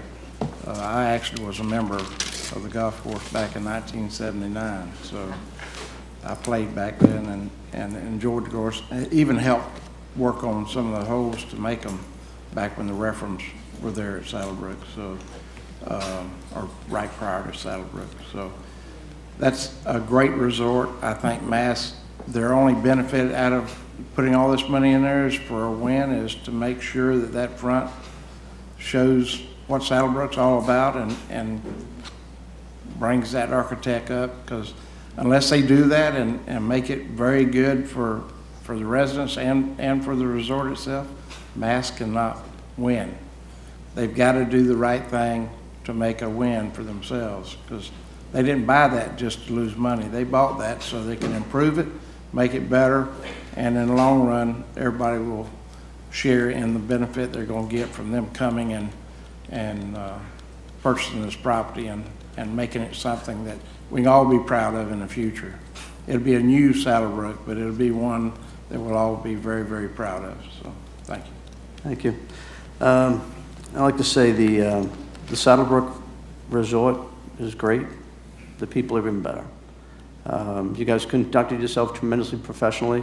I think the logic you had was great.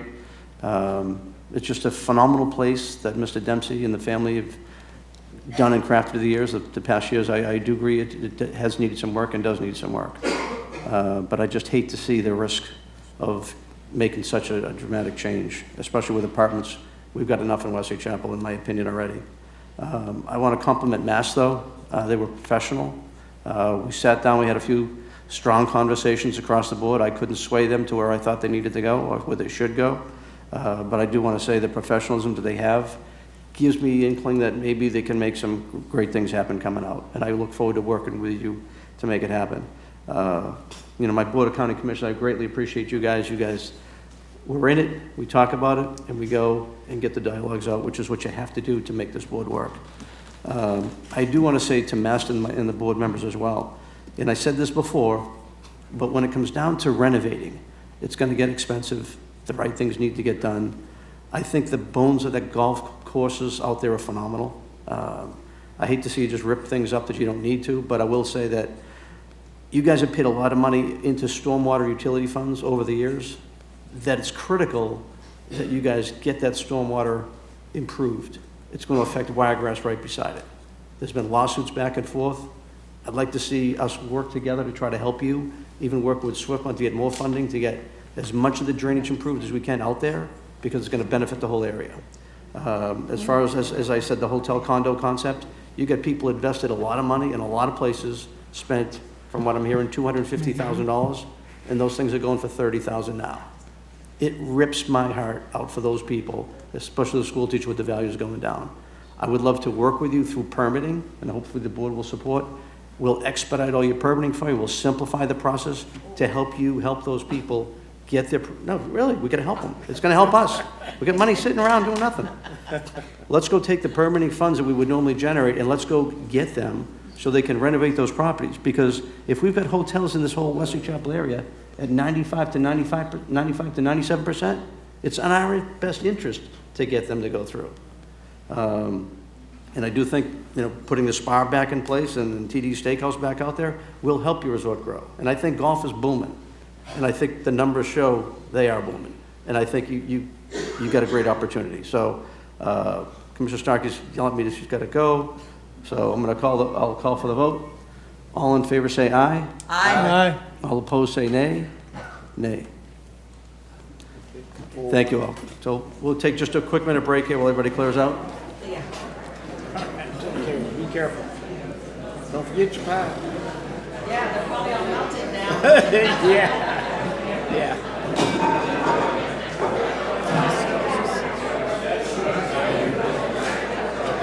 You say we're taking a break? Yes, sir. Break, all right.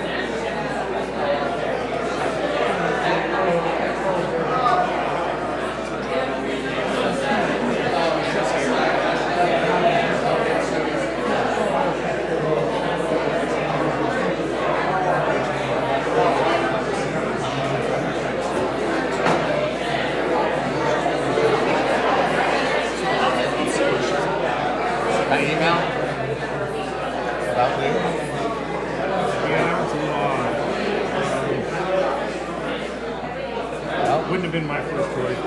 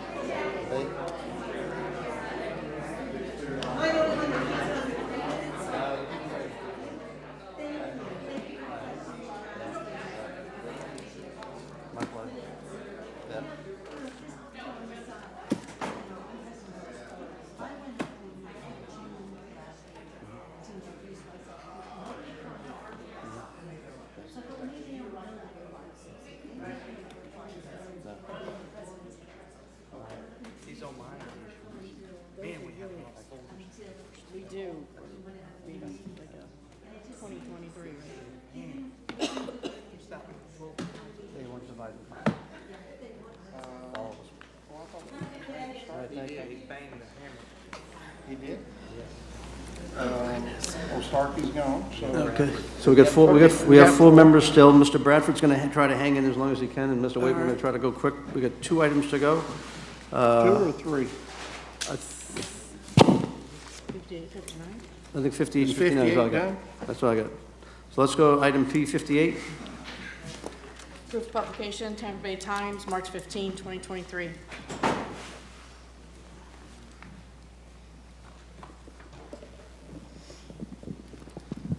Good afternoon, Brian Junker, Long Range Planning.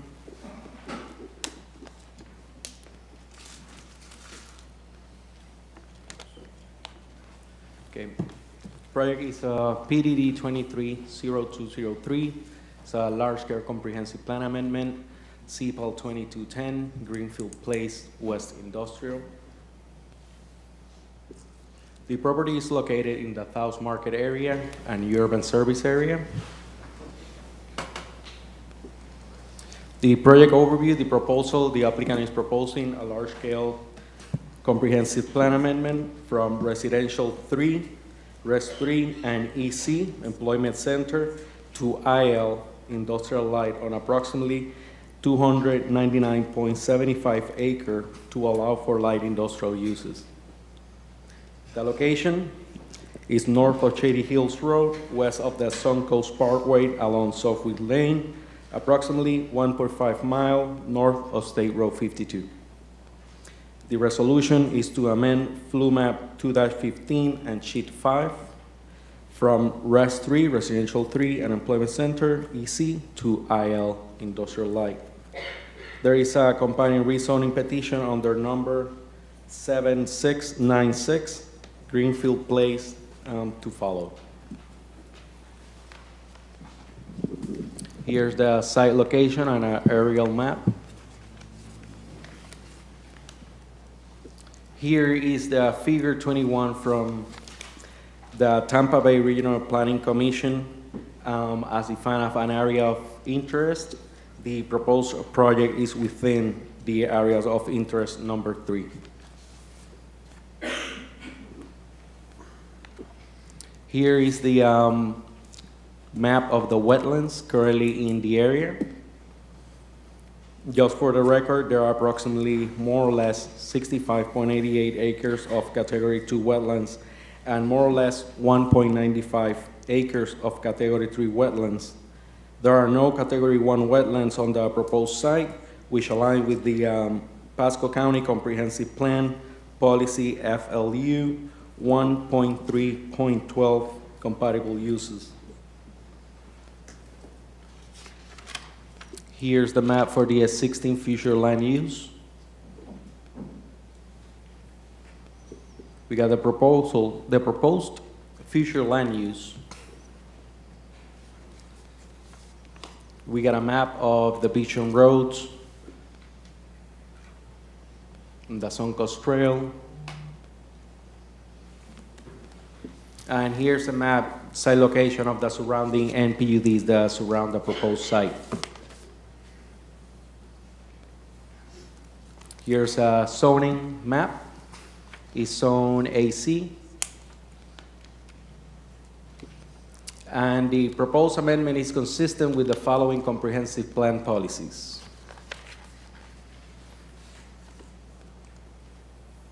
The recommendation from staff is to authorize transmittal to the Department of Economic Opportunity and other reviewing agencies. Any questions? Thank you. Any questions for staff? Okay. I do have a question. Is the Good. companion rezoning an MPUD or is it to Euclidean district? What is the companion rezoning? Want to hear from the applicant? We'll get the answer. Okay. Well, good afternoon. My name is Barbara Wilhite, 6327 Grand Boulevard, for the applicant, property owner. The answer is it's the rezoning to IL, I-1. It's been a long day. It's to I-1 and it's pending. So Barbara, I think you know that this new law was passed by the legislature, this Live Local Act, which in theory means that all this industrial area could become multifamily under that law. If it was an MPD, I'd be less concerned because we could probably craft some language in the MPD to address that potential concern. Do you have any thoughts on how we address with that? I mean, is your client willing to privately deed restrict it so that we know it actually is not, industrial uses that go here and not multifamily? Probably, they may not know about Senate Bill 102, so I need to show it to them and explain it to them and show them the draft language that you have regarding a deed restriction. Ultimately, we've got to come back and zone the property as a separate hearing, so we can do all that and I can work with you. I just don't know if they know what Yeah, just for what the we're board's talking about. education, and I realize Ralph probably hasn't even had a chance to brief you on this, but the governor just signed legislation that it's all in an affordable housing bill, which I support affordable housing, but the legislature went one step further and said all of our commercially and industrial zones land in the county can now be used for multifamily housing as long as 40% of it's allocated for affordable housing. So everything that we have zoned for commercial industrial, including this piece, could now become multifamily housing under this legislation that the governor signed. That's why I'm asking this question. Is that something just passed? He just signed, it's law now. He signed this law. Oh, okay. A lot of local governments are not happy about it, but it is what it is. And I think we can deal with the issue on mixed-use MPUDs with some language that makes it clear that that law isn't necessarily applicable. But clearly what's allowed under the law is for the landowner can deed restrict their property to being only industrial or only commercial. It prevents the county from preventing multifamily from going on an industrial tract, but it doesn't stop the landowner from privately restricting their land to being only industrial. Right. So my concern is if we're approving this as an industrial land, which I think staff supports for economic development reasons, you're probably not expecting multifamily housing to go there. That's why I'm asking the question. And I do understand. I just need an opportunity to show them the Senate bill, show them the language that I know you've drafted, and work on a deed restriction. We can answer the question when we come back with the zoning. I just need to give them the chance to understand what we're talking about, if that's okay. Okay. And I don't have any particular presentation. I think staff did a very nice, thorough job, and I think there may be some public comment, and we're happy to respond. Okay. Commissioner Waitman. Sorry. Prior to this news, I'd be comfortable voting for this. Until we fully understand, I'm not comfortable making a decision on it personally, especially not knowing what kind of control we have in the destiny of such a large parcel. Mm-hmm. Well, to be clear, this is more an issue for zoning than it is for the comp plan, because what the law says is that it's got to be, for them to put multifamily on, it has to be industrially zoned.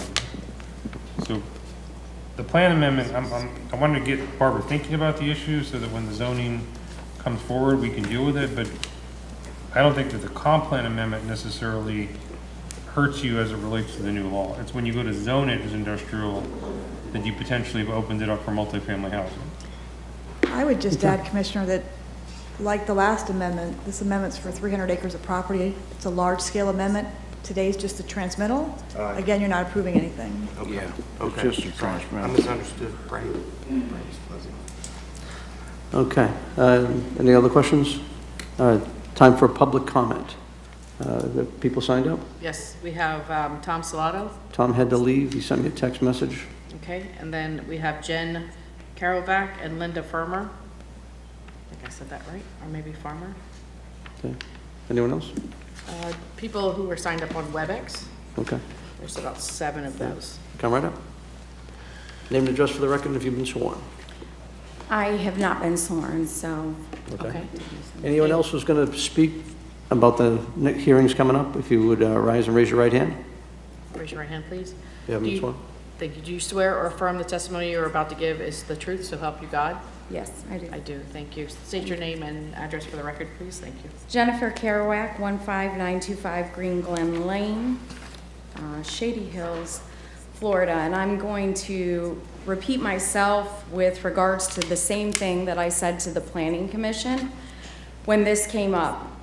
And again, that was on March 2nd, and then again on the March 16th Planning Commission meeting, is that I find myself perplexed today by all that I've learned over the last several weeks. And some people have said to me that it's a bit like an onion. There's a lot of layers, but as you peel it back, the crying continues and it gets worse and worse. And I say this because, you know, I understand that you have a significant responsibility and that all people's interests can never be necessarily agreed with. Not everybody's going to agree. You know, we had a lot more folks that were here earlier, and as the day got longer and longer, many dads who had volunteered at baseball games, many folks who have children to pick up from daycare providers, many folks who took time off today, unfortunately had to leave, more than Tom. We had the ability, and I did send emails out of the minutes for the Shady Hills. The first, we're trying to revive the Civic Association that was there and disbanded in 1990. I sent all the notes from that meeting. We met and invited Commissioner Mariano as our commissioner for District 5. And there were a lot of concerns. There were a lot of concerns that folks who felt that they left the county accountable to their, you know, their best interest, and they feel a bit, unfortunately, they feel a bit frustrated as a result of Gary Plastics going in, as a result of the environmental concerns. Now with this situation that we've just learned of being signed into law, the argument previously by Ms. Wilhite was that it was supposed to be industrial light to provide economic growth. I would argue with each of you that multifamily apartments is not necessarily going to bring economic growth to Pasco County. Those are just one of many things, and I'm trying to be, you know, fair, and after having a very frustrating time here on the bench because we just kept longer and longer into the day and people had to leave, that it felt like we were, you know, there was a disparity. So you will harvest what you plant. That's what I told the Planning Commission, and you gentlemen, and Ms. Starkey's gone, you also will harvest what you plant. And that's what I think you're challenged with, being fair and equitable to the Shady Hills community that has been kind of forgotten. And that's just my opinion. Thank you.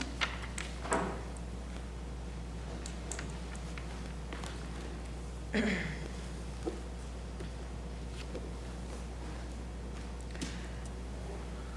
afternoon. My name is Linda Farmer. I live at 18751 Code Street. I'm a member of the Shady Hills Civic Association. I'm also a member of the Wickiwetchee Rescue Team and the Adopt a Waterway program. As a Florida native, I'm fully aware of our responsibility to protect our vital and important aquifer system beneath us. I respectfully ask for this board to deny the rezone of this property until the appropriate surveys, environmental and road, be done and approved. We are asking what's going to be going there. Nobody knows. More plastic plants? Nobody knows. As our elected officials, we are holding you responsible for your decisions and making sure what effects short and long term that this will have on our community, as well as a special exception that the landowner be responsible for an environmental study on what effects that this plastic plant and any other industrial plants that are built in this area will have on our community. Our groundwater, our schools, which this plastic plant sits across from our schools and next to one of our parks. It would be irresponsible for you to think that this plastic plant or any other plants in this area will have no effect on our community, and it's also irresponsible of me to not speak out on it. From County Line Road to Highway 52, we have been the victims of an overreach of building from Hernando County into Pasco County and in Pasco County into Hernando County. We have been directly affected by this and overlooked. It seems with all the planning and zoning and rezoning, at some point, Shady Hills Road should have been surveyed. When over 40 parents line up on an easement in front of a school on the side of a road, if an emergency vehicle tries to get by, they cannot. If someone blows a tire, it would be a travesty to what would happen.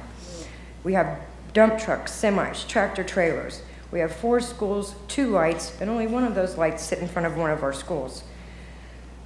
I read that you worked on this for several years, planning, even visiting the plant in the Bronx.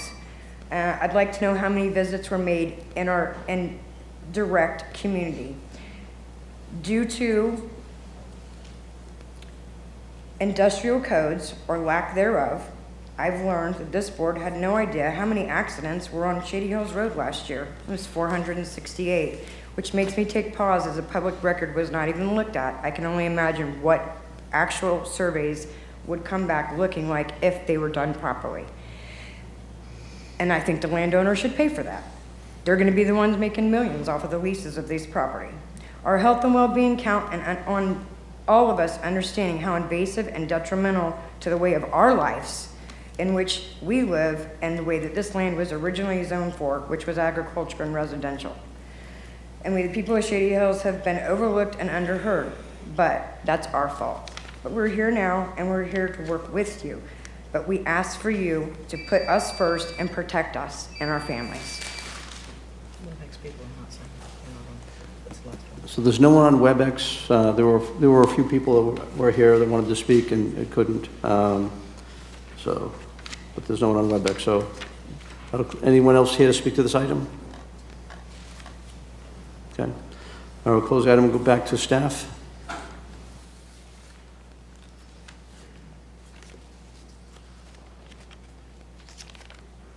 Did you want to say anything, or? No. If there are any You other questions? You should respond to the comments they've made. Are there any facts that were presented that you would dispute as part of your staff analysis? No, not anymore. Thank you. Okay. Well, you need to give the applicant rebuttal too. Okay. Let me ask, Mike, did you get an email from Sonia yet about a response from Colin McKiska about Shady Hills Road?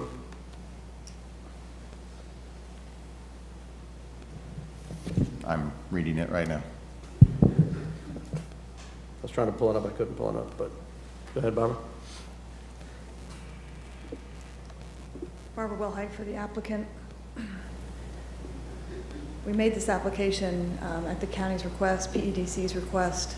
This portion of the property is a ready site under the county, the PEDC's program. We made it in furtherance of the study you just did last year in May, identifying this area as an area where you wanted to see light industrial. We're on soft winds, as you're aware. in between Soft Winds and the Suncoast Parkway. We have no neighbors on our east, no residential on our north, no residential to our south, and no residential to our west. In all my years of experience, this is exactly where you want to see this type of development. And that's why the study said that was the location. That's why your staff had asked for us to make this application. And we will have to do an access management analysis at time of site plan. We also have to do a listed species survey and an environmental, a cultural resource survey at the time of site plan review. And that's what I have to offer. Thank you. Okay, thank you. I want to say, when Barbara called me and told me about, I've got an industrial site of another 200 acres for you in Shady Hills, I was excited. Frankly, I wouldn't care where it was in the county, I thought it'd be a great thing. When I found more about the location, I thought it was going to be great. Met the residents and got their views. And there are a few concerns I have that I think we can work out. I know we can work out. A lot of schools in the area, a lot of kids going up and down. And frankly, part of the reason I was running close to late today was I was stuck on a school board route, a school bus route on 52. It wasn't even a school. It was VPK pickup. Stopped the traffic, backed it up for a while. Just picking up kids and slow getting in, whatever it was.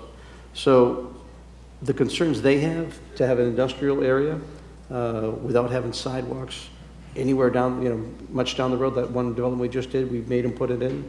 I think we did a real good job there, but we need to go all the way from County Line Road all the way down to look at it. Carl McKiska was sending an email, and I can't seem to pull it up. I had it, and I don't know what happened to it, but we need to go put a trail in there, the whole length, all the way down, to let this industrial go. Whenever we expand the road, we expand the road, but Carl, I think, is saying there's enough right-of-way to make it happen. But I don't think we should do anything to slow down the industrial development. At the same time, we should be listening to the residents to let them feel safer and improve their infrastructure that's there as well. Now, this is a comp plan amendment, not a zoning, but I think it's a start. And to go a little further, one of the things when we did the penny for Pasco this year, one of the things I was asking for in the verbiage that got done for economic development was if we needed to take the economic development money and put some of it towards transportation to help a project coming in, then we should be looking at going to do that. And we did put that language in, so that is a funding source available amongst other sources as well. So I know there's potential to fix this, and to the powers, and I greatly appreciate your wanting to switch us over, and I greatly appreciate coming forward, but I do want to make sure we look at what's going on with the residents in the area as well. Yeah. Commissioner Waitman. Chairman, there's a perfect example of this. Old Pasco Road at the Rooker site, where should this pass today on an industrial site, there's plenty of time and the ability to ensure proper MOT, road safety, sidewalks can be put in. I don't want to see the same mistake the county made in its timing in the widening of Old Pasco Road with the industrial site there. So appreciate what you're saying, support what you're saying, and county staff, if you're listening, whoever the appropriate folks are, let's not do that again. So that's just my comments of an example nearby. Can I ask one more question? Okay. David? I'm doing this on Commissioner Starkey's behalf since she's not here. I'm her proxy. So, Barbara, there's a finding in the agenda memo about potential access to the Suncoast Trail, and it's got some Parks and Natural Resources talk about a potential connection to help the employees that will work there. Is that something your client's willing to explore and as part of the rezoning, maybe as a deed restriction or something to that effect, to address that request? Yes, absolutely. Okay, thank you. Okay, so this is You can tell Commissioner Starkey that I've represented her interests. You did very well for the trails. So access for trails both sides is good. Like I said, I'm very optimistic that industrial land coming in is a great thing for Pasco County. Hopefully, maybe we can even look at working with AmSkills, maybe to put a training center in that area. Happy to do that. I know Commissioner Starkey would like that as well. That could help train those people in the area, because I tell you, it's an area that could use more jobs, and if we can work together to go kind of bring that, work on the infrastructure, I think it could be a big asset. So, This is just the transmittal. There's a transmittal, it's a comprehensive plan, so the zoning's still got to come back. Move approval. Second. Any further discussion? All in favor, say aye. Aye. Any opposed? Motion passes. Item P59. Proof of publication, Tampa Bay Times, March 19, 2023. Good evening. Liam Devine, Planning Development, item P59. PDD 23-7665 in the name of Rima Investments LLC, Apple Enterprises Trust. It is a zoning amendment from R2 Low Density Residential District to C2 General Commercial District. The subject site is located on the south side of Catfish Lake Road and north of State Road 54. This is an aerial view of the subject site. The surrounding future land use to the north is Res 6, to the east is COM for commercial, to the south is Res 12 and Res 3, to the west is COM for commercial, and then the surrounding zoning to the north is R2, to the east is C2, to the south is AR and MPUD, the Willow Bend MPUD, and to the west is R2. The subject site is currently undeveloped on approximately 8.39 acres. The applicant proposes to develop the property with a daycare and a restaurant in conformance with the C2 General Commercial District standards for development. Access to the subject site is from State Road 54, a FDOT maintained arterial roadway with approximately 200 feet of right-of-way, and Camp, Indian Head Road, and Catfish Lake Road, a county maintained local road with approximately 50 feet of right-of-way. The surrounding area is characterized by residential and commercial development, and the subject site has a future land use classification of COM commercial under the comprehensive plan. This should look familiar because this was presented in front of the board on December 6, 2022. This item was continued by the board. Since then, the applicant has volunteered to record a deed restriction for the property, prohibiting some uses, car washes, gas stations, vehicle service stations, repair garages, standalone drive-through restaurants, self-storage facilities, and freestanding recreational vehicle and boat storage. Additionally, the applicant has provided a deed restriction to provide a 5-foot sidewalk along the northern property boundary, and has a exhibit for that as well. This is coming with recommendations for approval from Planning Commission and Planning and Development Department. I'm here if you have any questions. Okay. Any questions for staff? Okay. The applicant? Barbara Wilhite, 6327 Grand Boulevard for the applicant. Unless anybody has any questions for us, staff did a very good job with their presentation. And I don't know if you have any public comment, but we're here to answer questions. Let's see. Jim? Good question. Commissioner Waitman? Thank you, Ms. Wilhite. Thank you and the applicant for your patience on this. Appreciate the deed restrictions and working with the community out there. I don't think we've heard from anyone, so I take no news as good news. And with that, I move approval. Well, you got public comment. Public comment. Oh, I'm sorry. I'm sorry. So this is the time for public comment. Okay. Let her have her speech. Oh, I'm out. Hi, good evening. My name is Veronica Sanchez, 2316 Reserve Court. I live right behind the property. I have been sworn in. I know it's been a long day for you guys, so I just wanted 30 seconds of your time. I had other residents with me earlier, but they all had to leave. But we wanted to show up in support of the developer and of the commission. And we wanted to give our thanks for involving our community throughout this process.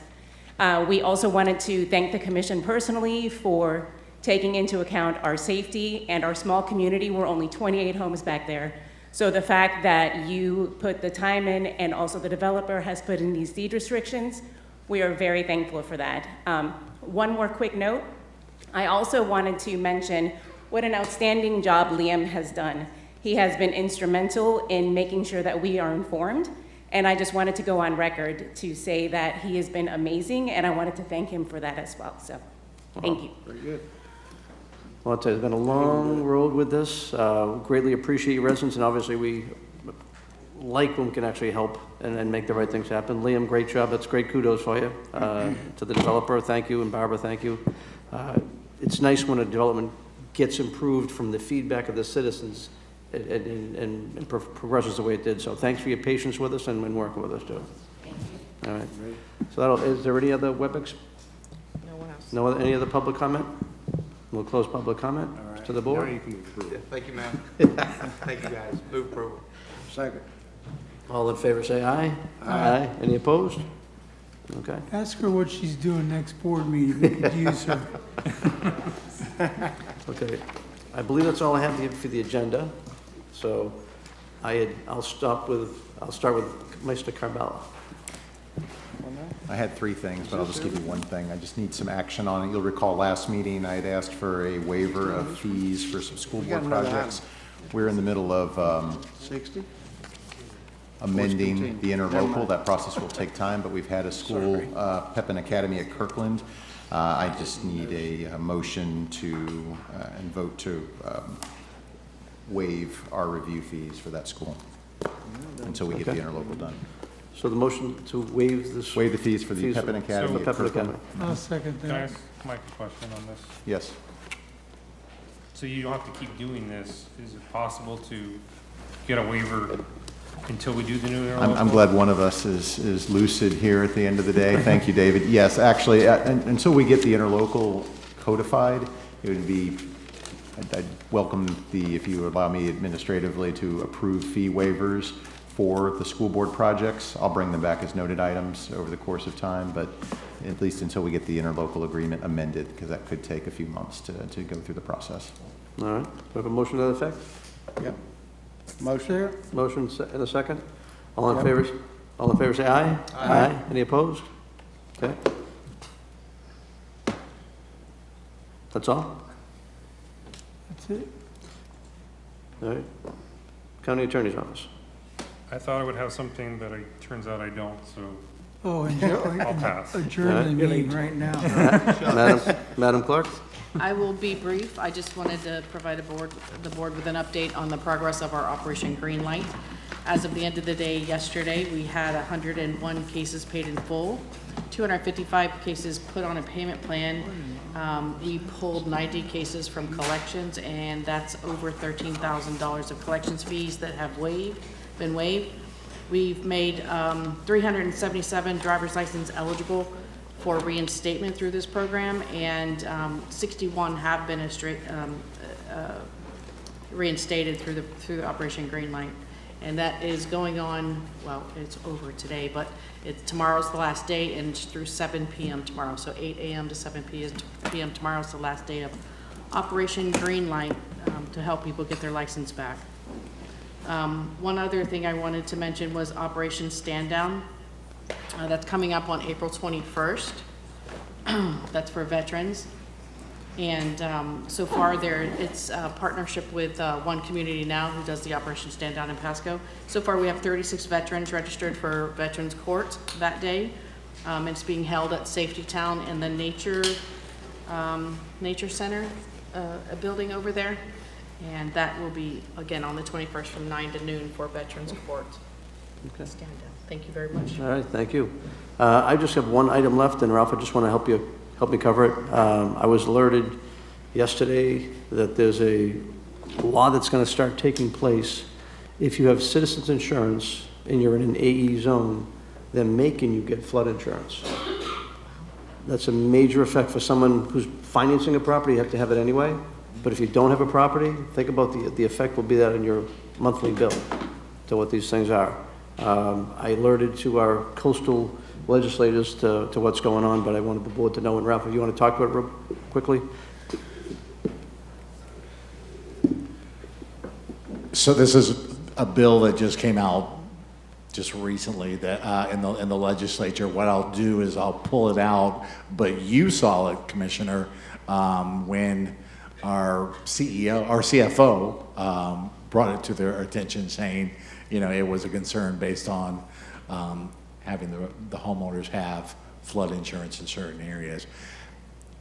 to me, I think this is the legislature's way of trying to address some of the concerns, especially with citizens, to try to shore up the cost and moving forward, especially what came out of the last hurricane. And the only way that they can probably do that is to require residents to have that that flood insurance. They were looking at Zone A's and Zone B's. What I'll do is I'll just get more information and I'll forward that bill to you. If you all would like to engage and respond, you can reach out to the commission, to the legislators as well within our Pasco legislative delegation. So my thought is, if someone has a property that's on the ground and they don't have a mortgage, I don't know why I can see why you can still go bare. Yeah, if you have no mortgage, you can go bare. But the reason why they're requiring it is because majority of people do not own their homes. It's owned by the lender owns it. Right. So that's why they're requiring it. But let's say that you own your own home as well, and you're up there, and you're up base flood elevation 15 feet, 14 feet, whatever the number is. You've spent the money, you've done it, you feel safe, you're not worried about a flood. They're not going to cover anything underneath anyway. Citizens not. So it's not, you're not protecting citizens. So why force the people with an extra bill? That's all. So. And again, I just think want to it's alert you, just came up, looking at a so way to shore up keep the an eye cost. out. Okay. And I thank you guys for all your patience, your professionalism, and we'll adjourn. Thanks.